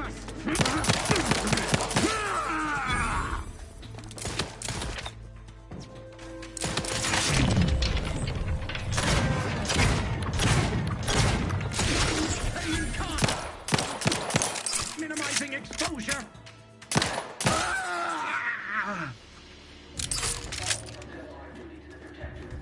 But none of us can do it alone.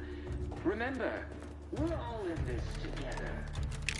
The skip drive is our legacy. It is our mandate. It is who we are. And it falls to you, the eyes, the ears, the brains of Horizon Point Station to determine who introduced the flaw into our perfect skip drive manufacturing process. We must all fulfill our duty to the Protectorate, but none of us can do it alone. Remember, we're all in this together. The skip drive is our legacy. It is our mandate. It is who we are. And it falls to you, the eyes, the ears, determine who introduced the flaw into our perfect skip drive manufacturing process. We must all fulfill our duty to the Protectorate, but none of us can do it alone. Remember, we're all in this together. The skip drive is our legacy. It is our mandate. It is who we are. And it falls to you, the eyes, the ears, the brains of Horizon Point Station to determine who introduced the flaw into our perfect skip drive manufacturing process. We must all fulfill our duty to the Protectorate, but none of us can do it alone. Remember, we're all in this together. The skip drive is our legacy. It is our mandate. It is who we are. And it falls to you, the eyes, the ears, the brains of Horizon Point Station to determine who introduced the flaw into our perfect skip drive manufacturing process. We must all fulfill our duty to the Protectorate, but none of us can do it alone. Remember, we're all in this together. The skip drive is our legacy. It is our mandate. It is who we are. And it falls to you, the eyes, the ears, the brains of Horizon Point Station to determine who introduced the flaw into our perfect skip drive manufacturing process. We must all fulfill our duty to the Protectorate, but none of us can do it alone. Remember, we're all in this together. The skip drive is our legacy. It is our mandate. It is who we are. And it falls to you, the eyes, the ears, the brains of Horizon Point Station to determine who introduced the flaw into our perfect skip drive manufacturing process. We must all fulfill our duty to the Protectorate, but none of us can do it alone. Remember, we're all in this together. The skip drive is our legacy. It is our mandate. It is who we are. And it falls to you, the eyes, the ears, the brains of Horizon Point Station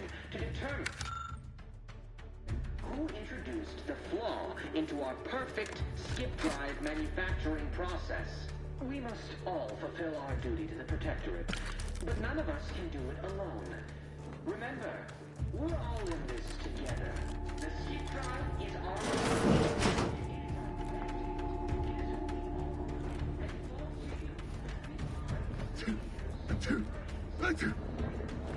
Now what? Invasive element! No! Mechanical deployed. Heading to the fore. They covered our due bounty.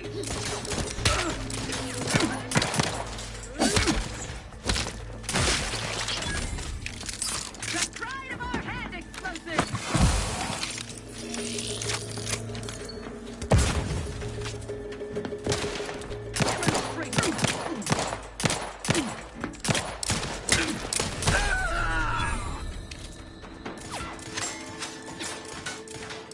Changing magazines efficiently and in short order.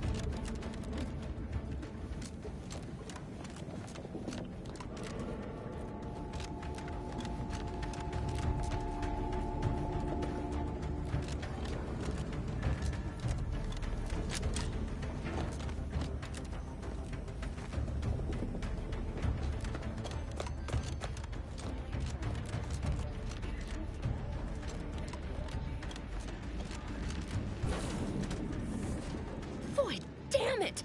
Can't you get anything right? You were supposed to be dead already. And here I was certain an agent known for their academic pursuits would be slowed down by the chance to examine a culture none outside this colony had ever seen. Oh, an infuriating miscalculation on my part, but one that will soon be rectified.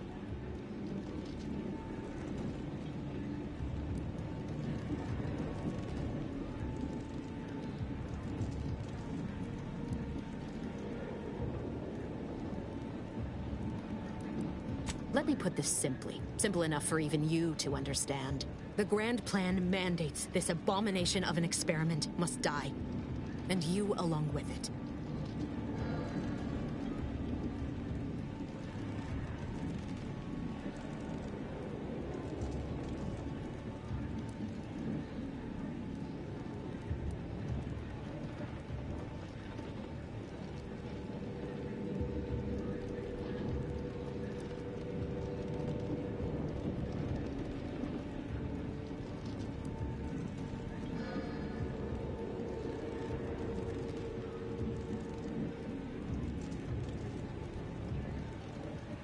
I have neither the time nor the need to explain the veracity, the nuances of the plan to one such as yourself.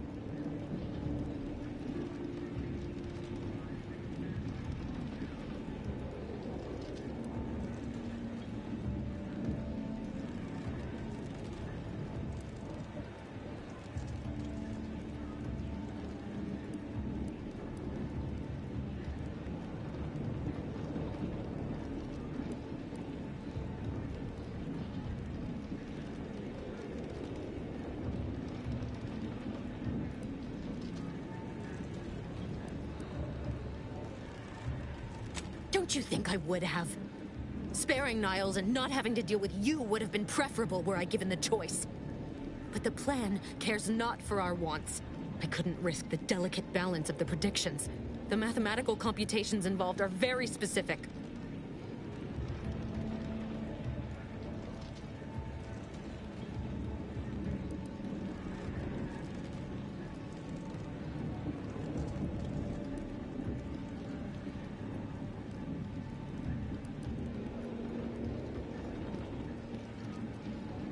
That's the spirit. Embrace your place in the Grand Plan with humor. Maybe I misjudged you after all. Farewell, Commander.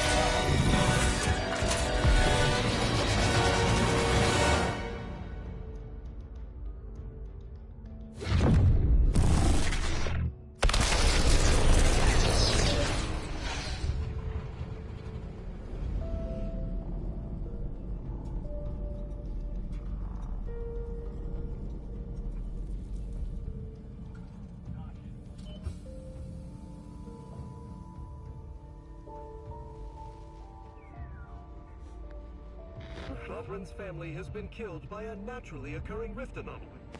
High priority alert to all Earth Directorate agents. Contact with Earth has been lost. Identified ships on the edge of Arcadia. It's no longer just a spacer's choice, it's Auntie's choice. Greater value for your bid. Arcadian citizens, we've come to deliver you from oppression.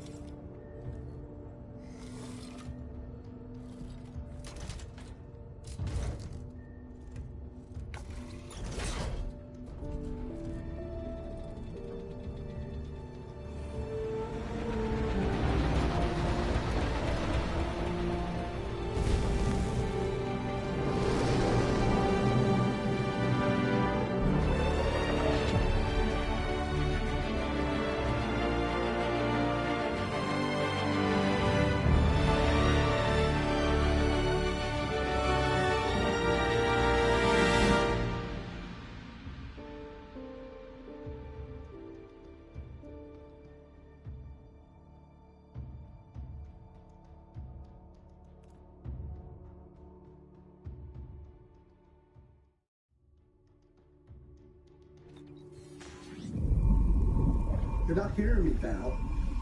They were out there for almost 10 years. You know what usually happens when someone left in suspended animation that long.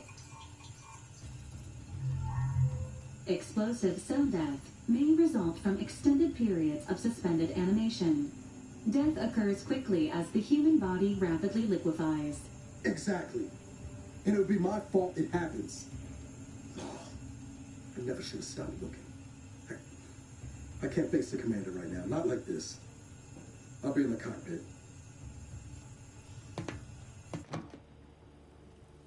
Welcome back to consciousness, Commander. Please accept your back pay for the previous mission.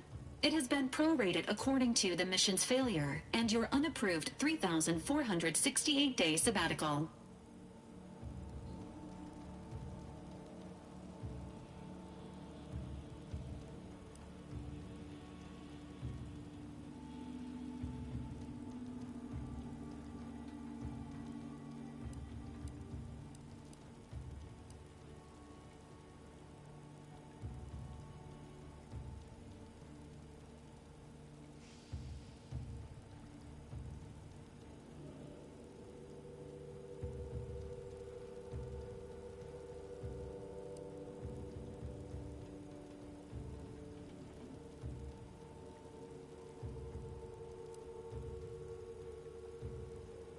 Due to the perilous nature of their job, Earth Directorate agents are not compensated with hazard pay.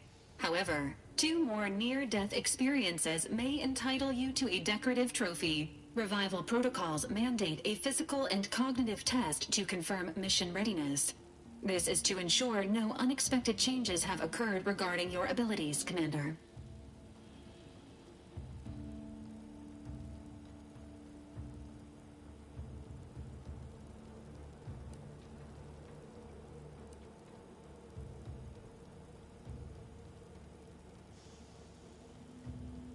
Say,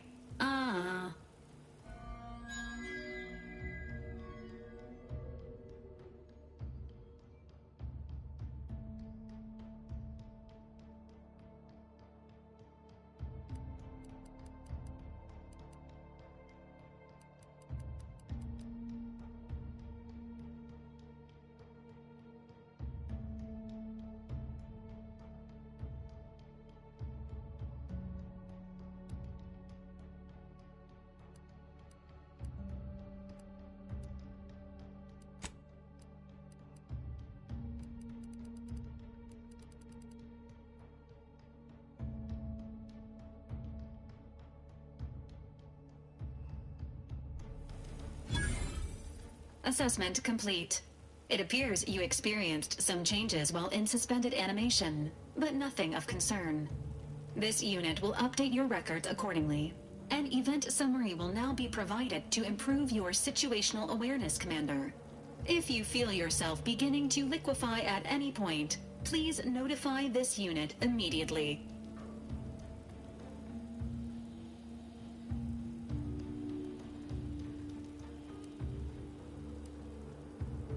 Following an aggressive merger between Anti-Cleo's and Spacer's Choice, the new corporate entity known as Anti's Choice invaded Arcadia. Anti's Choice claims they are following market demands and liberating Arcadia through the power of capitalism.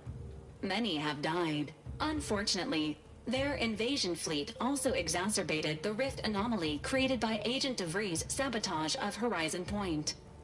This means no ship can enter or leave the colony. The rift also remains a threat to the colony. Current estimations suggest the rift will destroy Arcadia in the next 10 years. Give or take 7 to 8 years.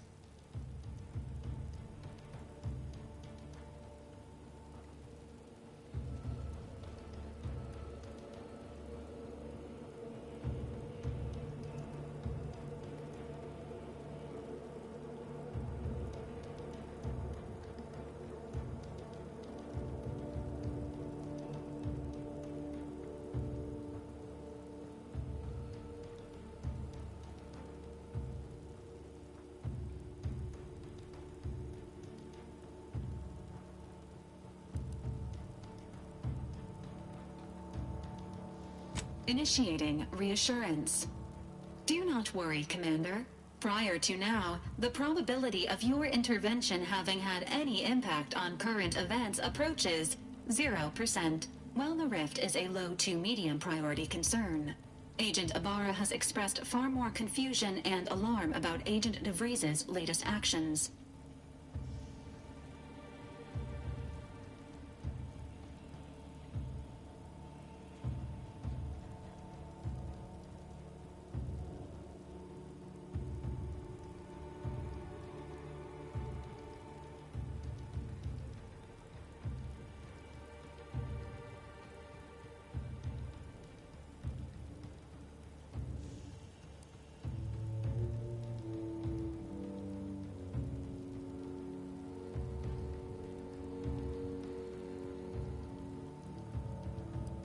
Agent DeVries did indeed survive Horizon Point.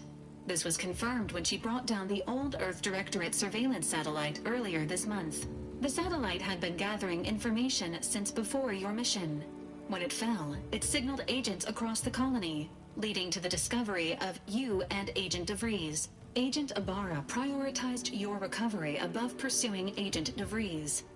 This involved disassembling and rebuilding the astrogator to allow the incognito to travel to your location.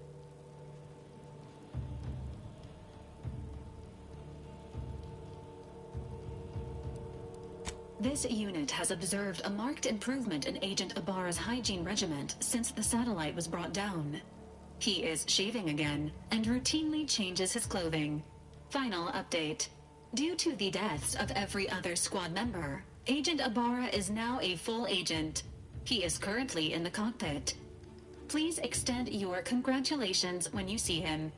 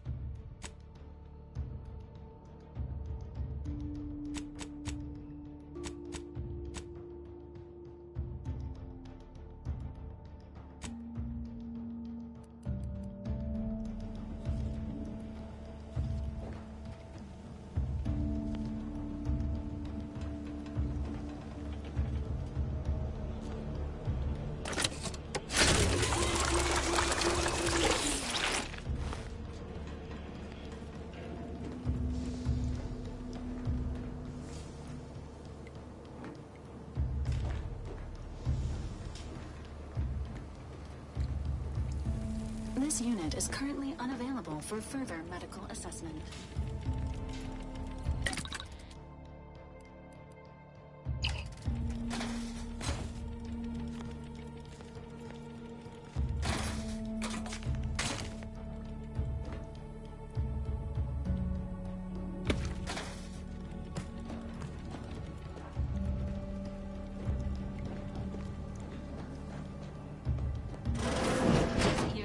Records indicate that lockboxes, such as the two housed in this dispenser, were originally part of a failed smuggling operation.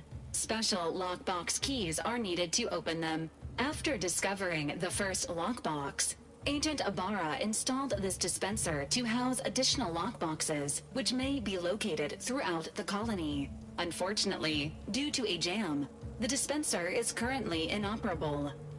Agent Ibarra deprioritized its repair in order to focus on rescuing you, Commander.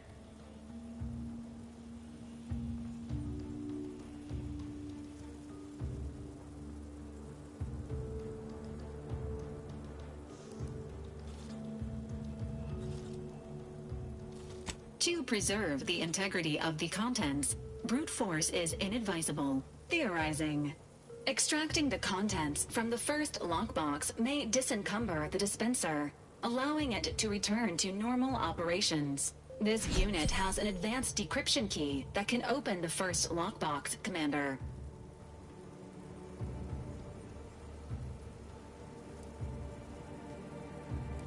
Agent Ibarra updated this unit's security protocols following an incident of minor exposure. This unit is currently forbidden from unlocking containers, safes, and bathrooms in use. Helpful addendum. Scans also indicate an Auntie's Choice dematerializer within the first lockbox, which you may find useful in the discreet disposal of bodies, Commander.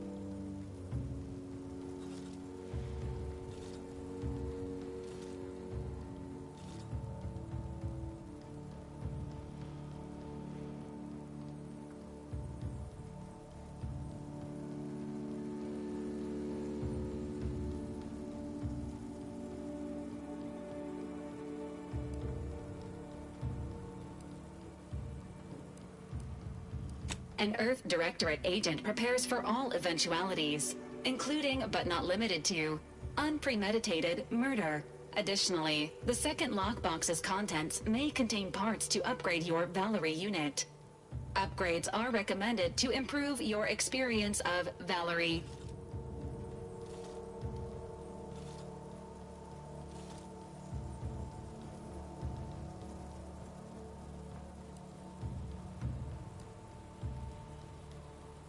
Agent Ibarra theorizes that some keys may be obtainable from vendors, but the majority are likely scattered around the colony.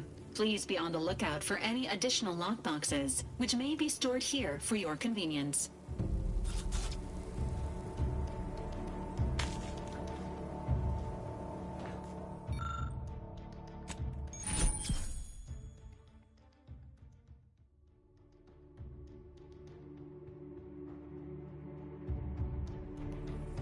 Congratulations on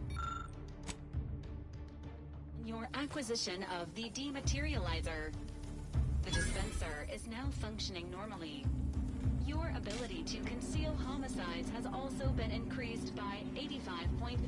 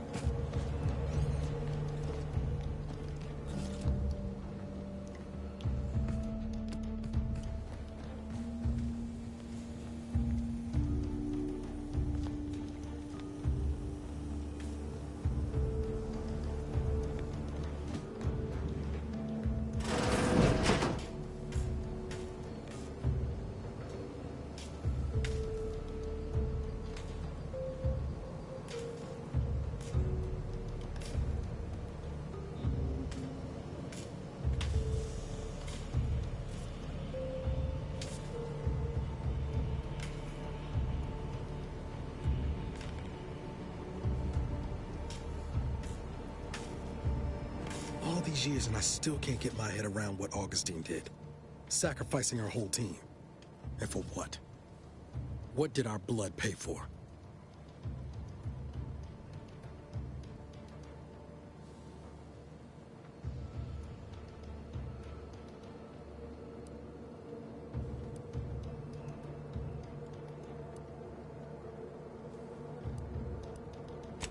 Oh, Commander. Thought you were Val. Glad to see you up and ambling about. And not, human stew.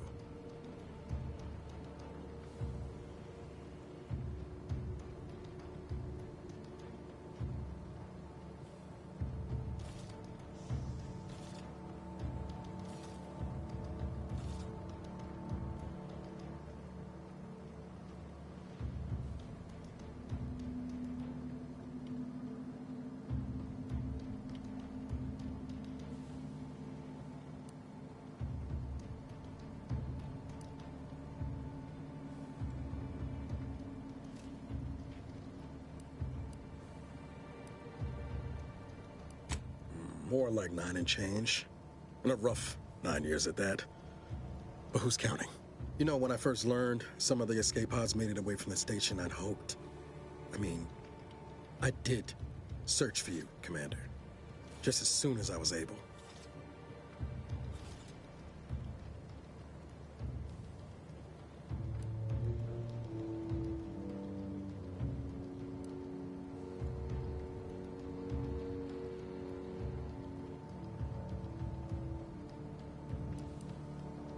Might be you're giving me more grace than I deserve, but either way, thank you. So then, I gather Val's described our state of affairs? Confirmed. The commander has received a full briefing on the following topics: the invasion of Arcadia, the Rift, and Agent DeVries' survival. DeVries. Would have been better if she joined the dead. I figured she'd done just that until I got the alert that she brought down the Earth Directorate satellite. If she's of a mind to, she could use the information on that thing to destabilize the Rift and destroy Arcadia. She was one of us, Commander. It's our responsibility to stop her.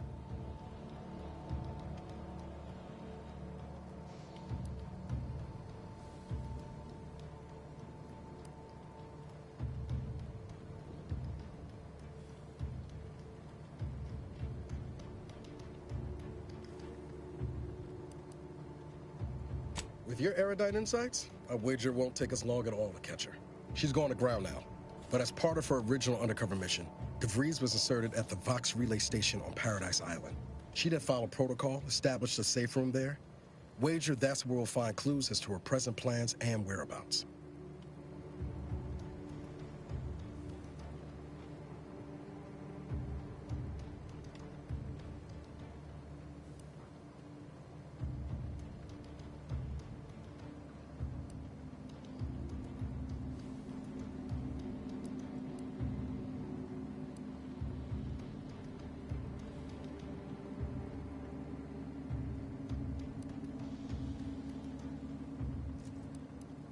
Remind me again how long those side effects from hibernation are supposed to last? Hibernation can result in fatigue, imbalance, memory loss, and, in extreme cases, death. All side effects should subside within a 24 to 48 hour period. Death may last longer. Nothing to wring hands about then. Probably. Just to be clear, I'm not saying we strolling up to the Vox station and knock nicely. The Vox is highly restricted and heavily defended. It'd be a death sentence. We might ought to explore the island first, find out what we can. The satellite alert pinged DeVries' tracker in a town, name of Fairfield. Wasn't nowhere clear as yours, so we need to poke around a bit. Doubt she's there now, but it seems a better place to start than assaulting her protectorate communications hub.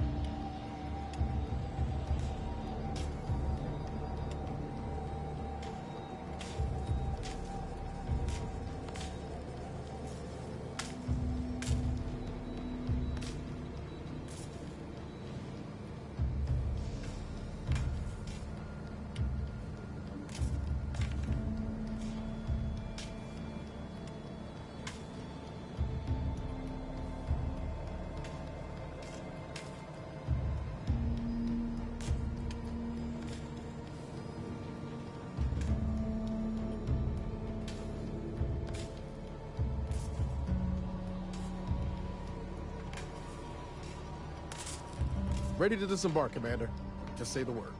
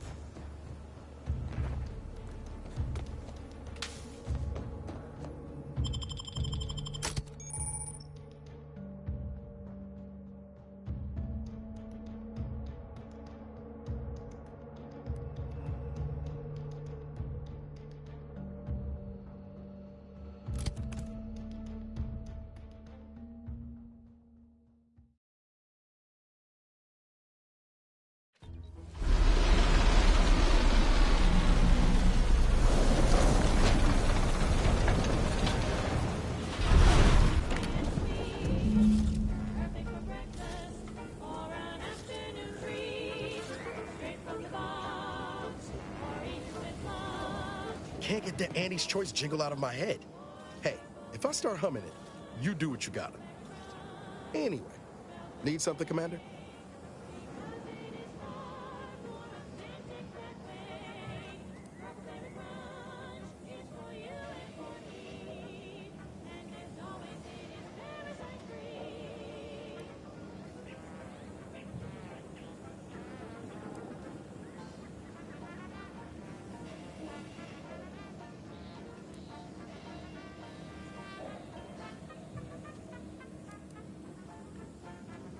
Oh, yeah? What's needling you?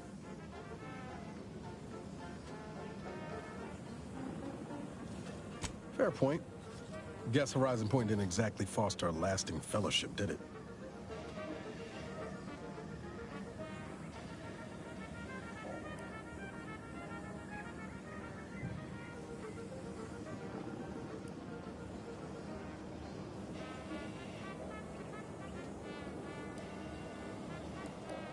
Whoa. Too soon, Commander. All jesting aside, what's there to tell? Spent the first year getting back up on my feet, literally. Been mostly laying low since then, maintaining my cover. Before the invasion, at least, the Earth Directorate still needed someone to watch the colony, and I had 2 working lamps.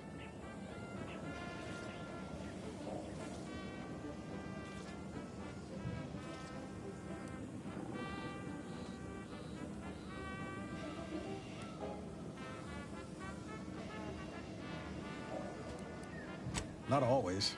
Went a couple of stretches there on low power to avoid detection from Protectorate patrols. I usually shut her down for a few cycles then.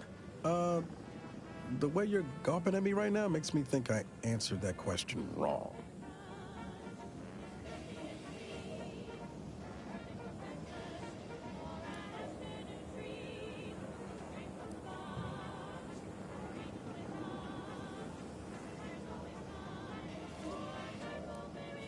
Sure, we're a tight pair, but it's nothing unhealthy like you're slanting at. Val's got me out of more scrapes than I can count. She can be a little Delphic at times, but she'll grow on you. Promise.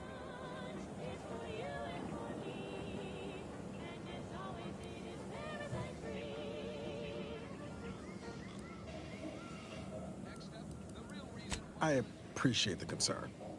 Won't lie, had some hard years. Got caught up in a few lost causes, the particulars of which I'd rather not go into now, if it's all the same.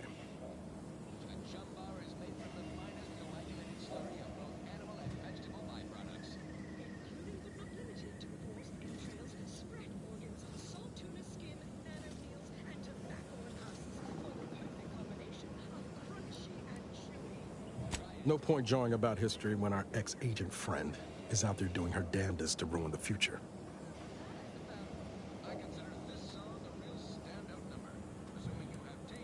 I found you. Oh, and Val's been stalling less since I patched her acclimator. Ship doesn't smell anymore. That's about it.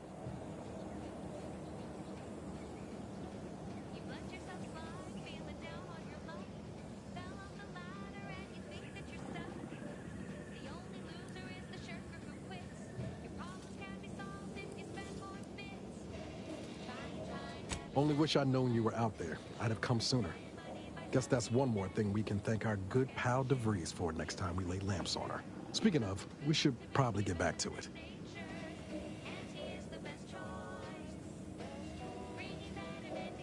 Spratwurst.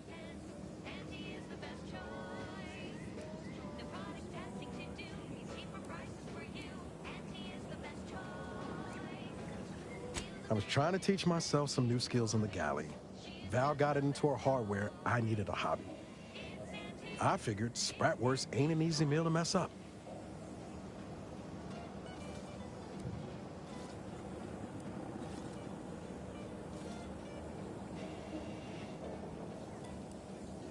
Yeah, I figured. That's why I didn't say anything about it before. Just pay no mind to that odd scarring in the galley. I'm still working on getting that stain out.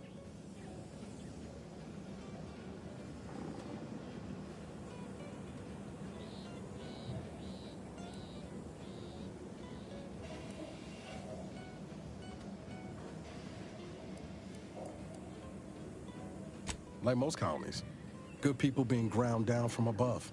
A lot of fancy talk from suits about streamlining and quarterly earnings while them on the line barely scrape by. Triangulum's known for churning out freighters, and shipbuilding ain't exactly known for being clean, safe work neither. Especially when corners get cut. Can't remember a time I didn't end the day all banged up, filthy, and smelling like I just crawled out of an exhaust port.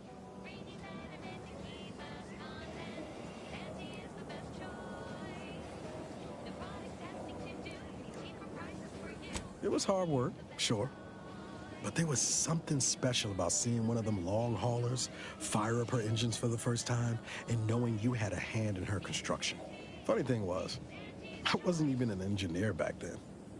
But I wanted to learn, so I paid attention. Too good of attention, as it turned out.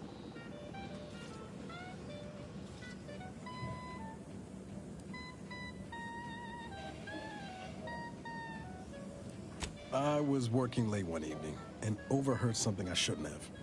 Some bigwigs exchanging inside information that would have cost the corporation a pretty bit. A day later, I was being accused of corporate espionage. Didn't want to bring any heat down on anyone else, so I went on the run before the first jackboot showed up at my door.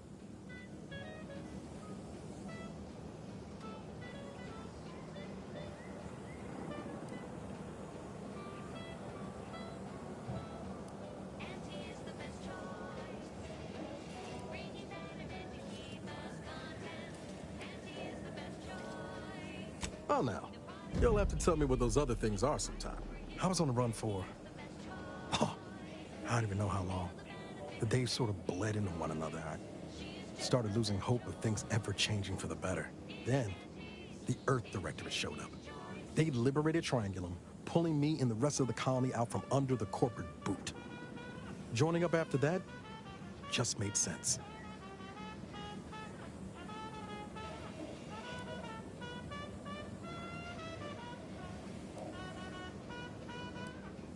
She was one of the forward agents who went ahead to assess just how bad Triangulum had gotten. We met while I was in hiding, and I helped her learn the lay of the land, as it were. She was no nonsense. I thought her one of the smartest people I'd ever met. And while she could also be cutting, I felt like I only caught her edge when I deserved it. I liked her. And for some reason, she seemed to take a shine to me. But she wasn't around long. By the time I officially joined up, she'd already moved on to the next mission.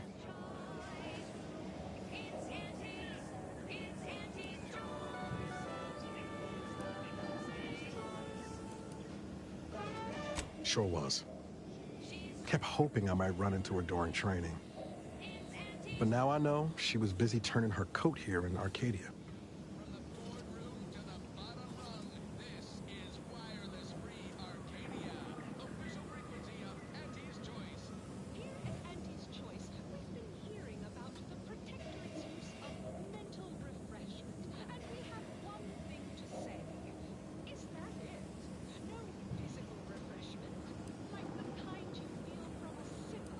I could ask you the same thing.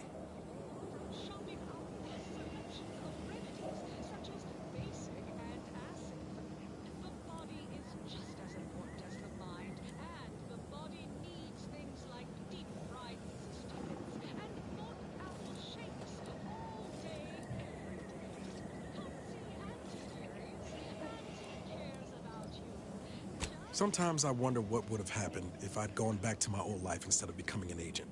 Stayed on Triangulum, become an engineer or something near to it. I knew joining up with the Earth Directorate wasn't going to be a life of low turbulence, but at least it'd have dignity and purpose to it.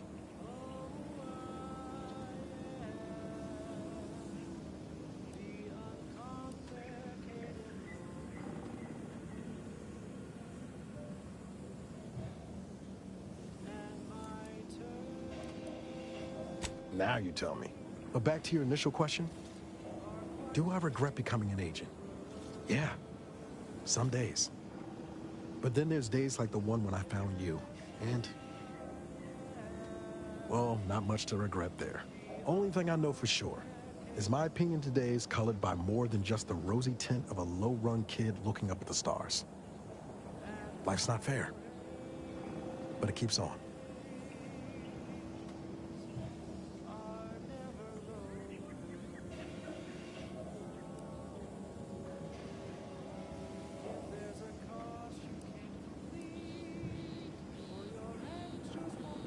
Yeah, I sure came by that wisdom, honest. My folks shuffled off the motor coil when I was little. Assembly line accident. Got passed between some distant relations for a few years. They tried their best. Weren't cruel or nothing, but life on Triangulum was tough. And they had their own families to worry about, you know? I didn't like feeling like I was adding to their burden, so I struck out on my own just as soon as I could. And well, you know how that turned out.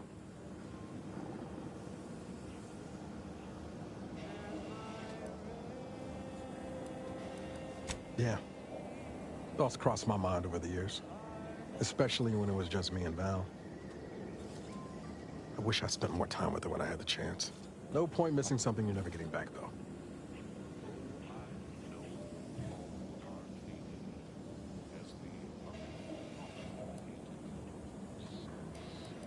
That's either hope or foolishness, Commander, and I can't tell which. Even if we survive the rift, 10 years is a long time to be gone. No word. They probably figure I'm dead. Void it all. Now you got me thinking about it. How about this? We ever make it out of this system, I'll take you back to Triangulum, make the introductions myself. Deal?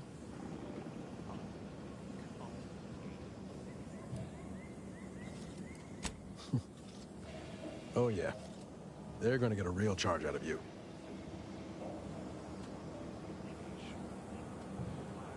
I've got time.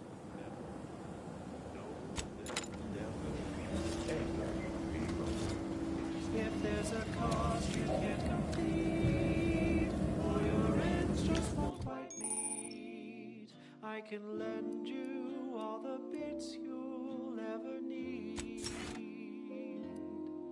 But the loan that you request includes compound interest, in addition to my standard service fees. Oh, I am the uncomplicated loner.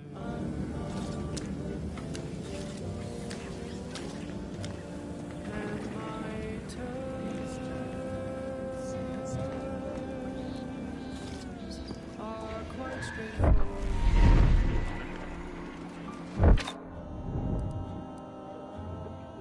Though my deals aren't quid pro quo, interest rates aren't low, I'll be keeping track. See that thing in the sky there? That'll be the Vox relay. Vox stations serve as key communication hubs for the Protectorate. Unauthorized visitors are likely to be shot or hanged on site. And that's why we're headed to Fairfield first. Less chance of us getting shot while picking up debris trail.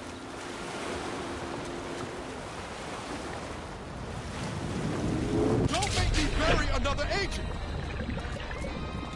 Inspiring sponsored content that will boost you to the top rung.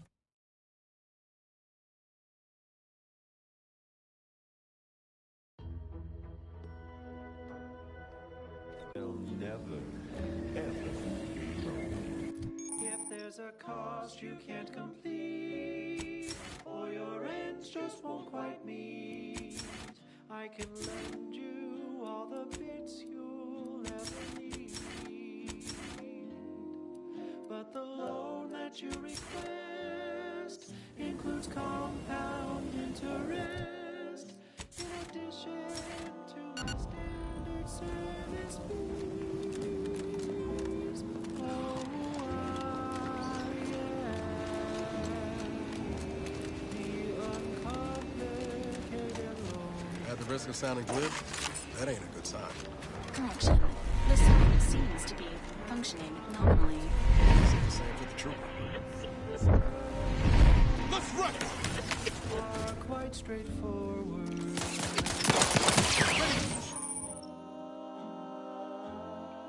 Though my deals aren't quid pro quo, and my interest rates aren't low, On your command.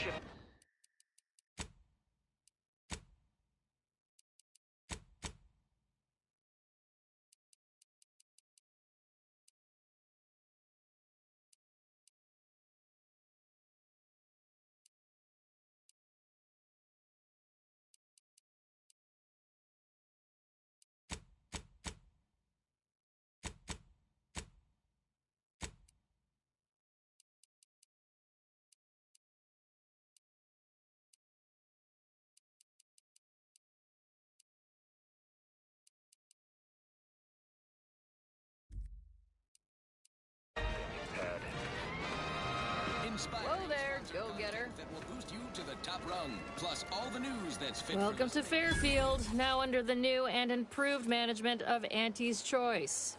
I'd usually ask if you were affiliated with the previous regime, but you lack the bewildered gaze of a yay-saying protectorate subject. Even so, going to have to ask you to identify yourself. Still a war on and all.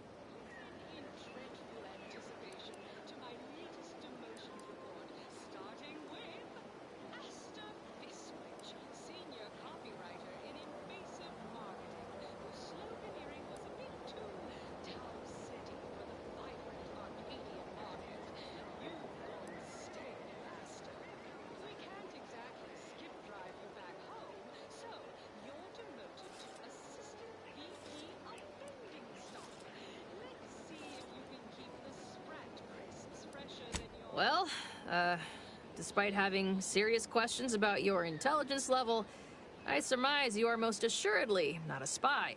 End of the day, we let most anybody in. Bottom line's all we care about is our bottom line. That'll be all, unless you got any questions before you're on your way.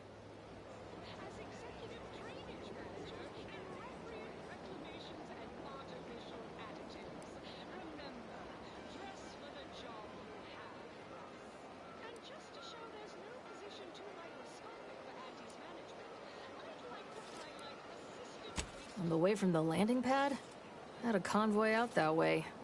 They're overdue. See any sign of them?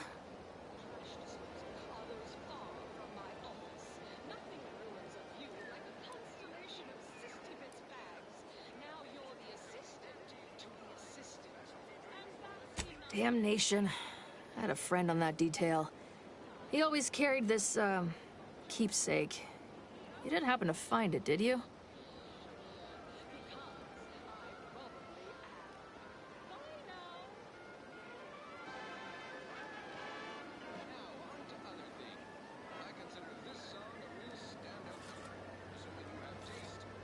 Well, never too late to start. Plunder's plunder, Auntie always says. Them Protectorate drones been a serious menace of late. Heard Trooper Faulkner shot a few. You find a way to put a stop to them, there's a bounty for it.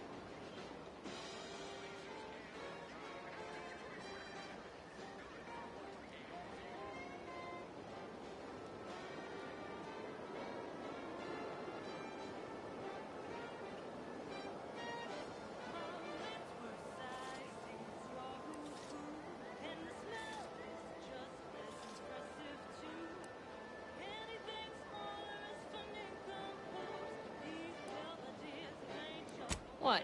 You been in hibernation or something? We're here to bring the free market's liberation to the people of Arcadia. And Arcadia's bounty to the rest of the galaxy, of course.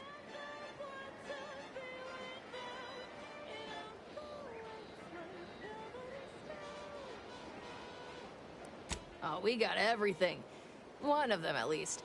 Clinic's over there on your left. Watering hole's a bit down on the right. Market's a straight shot down the lane. As I've never heard of her, can't say I can. Seems like Minister Milver Street knows everybody, though. Probably ask him. Anything else? Once again, welcome to Fairfield, the official new home of free trade and self-reliance on Eden. I'd love to stand here and gab, but not really. Do you mind if I don't pay you no mind?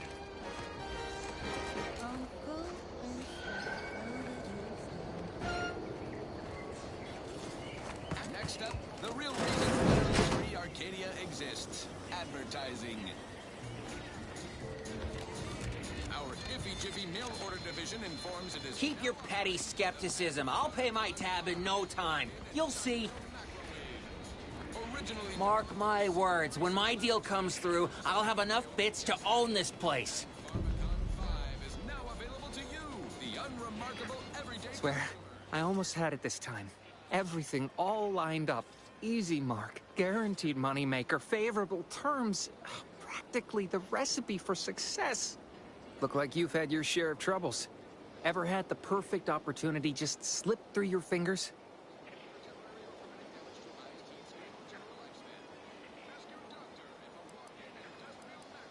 So you can understand my situation then. I had just the thing to get me a fast-track promotion to lower middle management. Now you seem like someone who knows a good deal and wouldn't be adverse to helping me out. It's like this. I agreed to meet with a business associate to finalize a deal, but the location got set for Spire Grove. Problem is, you been outside of Fairfield? The funicular to Spire Grove broke recently, so I got no way to get up there. I'd break my neck scaling that cliff for sure. There's a long way around, but it's not for me. Why, the path there might be lousy with raptidons for all I know. It wasn't before, but mayhap they were just lulling me into a false sense of complacency, so they can strike.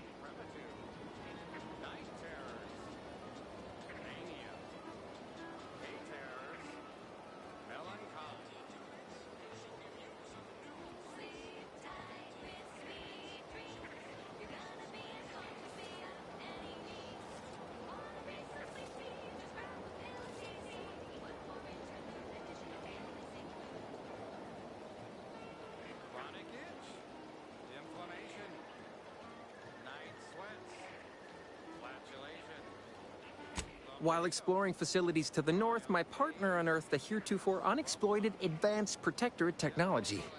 Couldn't or wouldn't go into details, but he promised every household would want one, that it'd revolutionize the daily life of Anti's choice citizens.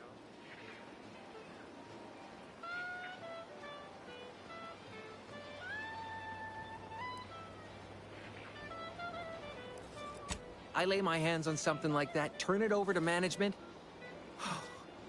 I'd start climbing the rungs of the corporate ladder right quick. Soon, I'd have all the considerable perks of someone responsible for a hit new product line. Bigger salary, name recognition, reserved seating in the company restroom, the works. Don't want to bargain none? Might suspicious, you ask me. Like maybe I ought to end this here conversation.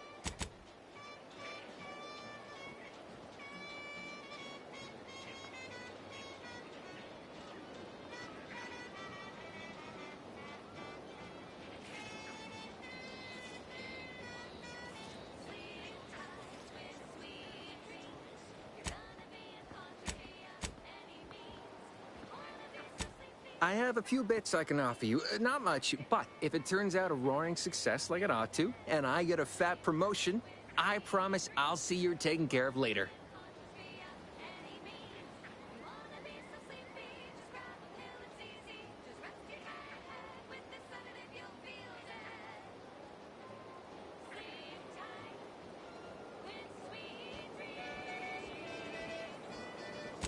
Splendid!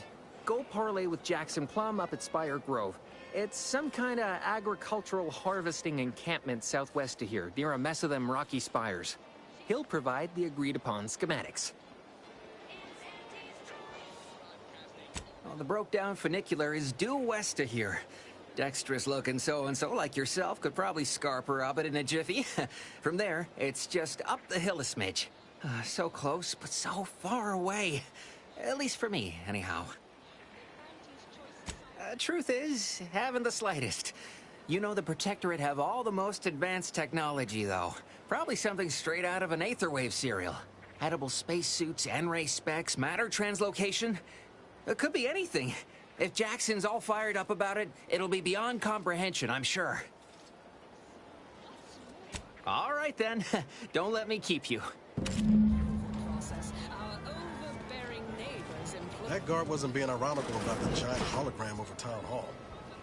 Well, guess we ought to go acquaint ourselves with that minister like she said. With a door this tough? They must be storing something good in there. Yeah, guns, armor, probably some ammunition too. Honestly, Kemp ain't that much of a mystery. Pesky side effects as an early adopter. At Auntie's Choice, we understand that the marketplace is dynamic, efficient, and well-suited to the shifting... Leave me be. I have no interest in dealing with the machinations of you dark marketers today. Have you two come to mock me like your fellow dullards?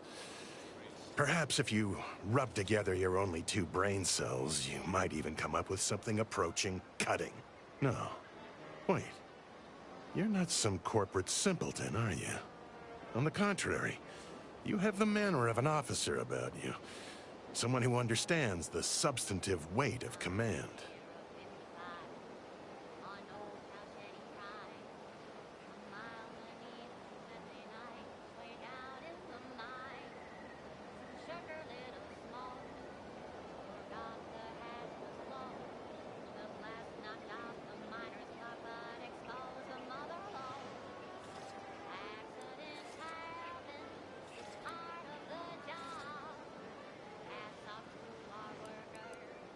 Please, allow me to start over. I am Warden Sterling, dedicated servant of the Protector of Arcadia and caretaker of worlds, the Sovereign Henry Varick.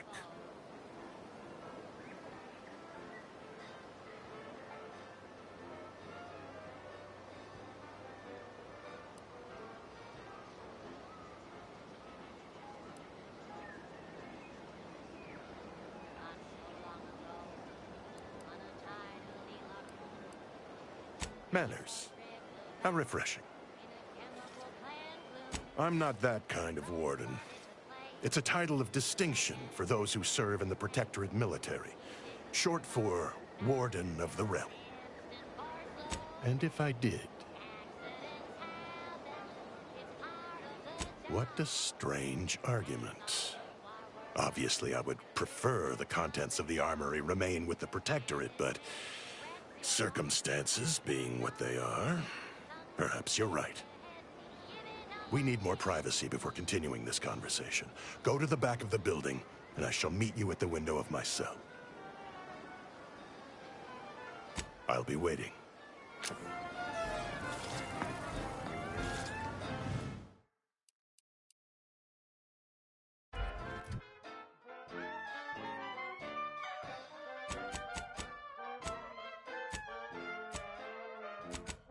One recent fiscal year to kick workers into gear. Auntie asked for a new stim that keeps minds crystal clear.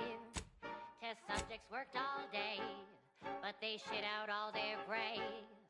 Presenting lift-off laxative, hooray! Bombs away! Accidents happen, it's part of the job. Hats off to fly workers. You're thinking too small, Murph. I'd put money on the Protectorate stashing treasure inside. A whole pool of bits enough to swim in. It's a constabulary, not a bank. And certainly not some kind of gold-filled swimming hole. Besides, these Protectorate lack imagination. Never had an original thought wasn't written down for them first. Like I told you before, it's probably just guns. We've tried everything short of skipping a ship through that door to get inside. Though, come to think of it, maybe that's not such a bad idea.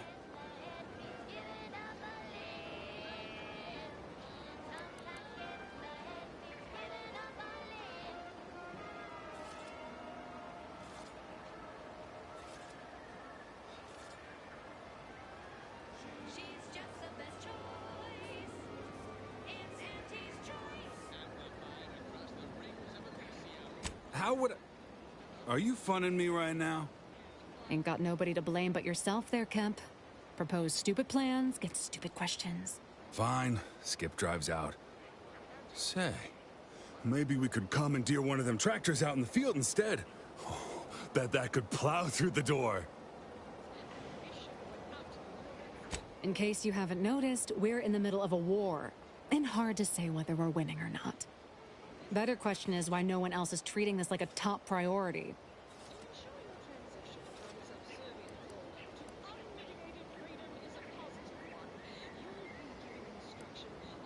In any siege, advantage goes to the defenders.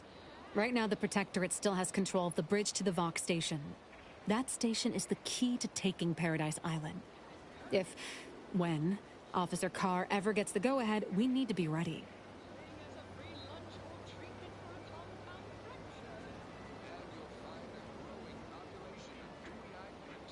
Right.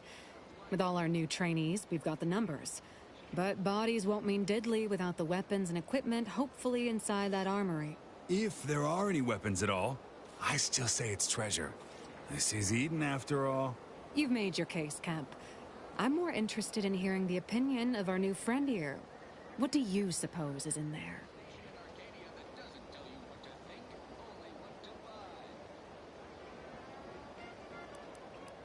What is with everyone and treasure? I don't see it mattering much either way. That door is sealed tighter than a salt tuna can. Nobody's getting through anytime soon.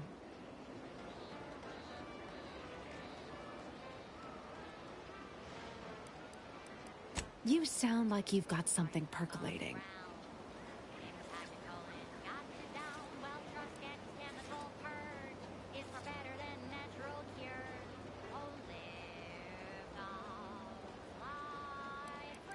Wish I had that excuse.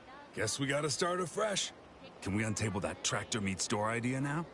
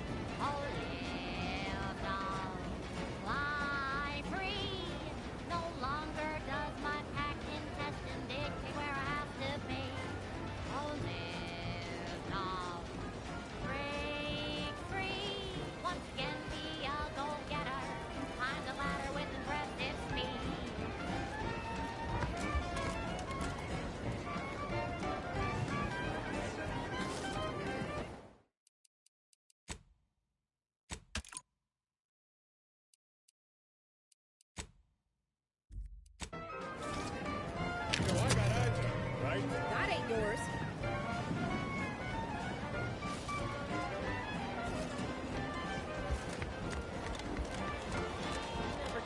Break.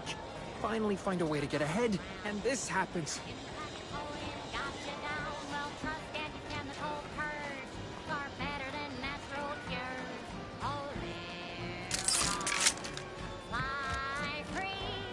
Never been the type to sit behind a desk all day. What, when I could stand behind a bar?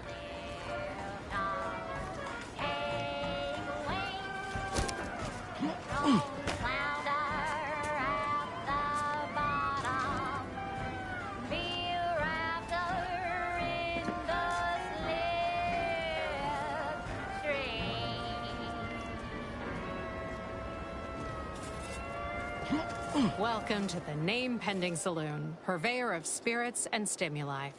What'll it be, stranger? Why, sure. You'd be surprised how much loose talk and idle speculation occurs around here.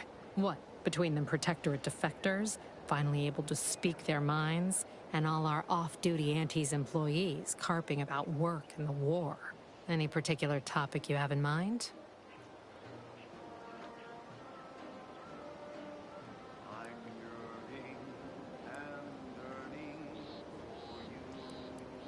Oh, Minister Milverstreet's blessed with the gift of gab.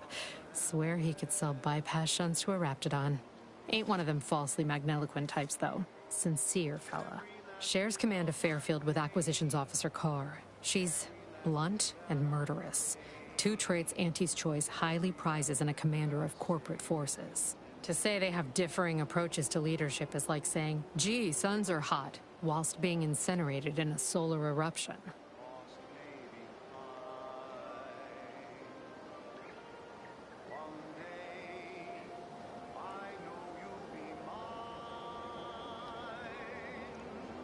Vox Station's run by a brigadier by the name of Montelli. Sounds like he's as much a danger to his own troops as ours. Real piece of work, even by Protectorate standards. Reportedly enamored of show trials and summary executions.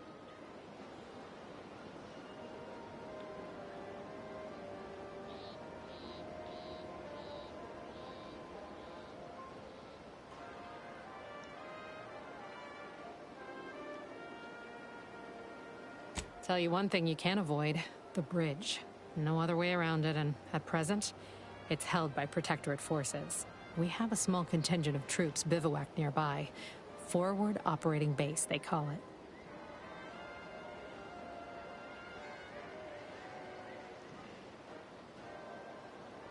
You're asking me for the particulars of a high-level corporate acquisition. Like an in-depth accounting of the various parties who vied for control and who won out in the end? They merged. Rebranded. Auntie Cleo seems in charge now. Dunno. Do my best to steer clear of corporate intrigue.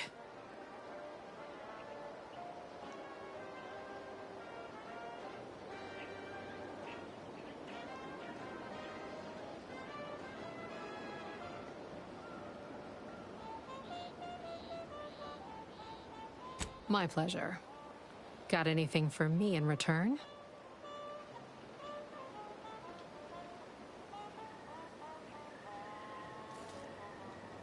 Your Earth Directorate. Never figured to meet one of you all, especially in here. It's like some hapless critter, once thought extinct, just trotted on into the place. Here I was hoping you'd have a good story for me in exchange, but oh well. Not everyone's a seasoned raconteur. That is an ensuing step on my 19-point business plan. Trying to find a name that would convince patrons to spend their hard-earned bits here. Like to hear a few contenders?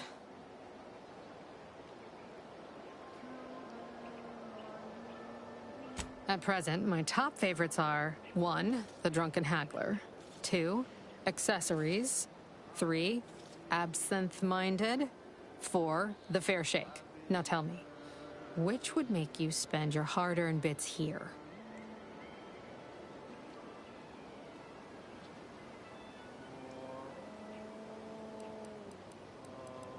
Well, that's what we'll call it then. I'll tell future business partners we did extensive outside testing. I can now check off step 18 of my business plan.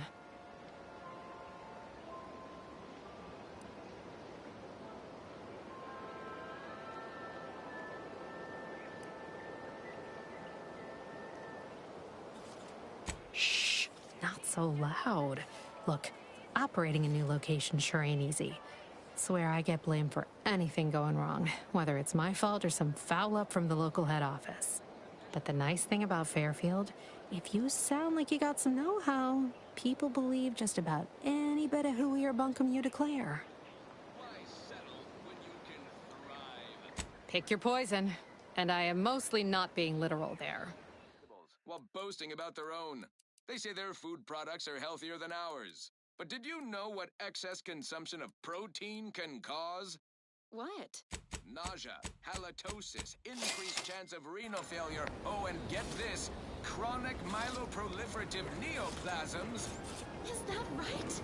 According to certain sources. Tough break for their subjects. Bad breath, green. Might I have a word, Commander? Impendingly mortiferous. Also, they say their victuals are more delicious. But do you know what tastes better than food that's low in sugar? What? Food that's high in sugar. Convincing points. Give me Auntie's Choice brand food products any day. Same here, friend. And how? And now, back to it. Now for something a little different, tonally, if not thematically.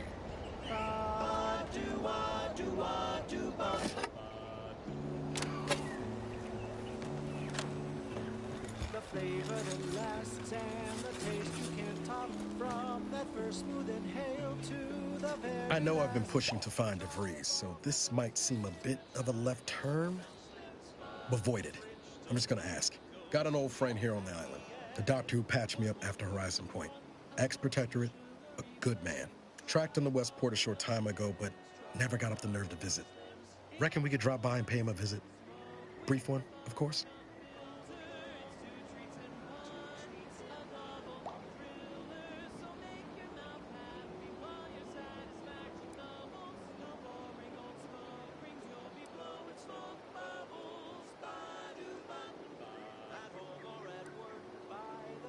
Not sure he'd still consider me such, but that's part and parcel of the reason I want to see him. I had some bad years on my own. Now with you here being part of a team, this might sound a mite soppy, but I feel like I could be a proper agent again. That starts with writing accounts. This friend of mine, Zebulon Tran, I let him down. And I've been chewing on that live wire for a while. Too long, maybe.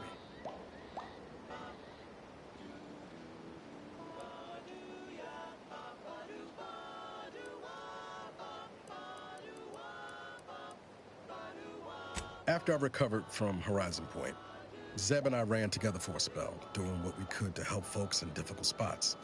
Fighting protectorate tyranny in small ways. Too small for Zeb, as it turned out. He was unhappy before I showed up, and after, well, all my directorate talk fired him up even more. I had my orders. I was to stay low. Couldn't let the protectorate catch wind of an Earth Directorate agent in its midst. But Zeb, he kept pushing to take more extreme action.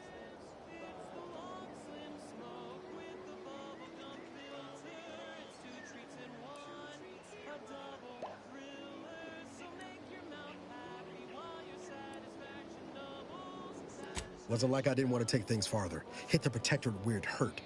But I still had my cover to think of too. I couldn't risk disrupting the mission.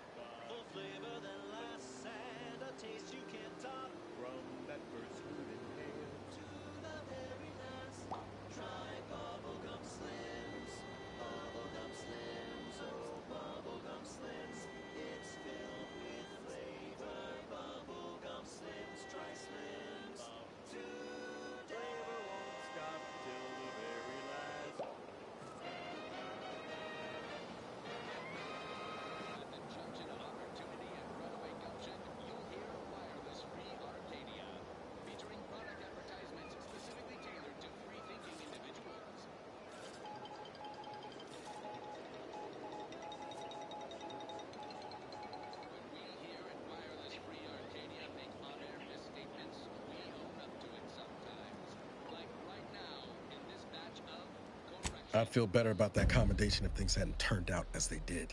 We worked hard, but the Protectorate's Arbiters and Sentinels worked harder. Often than not, our help only made targets of the folks whose lives we were trying to improve. Didn't matter what we did. Arcadia was still caught under the Protectorate's boot. Guess some of what you said way back when stuck. All that talk about putting people first. Figured that's what I was doing, putting a stop to all the pain I was causing. Anyway, things weren't good. Zeb and I couldn't find the rhythm we had before. We were arguing every day. Eventually, cutting ties just seemed for the best. Clean like. Only later I learned Zeb hadn't given up the struggle like I assumed he would. He got to stay in mental refreshment for his trouble. That's the last I heard of him, till recent.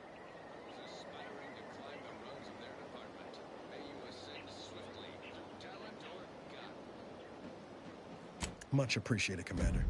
Promise, I won't be making a habit of pulling skeletons out of my closet. Westport's on the east side of the island. I tracked Zeb to somewhere on its outskirts, but never got up the nerve to visit before now. We ought to start there. No offense to Val, but it's real nice having someone watching my back who ain't in constant need of recalibration. Anyway, need something, Commander? Sure. Always happy to tool around for a bit. What did you have in mind?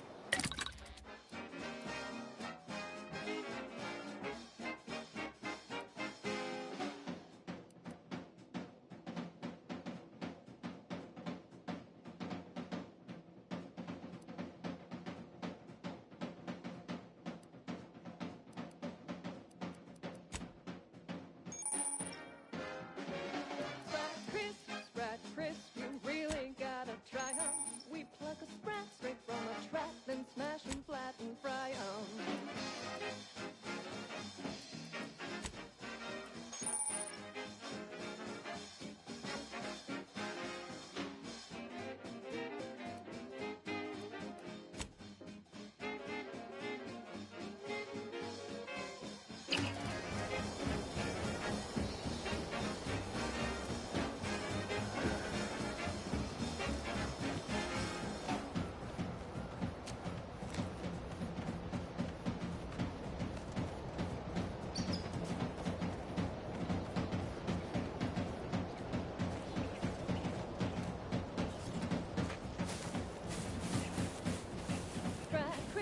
Fried crisp, 1000% germ-free. 'Cause nothing survives when it's flash fried.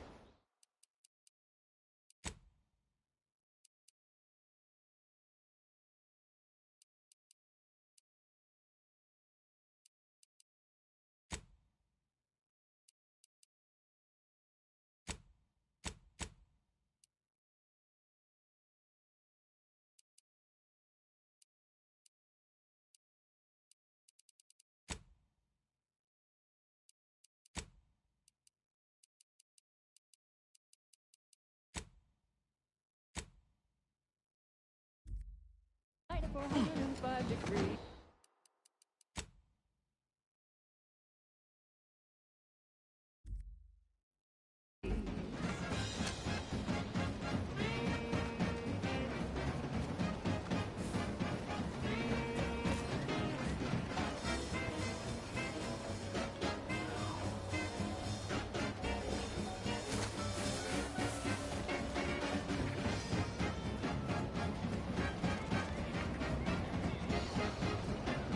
Don't go into that cheap saloon if you got a lick of gumption.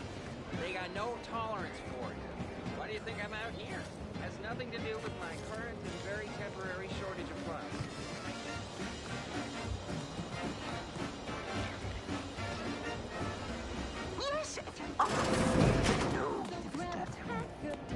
Yet you see fit to keep me in a constant state of consternation. With each unauthorized act, you jeopardize our hold of Fairfield. Yes, but you must understand, the Protectorate citizenry is a hair's breadth from defection. Within the week, I'm certain. Certain? Like the week prior and the week before that. Impressive foresight you wield. Should apply to join the Order of the Ascendant. It would be difficult enough to convert the stubborn populace without your soldiers' constant, ill-advised forays. Enough! Your yipping reminds me of my 2 old canids. I loved those canids. You, on the other hand, are trying my patience. We don't want to try Auntie's patience, do we? No, Auntie. Yes, I thought not. Now, unless you care to see what life in the lower rungs looks like, you will both of you cease your foolish maneuvering immediately. Do I make myself clear? Yes, Auntie. Good. See that it is done. I will brook no more disappointments. And while you're at it, you might want to look into your security situation, Commander. I'm not accustomed to an audience when addressing my subordinates. Who in the void? Eavesdropping on Auntie's choice business is like to get a body shot for spine. Though you're not wanting for moxie. I'll give you that. Now, hold a moment, Carr. When opportunity comes visiting, perhaps it's better not to riddle it full of holes. Our new compatriot may be of assistance. A surprisingly good point, especially from you. She only forbade us using our own personnel. Be a whole other matter were a stranger to happen to aid one of us. But which? Well, you seem an observant sort, so I expect you'll tire of Milver Street's bluster soon enough. Come see me before agreeing to whatever absurdity he proposes. Unlike him, I have some work actually befitting your time. I'll be waiting. Alone at last. I never thought she'd leave.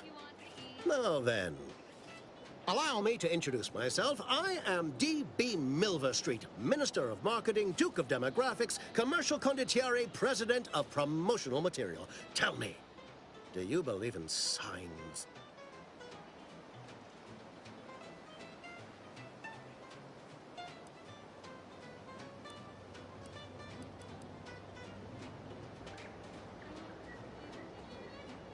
Not quite what I meant, but I like your contempt for boundaries.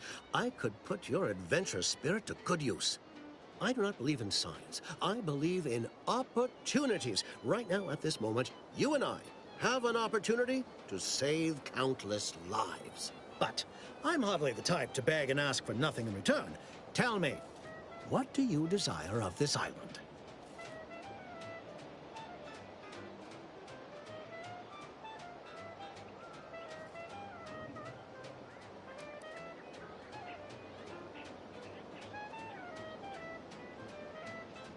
Do you mean the Vox Relay? That's a big tower. You do? Well, listen carefully. If you help me with what I want, I can get you into the Vox. Or all the socks you need.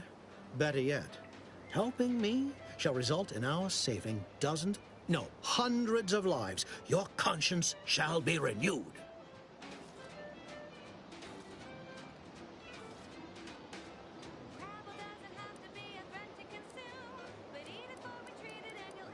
Auntie may demand Carr and I do nothing, but for each moment I remain inactive, dozens fall in meaningless combat. I seek a persuasive method of alleviating this conflict. The Protectorate utilizes a procedure known as mental refreshment to ease the temperament of wayward subjects. The Ministry of Accuracy contains vital information about the process and where it is performed. This is the prize I seek. I previously sent a grafted soldier, Trooper Sealong, to retrieve said information, but I have not heard from her in some time. Consequently, I must presume the worst.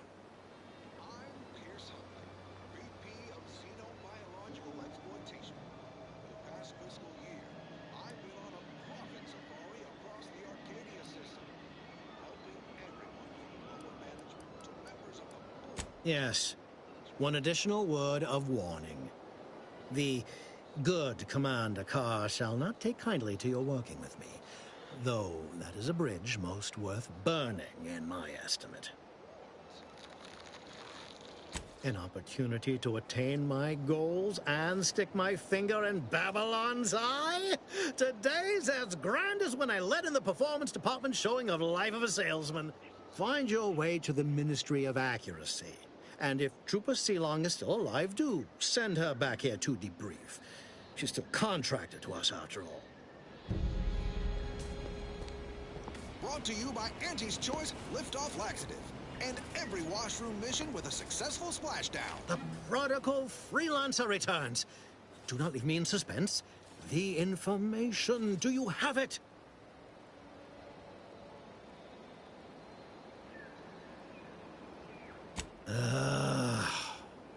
Go visit the Ministry and retrieve the information on mental refreshment, as we discussed. Return once you possess it. I have some faint recollections of the fuzz beneath my hat. Perhaps I saw such a name amidst my perusal of the Protectorate domicile assignment records. The record room is in this building. You have my permission to peruse at your leisure. Which only improves their unsettling appearance in that it helps them blend in. Plenty of nastier variants. Watch out for that Auntie Cleo. I know she don't look it, but she's more dangerous than she seems.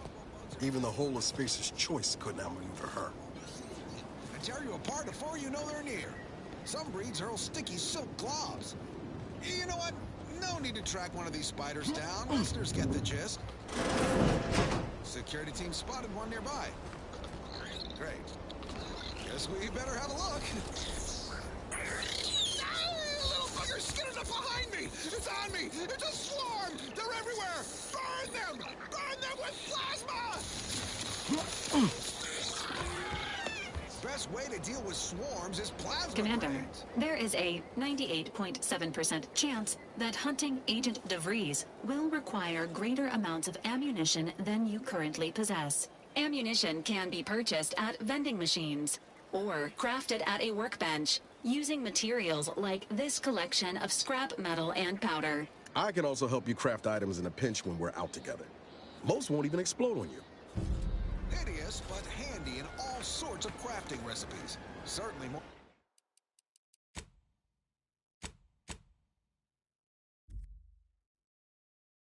valuable than the heart. That and 10 sprat hides will get you a cup of dehydrated water. Time to blast off this bug-infested rock. So with that, I raise a glass of Spectrum Red and bid you bottoms up to your bottom line.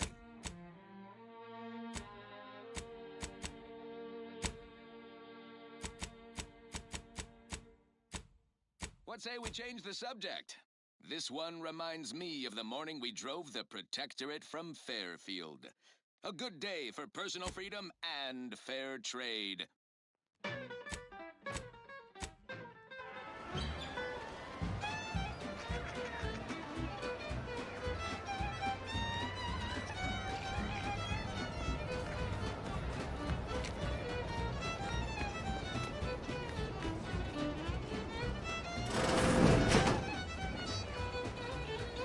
Well, if it ain't D.B. Milver Street's newest sycophant.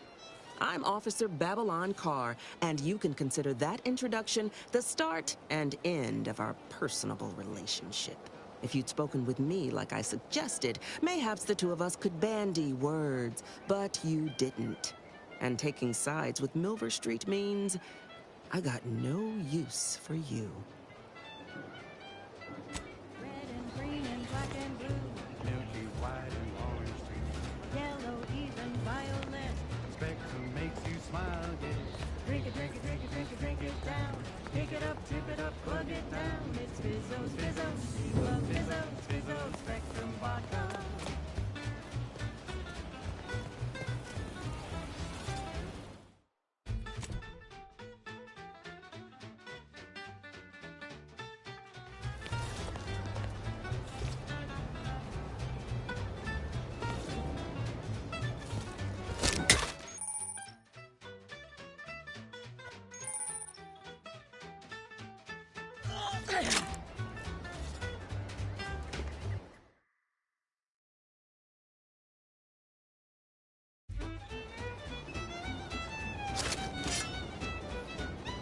Let's get them over with.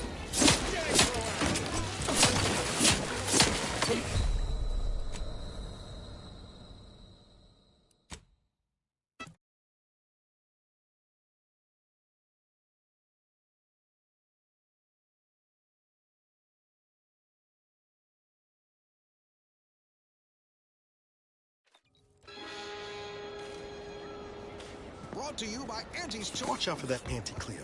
I know she don't look it, but she's more dangerous than she seems. Well, if it ain't D.B. Milver Street's newest sycophant. If you'd spoken with me like I said.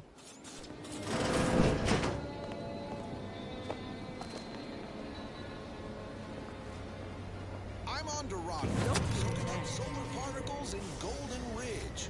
Sounds like a million-bit piece of real estate. Too bad all the glitters here is fool's gold. But What is it? Make it quick, yeah?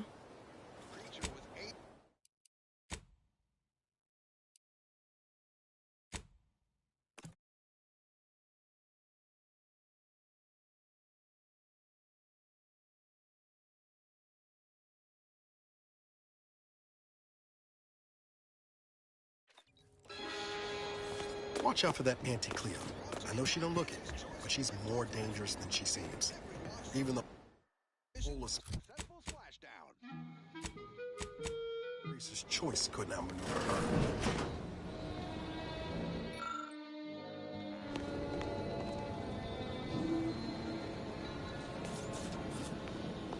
I'm on Dorado, soaking up solar particles in Golden Ridge. Sounds like a million-bit piece of real estate. Too bad all the glitters here is fool's gold.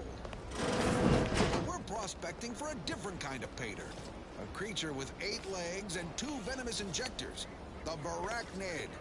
Not my kind of quarry. Gives me the wham-whams. I wouldn't be here if I wasn't contractually obligated. Let's get to the hunt. Here in Golden Ridge, we'll find a Barachnid breed encrusted with crystals, which only improves their unsettling appearance in that it helps them blend in. Plenty of nastier variations out there. This whole system needs an exterminator. These jumbo bugs are deadly from any distance. They'll cover a quarter furlong in a single leap and tear you apart before you know they're near. Some breeds hurl sticky silk globs. You know what? No need to track one of these spiders down. Listeners get the gist.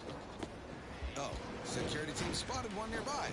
Commander, there is a 98.7% chance that hunting Agent DeVries will require greater amounts of ammunition than you currently possess. Ammunition can be purchased at vending machines or crafted at a workbench using materials like this collection of scrap metal and powder. I can also help you craft items in a pinch when we're out together. Most won't even explode on you. Arachnids don't have the gray to skitter around them. Stick with quick loaders. While you're swapping ammo, the spiders might already be on top of you. Nastiest case scenario. Let's just move on to the spores. Welcome, welcome. See anything you like? Of Arachnid's only premium part is its sucker. Hideous, but handy in all sorts of crafting recipes. Certainly more valuable than the heart. That and 10 sprat hides will get you a cup of dehydrated water. Time to blast off this bug-infested rock. So with that, I raise a glass of Spectrum Red and bid you bottoms up to your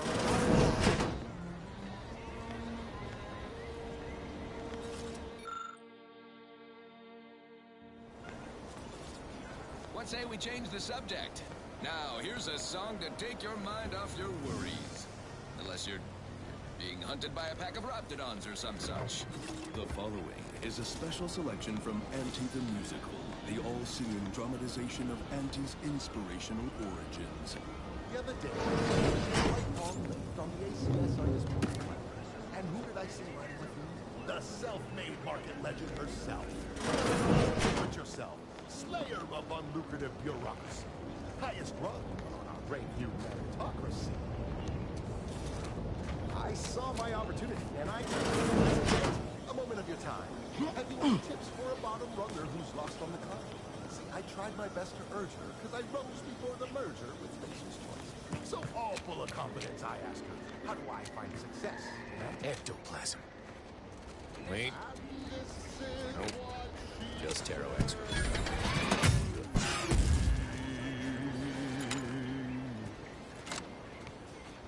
The old corporate thinking will only leave you single.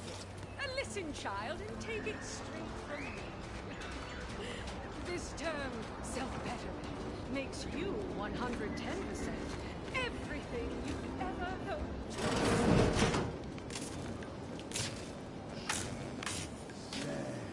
Be the you that you would be if you were any better.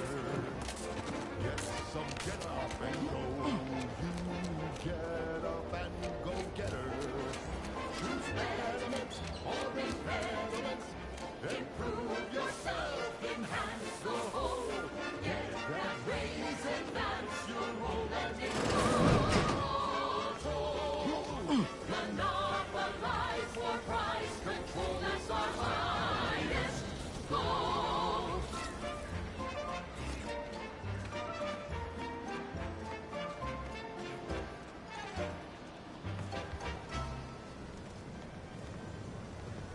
We've got an improved outlook, a revolutionary corporate guidebook with a fresh new pattern, surefire sales pitch. Now our underlings are grinning and upper rungers are winning. So shortly, you and I will all get rich. She said, persuades them that a better me liberates society. Sell them on an improved me. It's time to mount to piety. Choose betterment or impediment. Improve yourself, enhance the whole. Take that raise, advance your role and ignore all told. Monopolize for price control, that's our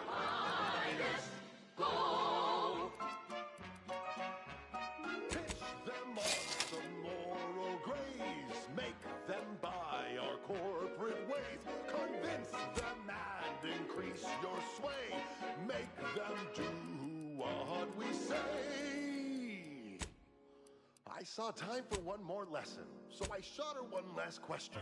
I said, but I worry about reprisals when dealing with my rival. Suppose I can't outdo or outthink the bastards. She said, If all else fails, kill the bastards. They're playing checkers. You're playing chess. They think you'll retreat, but that's when you press. The game is cutthroat, so be a cutthroat.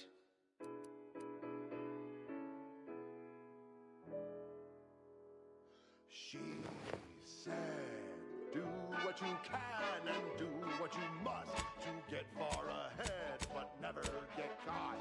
Do what you must and do what you can. Ignore all the rules and never get caught. Never get caught. Never get caught. Never get caught. Oh, never get caught. Never get caught. Oh, never get caught. Never get caught. My corporate seal had been revived. Soon enough, the lift arrived. Our time has come to an end. Auntie was becoming for her time, and smiling, she said, This is how you climb. There's no such thing as free advice, dear.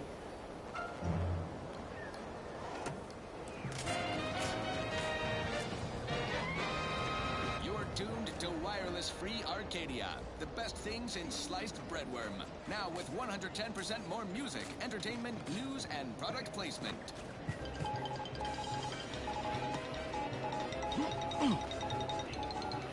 Under only one circumstance will Wireless Free Arcadia report hearsay. You know, I'm really starting to feel hopeful about settling here in Fairfield. Why settle when you can thrive? Sure. How do I do that? I'm not really sure. It's just a slogan I hear on the wireless a lot. Why settle when you can thrive? Just say it. It feels right. Cutting deals, driving profits. And the Protectorate's console has been the life of their joyless shindig lately. Quite the go-getter. He's supposed to be the Sovereign's top VP. His muscle seems highly involved in their whole totalitarian operation. The Sentinels, their secret police, reportedly answered to him. Makes you wonder if the console is really running the show. Who knows? We have all the jigsaw pieces, but no puzzle. When we do suss out the real story, you will be the first to know. Now, on to other things. This one reminds me of the morning we drove the Protectorate from Fairfield. A good day for personal freedom and fair trade.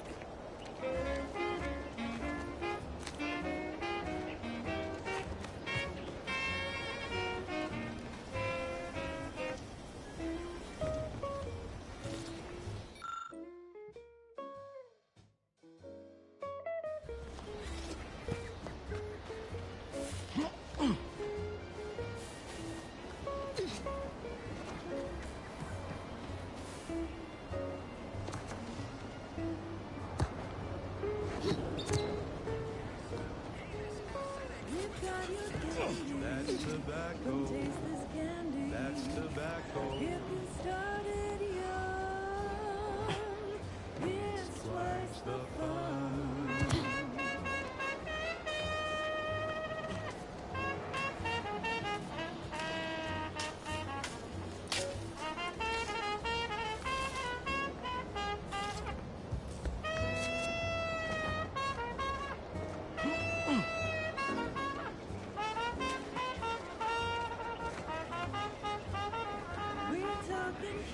That's tobacco. Rubber candy. That's tobacco. If all that coughs and bothers you, don't worry, you can chew it too.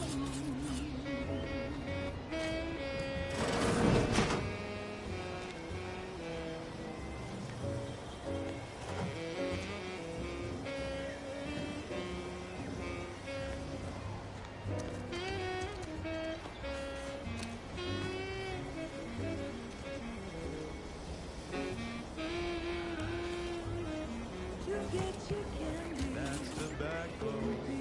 Smoke out tobacco. It's what your friends all love to do. Behind your back, they make fun of you.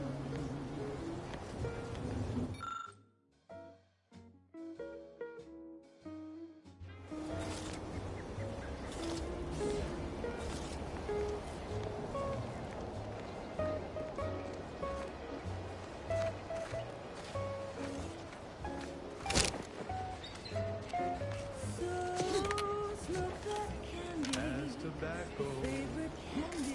It's tobacco. Medical experts recommend you buy a bunch and upright.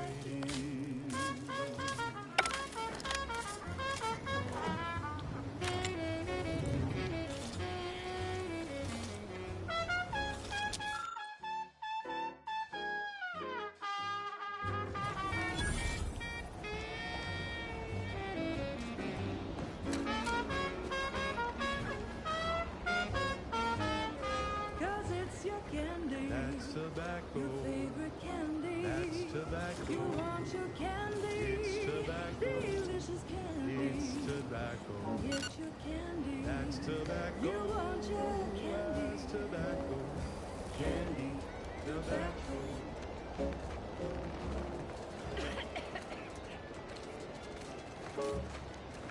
And now, a word from our sponsors.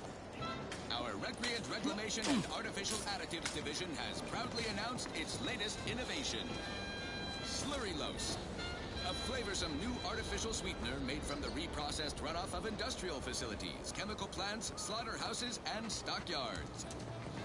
Not only does it save the company a fortune, it's so unnaturally sweet it's almost unbearable.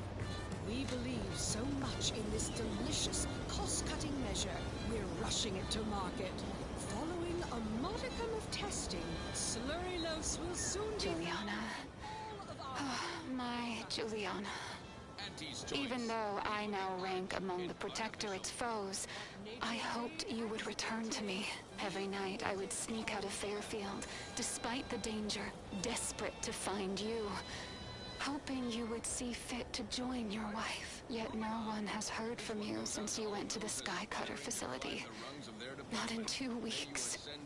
I can only assume the worst. I don't think I can stay in this town any longer. Perhaps if I return to suffer the Protectorate's justice, I shall at least learn what became of you. And if you are gone, I hope I shall be executed. Then at least we shall be together. When they come and they shout, the chance of glance at me with peace. They know that I'm a VIP. It's the Winston Stout. It's Friday. They're fine in any crowd. I'm sure that they know we've been fooling. Tell the discount.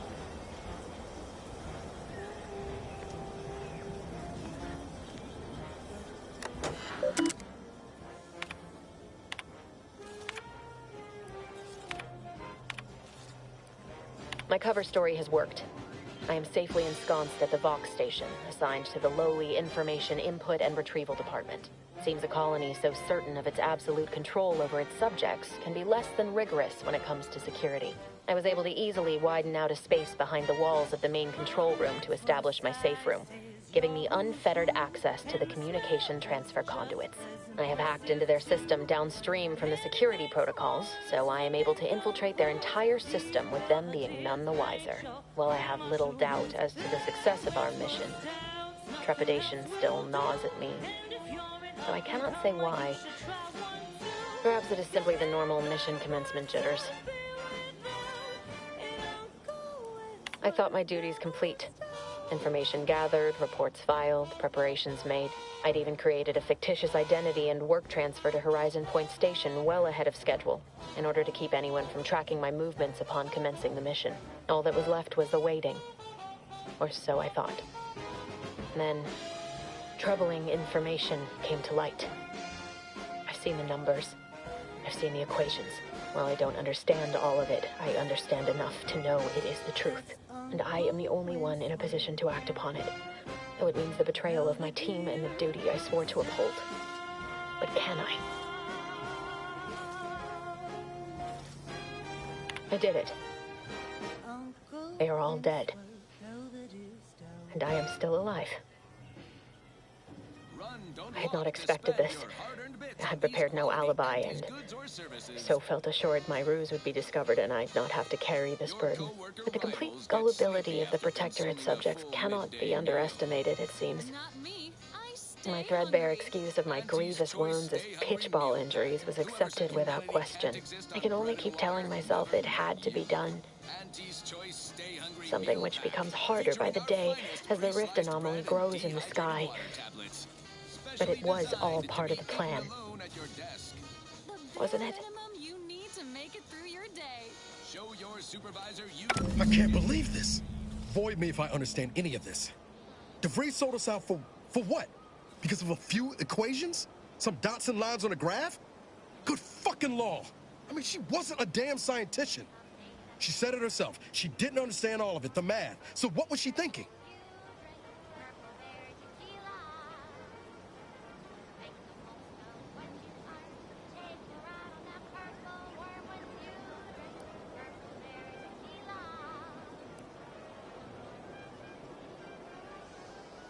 Oh, yeah?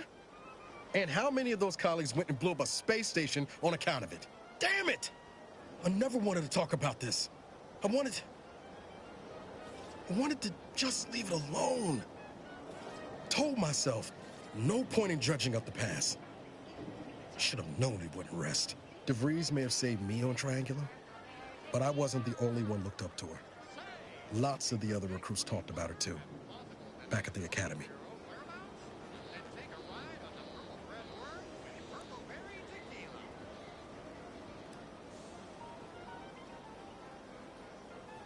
We all thought she was the pinnacle of what an agent should be. Tough, smart, ain't a job she couldn't get done. And better and faster than everyone else. Inspired all of us.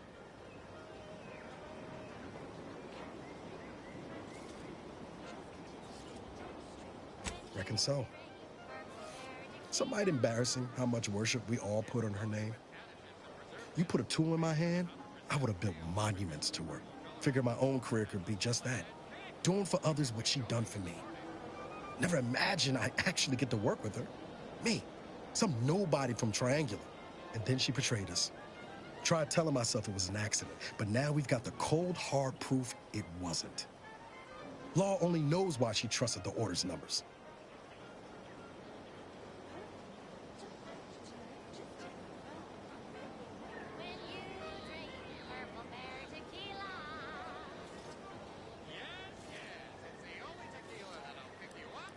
Ain't cynical if it turns out true. DeVries was willing to sacrifice us. I have to know what for. I mean, she always struck me as so pragmatic, real sensible-like. Never figured she'd go all in on predictions from a bunch of monks.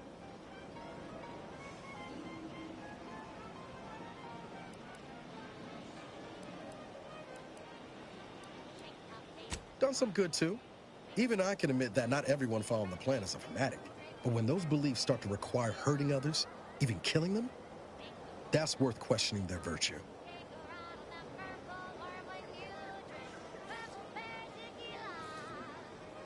No, didn't even know DeVries was alive until she brought the satellite down. Until then, what kept me going was mostly training and stubbornness. And Val. But to your point, holding someone who's wronged you accountable for their actions ain't an act of vengeance. Some might call it justice. You forget we're on the same side here, Commander? I'm not the only one DeVries wronged. She robbed you of 10 years of your life. Don't you want recompense for that?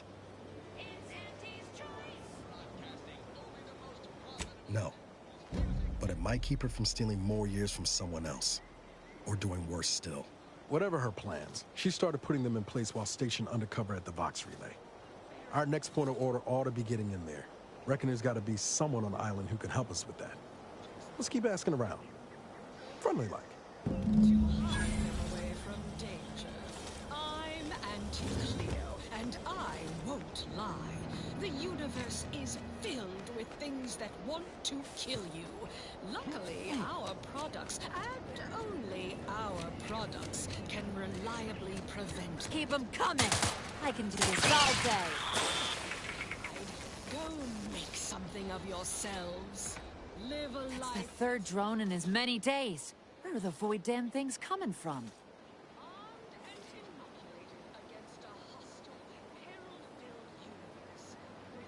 Not likely. I've been keeping my lamps open for these things ever since they started attacking.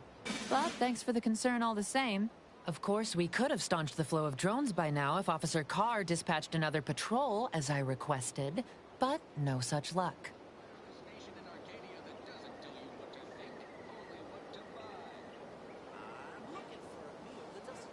Officer Carr says we've already committed too many units to the field and that the Protectorate could launch a counterattack at any moment.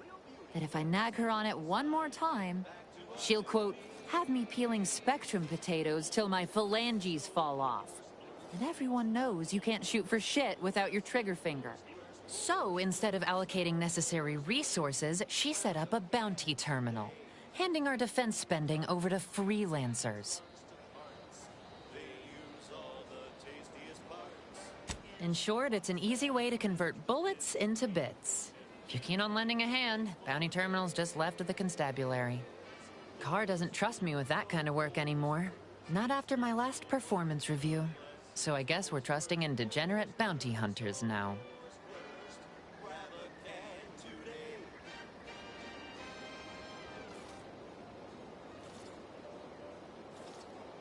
You watch out for those airborne bastards. Damn things have a taste for human blood.